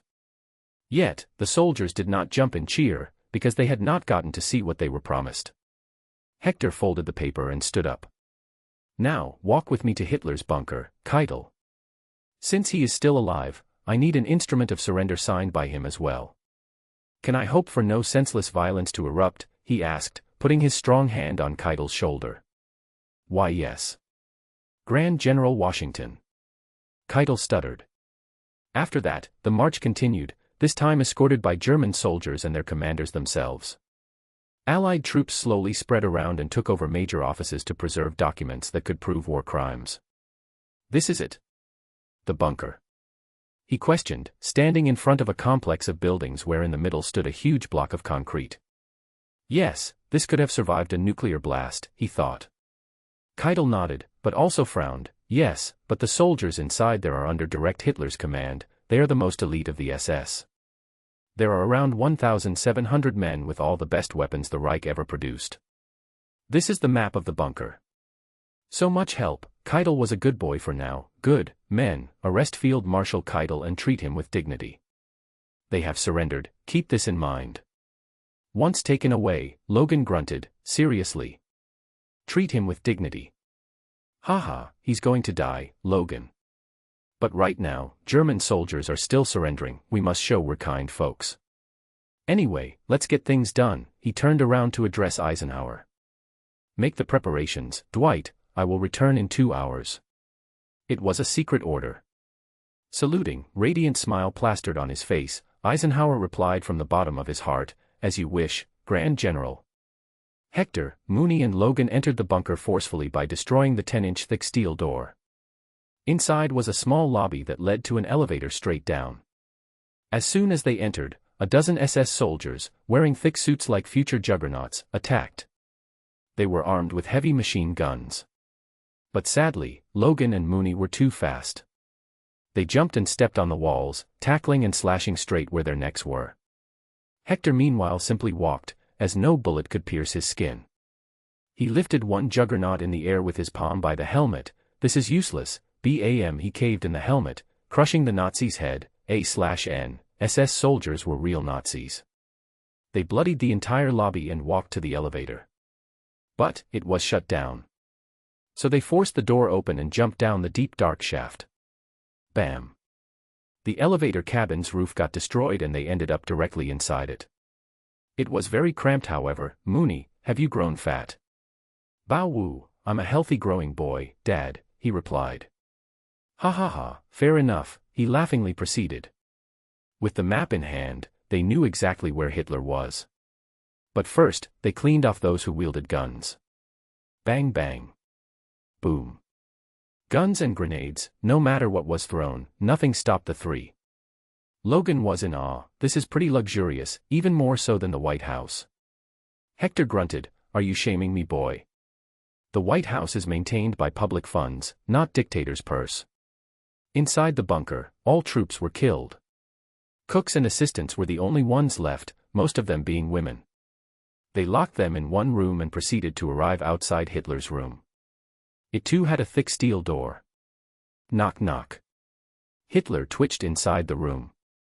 The loud booms and vibrations were felt by him. His veins popped up on his forehead, his eyes turned red. Fear was clear in his stutter. Who's there? He peeked out of the peephole. Hector smiled, his proud old face clear in the view. America, bitch. Bam. One strong kick on the door and it flew off like a piece of plywood. Hitler too was thrown away by it, colliding with the wall.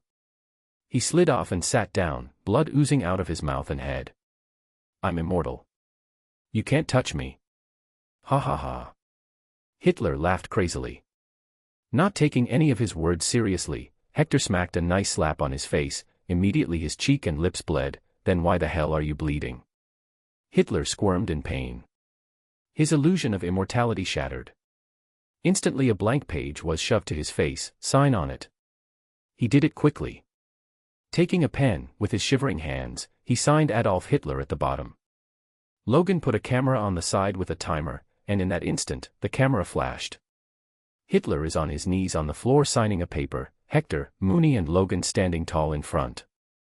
Another historic photo was taken. Happily, Hector took it away and put it in his pocket. His smile sent panic down to Hitler's heart, so he hugged the American president's legs. I did as you asked, please, don't kill me. Thud. He yanked his leg strongly, throwing Hitler away. His face looked grim and serious now and he spoke in the most chilling voice possible. I am afraid that's not going to be enough, Adolf. He lifted Hitler by his hair and tied a leash around his neck. This is who you are, Adolf. Not a German, because they are simple people wanting to feed themselves. But you used their desperation to do all this, destroying the name of all German people. Because of you, not just the world, even the Germans suffer. You are the lowest of the lowest scum, and I shall treat you the way we do in hell. A/N, the war is nearly over, a big fight is coming soon. Then we will have time skips into decades, like the 50s, 70s, 80s. But not straight jump to the current timeline. Space empires, and politics in space are going to be a major part of this story. Chapter 51. End of European theater. Panic swept into Hitler's eyes, his future became too unpredictable for him. The leash tied to his neck was tight and choking him. He looked at Hector in confusion. What do you want? Just then, out of nowhere, a long black leather whip appeared in Hector's hand. It was laced with small shards of glass. Coldness and disregard for Hitler were clear in his eyes. You are going to do as I say, you will shout what I am going to tell you, and if you don't, these whips will not stop. Pa. He slashed the whip once, it pierced into Hitler's skin under his olive green shirt. Whoosh arg. Hitler cried as Hector pulled the whip back forcefully, ripping apart Hitler's shirt and skin together. Deep gashes became evident on his back as blood oozed out. Now, remember these sentences, when I tell you, you must say them, or else, forget not feeling pain. Hector coldly ordered him. He taught all the lines and kept whipping until he got them right. By the end, his shirt was completely removed, revealing his fat belly. It had been an hour outside. Eisenhower made sure to secure the city with overwhelming troops.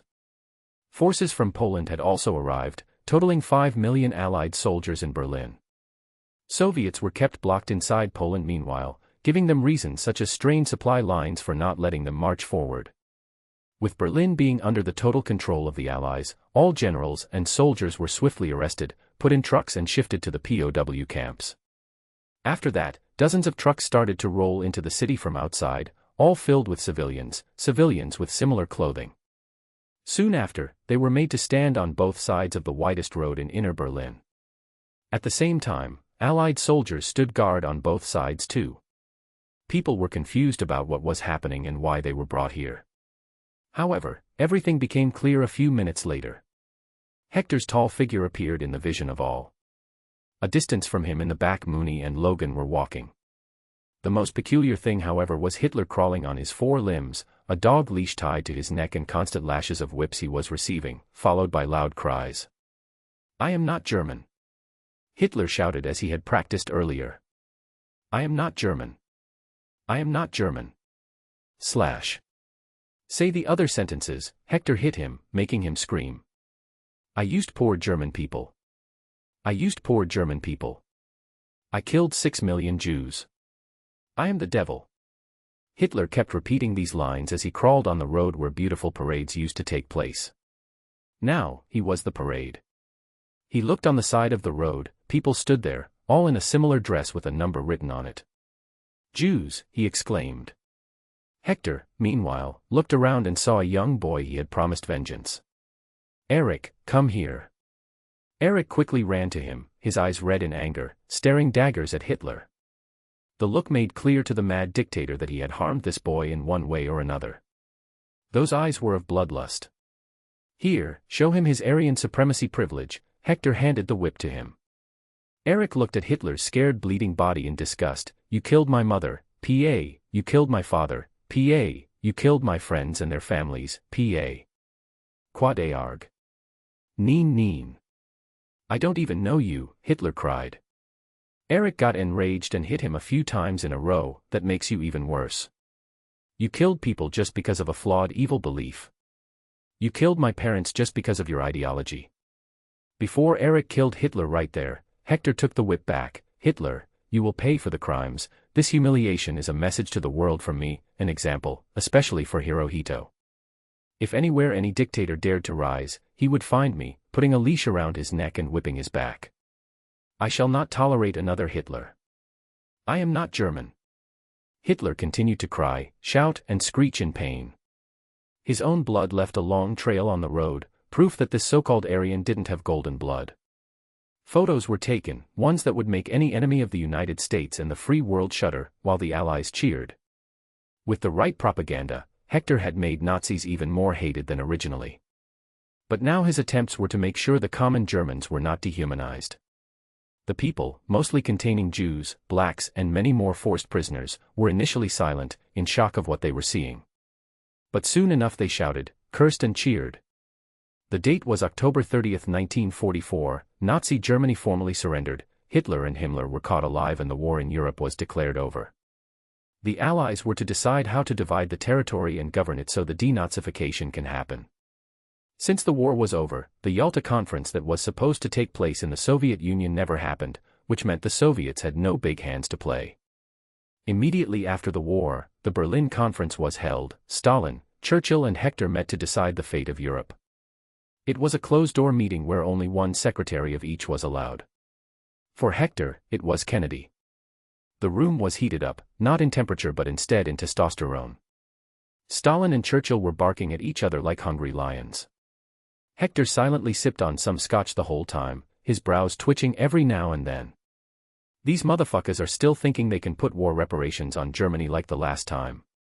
The League of Nations failed completely, the United Nations cannot, he thought to himself and slammed his fist on the table. Churchill knew about Hector's power, so he shut up, while Stalin was interested.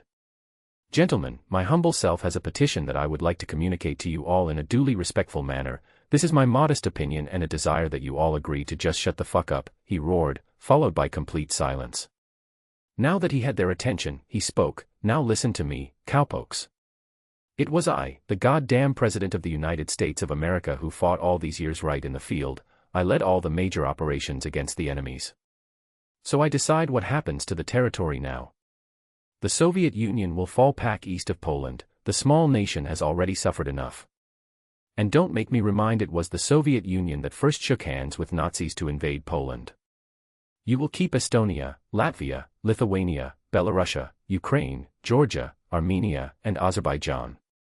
Everything west of it shall remain under the United States and the United Kingdom's influence. And since I took over Germany, I get to keep Germany.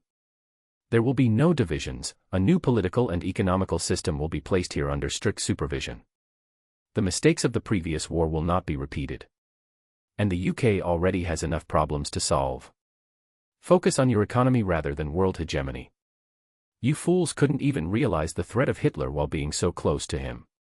Without any worries or care, he reprimanded and shamed them. He could afford to do this as he represented peak ultimate strength in the world. And besides, he had no wish to keep a good face with the Soviets. The Cold War was inevitable, as it was a war of capitalism versus communism. And he won't let Germany be divided this time either. There shall be no Berlin Wall. Many poor souls would otherwise face Soviet harassment. Not to mention, the Soviet Union, France, and Italy are going to use the German prisoner of war, aka the entire German army, as forced free labor to build back up. Many of these prisoners will face torture and will be killed. The Soviet Union would even starve them up, as feeding them was going to seem like a loss. It was majorly the SS that deserved all these cruelties, not the common German soldier, because like many other soldiers, they were trying to keep themselves and their families' stomachs fed. If you have any dissatisfaction, then speak up. He shut up and waited. Churchill stayed silent. He was yet to win the elections and had a deal with Hector. Stalin was okay with this too. This was his original intention anyway. Once he had a good firm grip on all these locations, he would extend Soviet influence. He was hoping for a lot of pushback in negotiations, but it came easy. Sadly for him, Hector was playing the double game. By giving the Soviets what they wanted in the short run, he was shutting them up. After this, he was going to make sure that all countries bordering USSR territories are pro-capitalist with not an ounce of communist ideologies alive anywhere. We have a deal, President Washington. I accept your terms. Now what do we do with Japan? Stalin changed the topic of discussion. Chapter 52. To Japan, Hector started, telling them his incomplete plan. Soviets only knew about the creation of the atomic bomb, they were not involved in it. Even the UK was not given much participation because they were too prone to be infiltrated by spies. There are two options and I shall lay them in front of you, gentlemen. Tell me which sounds good to you. The first plan is a full invasion of Japan. It will be bloody, we will lose millions of soldiers and the war will go on for many more years to come. The second plan is that I shall personally meet their emperor and try to persuade him in a friendly manner. He said, a big smile plastered on his face the whole time. Churchill choked on his tea as he heard friendly. He knew very well how friendly those muscular arms were. Stalin meanwhile had other ideas. He knew the war would cost a lot more, and due to the Indian subcontinent joining the Allies and providing immense manpower, northern China and Manchuria were already liberated, this only left Korea. So, there was no reason for the Soviets to fight anymore. Their war was with the Germans because they tried to invade, not with the Japanese. I agree with the second plan. If the president can convince that fool to surrender, this war can end with less bloodshed. However, the Soviet Union will not send any more manpower. We need to start rebuilding our destroyed homes. We can help with guns, ammunition, and the navy, however. The faster the world goes back to peace, the faster we can rebuild. Stalin gave his generic politician words. They didn't have much of a navy, so it was pointless help. They were starving themselves, so food was out of option. With the deal finalized, the meeting came to an end. They shook each other's hands and left. Hector appointed Eisenhower as the administrator of Germany and its previously occupied regions and headed back to the United States. It was November 5th, voting for the presidential elections was to be held the next day. The war was only over for the normal side of the world. Hydra was still going on and now was much more desperate than ever. Steve was having to work 10 times harder to stop all their evil plans. It was tough, but he didn't want to bring shame to his idol's name, the president. "What are you thinking, Steve?" Peggy, the official lover of Steve, caressed his manly face as they both lay in bed in a private tent. They had not done it, just cuddled in their clothes. They decided to do it after the war and start a family. "Nothing, just, is he going to win the election?" "I hope he does. I believe he can make sure more men like Hitler and Schmidt don't rise up." Steve muttered. She scoffed, "Ugh, you think about him every time you're not fighting, you make me feel jealous at this point. And of course, he's going to win. Did you see his photos in the papers?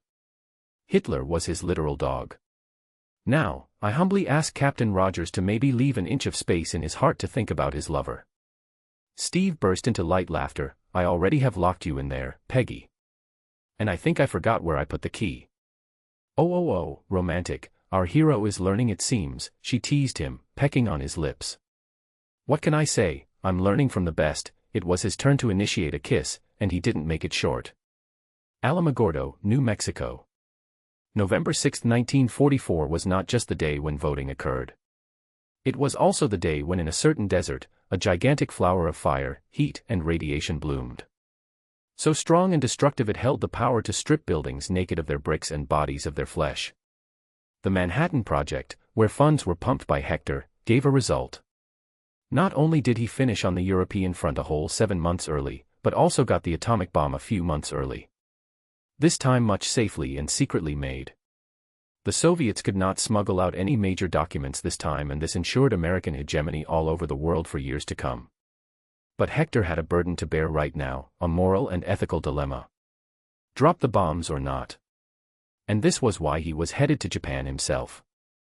At the same time, he announced that Captain Stephen Grant Rogers was going to be promoted to the rank of colonel for his impeccable service. But the codename will remain Captain America.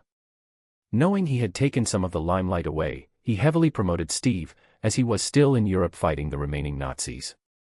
This made Steve's status rise to the same level as it would have if Hector was not here. Leaving the elections aside, Hector chaired a very important meeting on the same day. He, Roosevelt, Secretary of Defense, Logan, Mooney, General Phillips and some more generals participated in it. It was to decide what will be done with Japan now. The nukes were still under preparation, so they were not considered an option for now. But everyone did have it in mind. Everyone. I had asked General Patton to prepare a detailed report for me about the possibility of an invasion of Japan. "Let's hear him first," Hector voiced from his main chair. The meeting happened in his Oval Office itself. General Patton stood up from his chair and turned on the projector. "Thanks to General Douglas MacArthur, I was able to gather all the necessary data needed to make this report. Fellers, the Japanese Army and Navy are not to be trifled with. They are much more high-tech and experienced in all kinds of warfare than us. Before the US entered the World War, the UK was the most powerful power in the world and the Japanese just walked over them like nothing. They kicked the French out of their Asian colonies. They basically defeated the entire Europe all alone."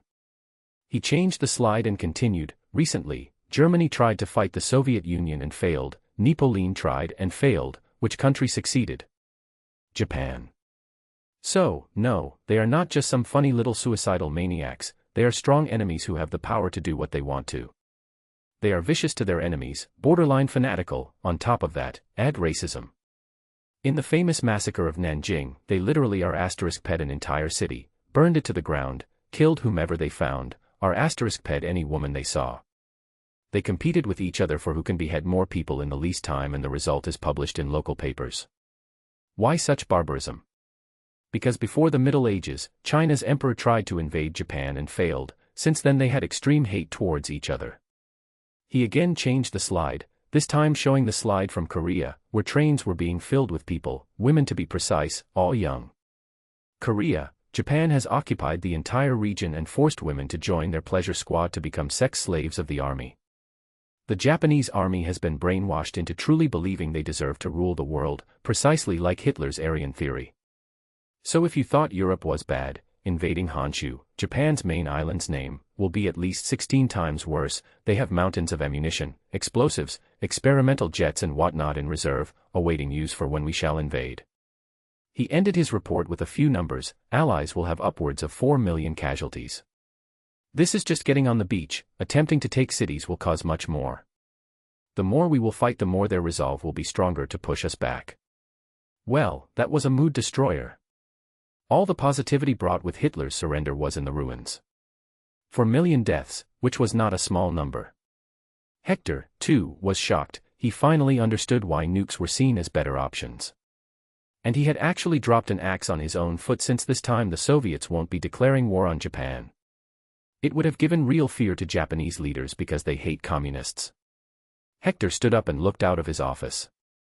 People were standing outside the boundaries of White House, trying to take a look at their beloved president. Sigh, and this is probably a conservative number. It's decided then, everyone. I will be heading to meet their so-called emperor. Will you kill him? Roosevelt asked. Hector quickly denied, that would be the most foolish thing I could do.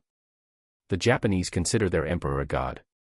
If I kill their god, it would only make him a martyr and in the process make the Japanese more fanatic and ferocious in their country's defense. No, I will have a good American talk with him, maybe a few slaps will do. Everyone chuckled at that. Patton, however, had something to add. Sir, let me warn you that if you go there, General MacArthur may create problems for you. His dreams have become too big. He wants to use the war to become the president, so he will feel threatened by you being there. He dares challenge the president's authority. That's just asking for a court-martial, Roosevelt growled. It seems not being the president was giving him much due rest, allowing him to get more energetic and healthy. He's challenging the chain of command then. Phillips added, he was by now promoted to lieutenant general. Come on, it's nothing. I will have a chat with him. But first, we need to secure the Pacific. The Philippines is still under Japanese control. We will first get that liberated, then I will head to Iwo Jima. It's a tough island to crack. I can help reduce our casualties by a lot.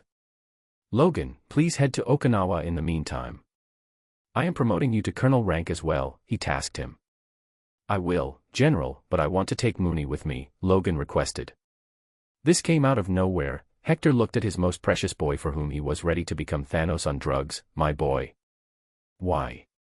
I like his company, he's my good friend, Logan replied. How fucking lonely are you, kid? Hector wondered in his head. But he asked Mooney, you want to go? Wagging his tail, he barked, conveying his words mentally, yes, Dad. We're both Wolfie brothers, we claw bad men down.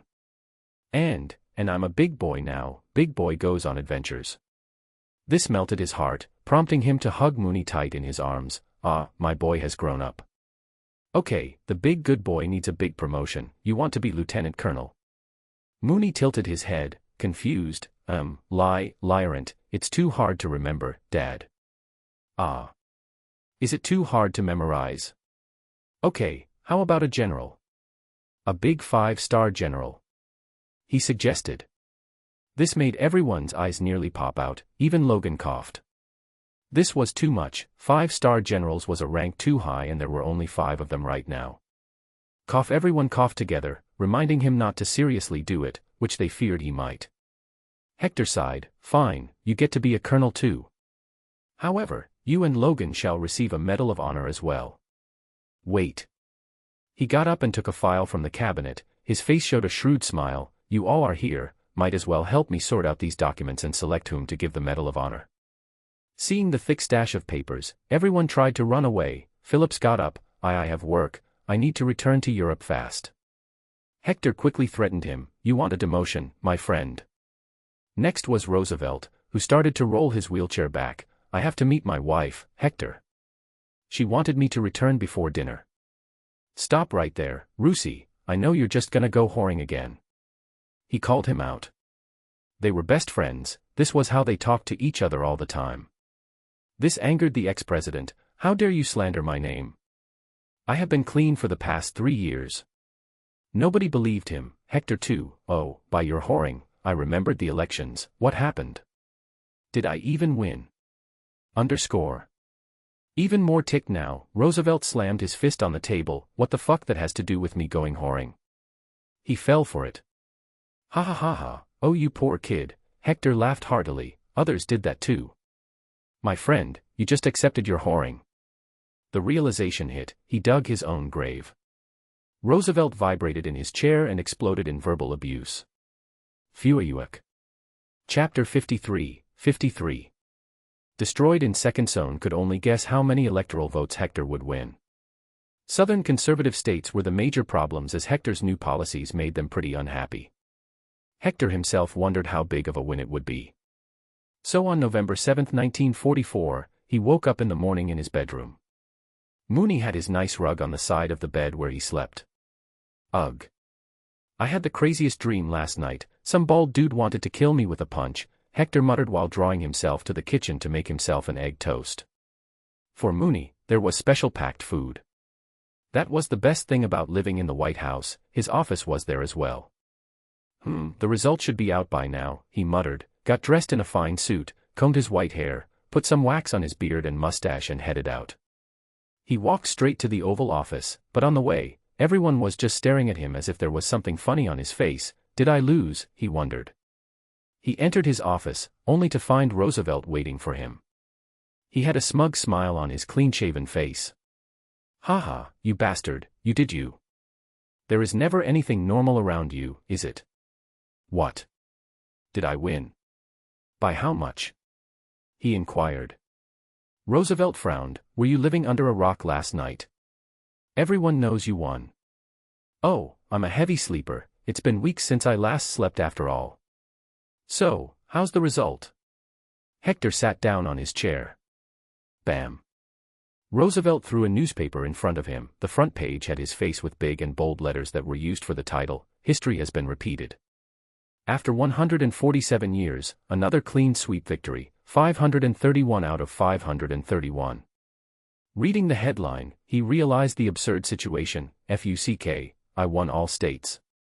Roosevelt nodded, unable to contain the excitement. Fuck yes indeed, you owe me a nice party now. Do you have any idea how big this is? The only other president to have won with a 100% majority has been George Washington, who won 69 out of 69 votes, and now it's you, another Washington.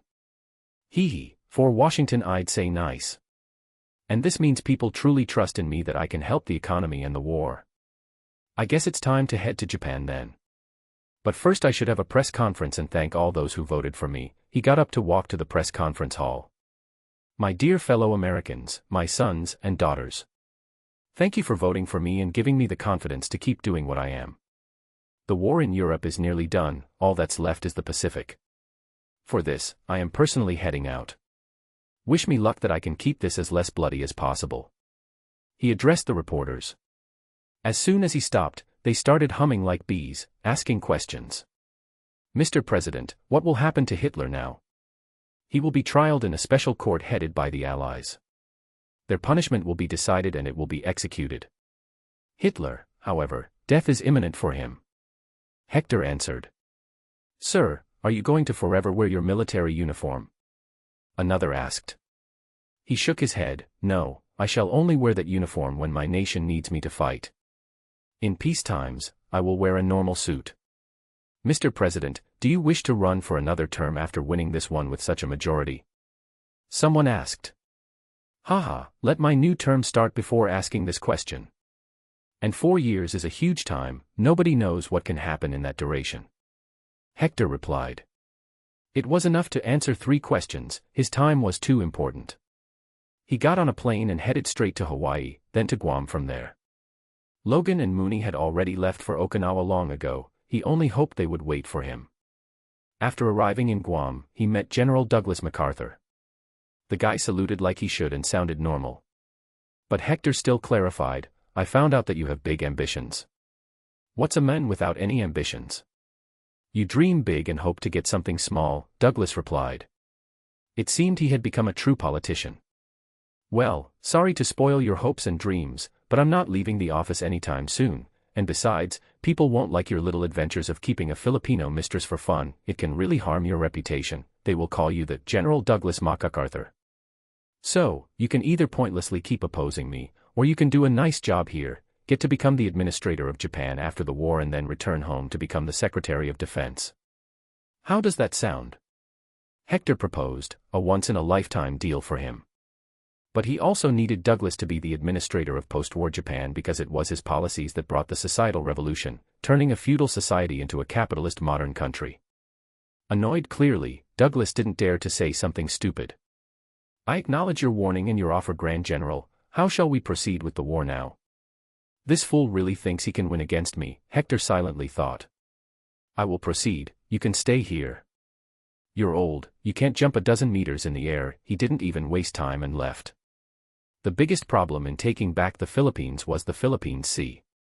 It was the enemy waters, not to mention the fiercest and the most dangerous battleship of Japan, the largest warship ever built. Yamato was here. With its superior firepower, it had stopped the Allies from moving ahead. He found Joachim Bierberg, a Navy admiral responsible here. Bring me as close to battleship Yamato as possible. I will take care of everything else. Prepare to storm the Philippines. We're going to head to Iwo Jima in 3 days. They did not waste a second. It was an order from the commander-in-chief and must be entertained.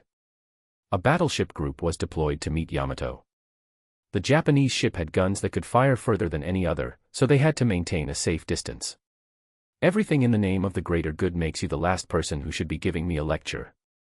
Not me, you are the one who draws her powers from the dark dimension, foolish woman. He paused for a second there, his fist pulled back, aiming at her face. Ancient One closed her eye in expectation, but this time it didn't hurt. Instead, Hector put his palm on her forehead. Going against what she thought, that today is her end, he let her go and walked back. He stood a few meters away from her, watching as she struggled to get up. She did not look okay at all.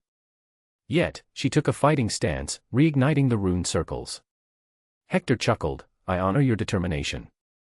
She silently stared at his proud face, confused why he let her go.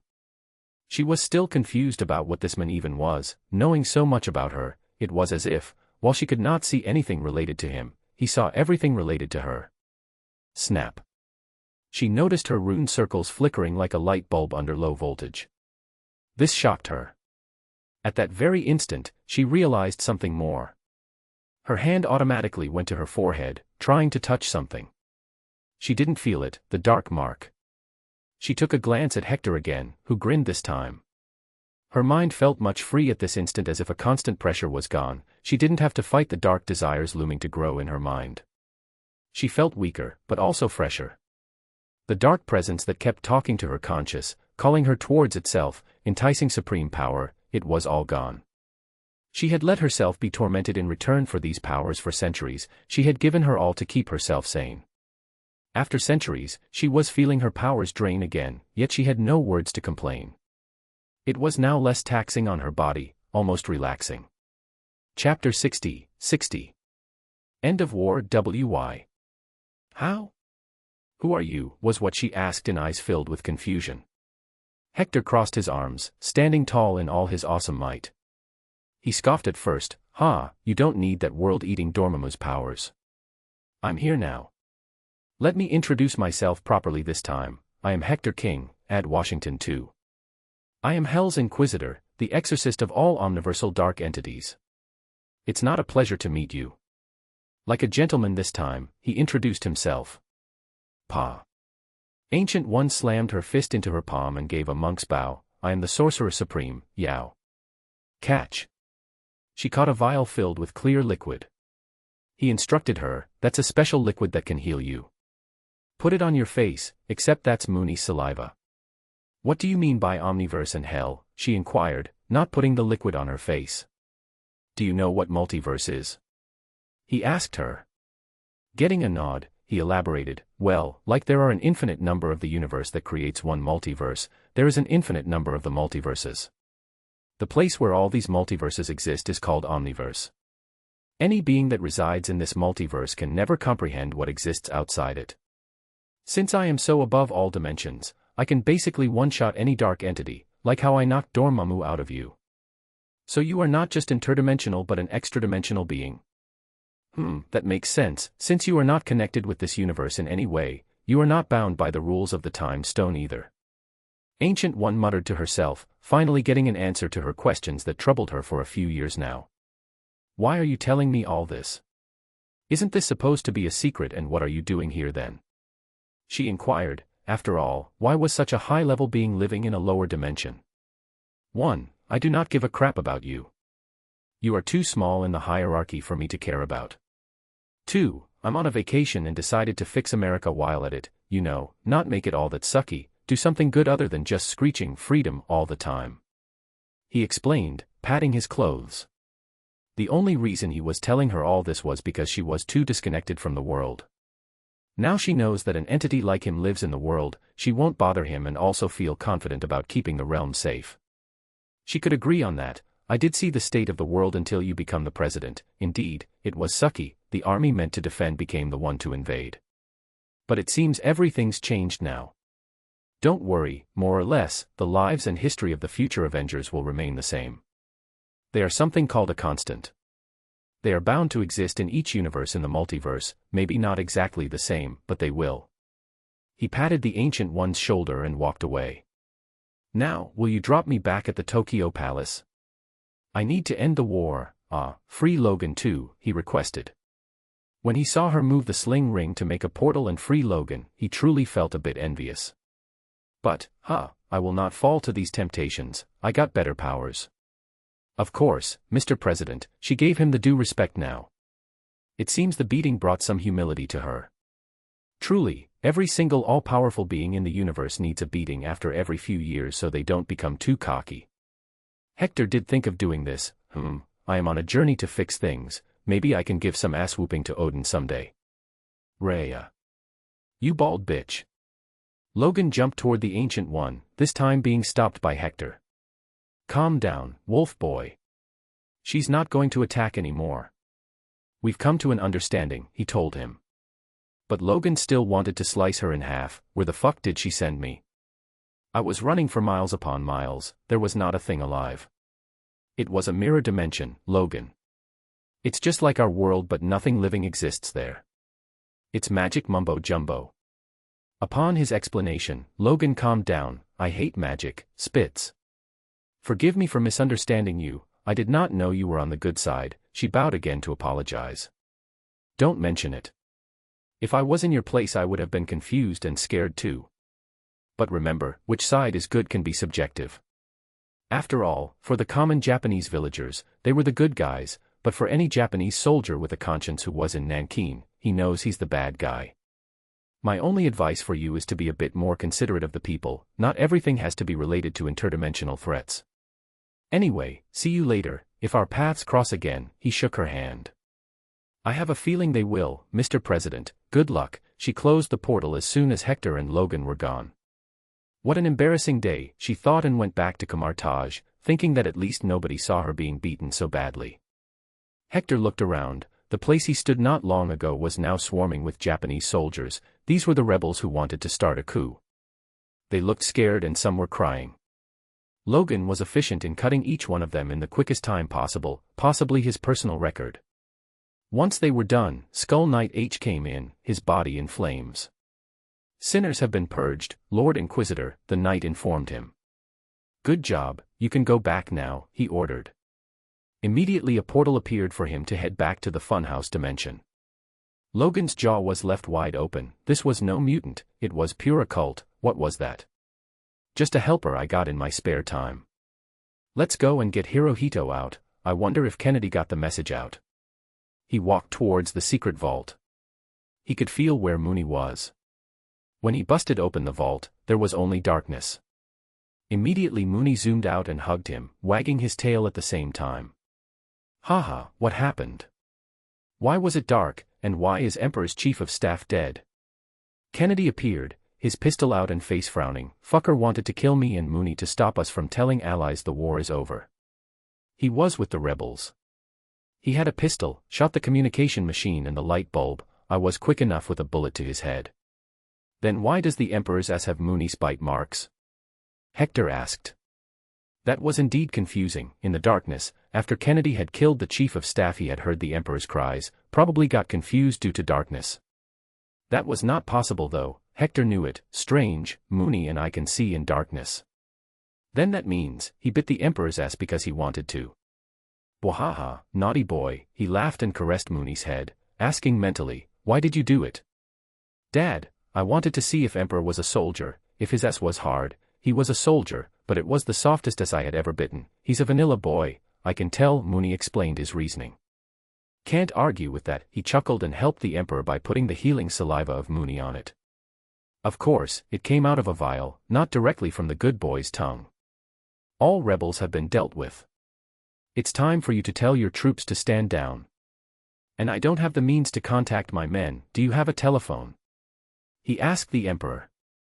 It is, in my office, Hirohito, now pretty traumatized, informed. So they headed straight to his office. Thankfully, the staff of the palace were not killed and they came to help. Not to mention, the true loyalist army also came. They saw the dead bodies of the rebels and felt confused as to who did it. By then, Hector was on the phone, talking with MacArthur. Yes, the Emperor is beside me, he has surrendered, the speech has been recorded, it shall be announced tomorrow. A coup was conducted by some army men here, it's thwarted, keep the men and ships ready to enter Tokyo Bay. After his command, Hirohito called a few generals he knew would listen to him. In all reality, all these generals were pretty happy to hear the Emperor accepted the terms since they knew it was a lost war. Just like that, officially, the war came to an end. The next day, January 12, 1945, Hirohito's pre-recorded message was broadcasted through the radio and then into the speaker system of all the major cities and towns. All the people stopped doing whatever they were and stood still to listen. By the end of the address, all those with normal brains understood that Japan had lost. This was a surrender.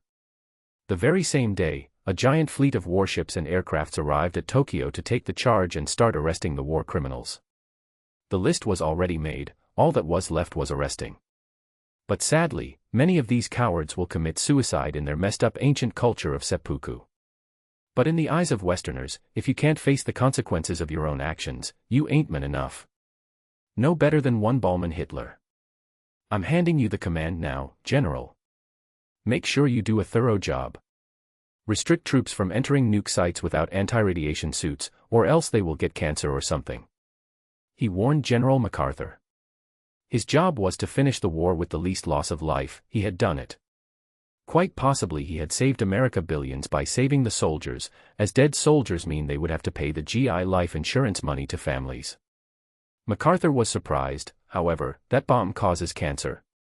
It's radiation, General, that's what radiation does. Anyway, a few people will be coming soon to see Nagasaki.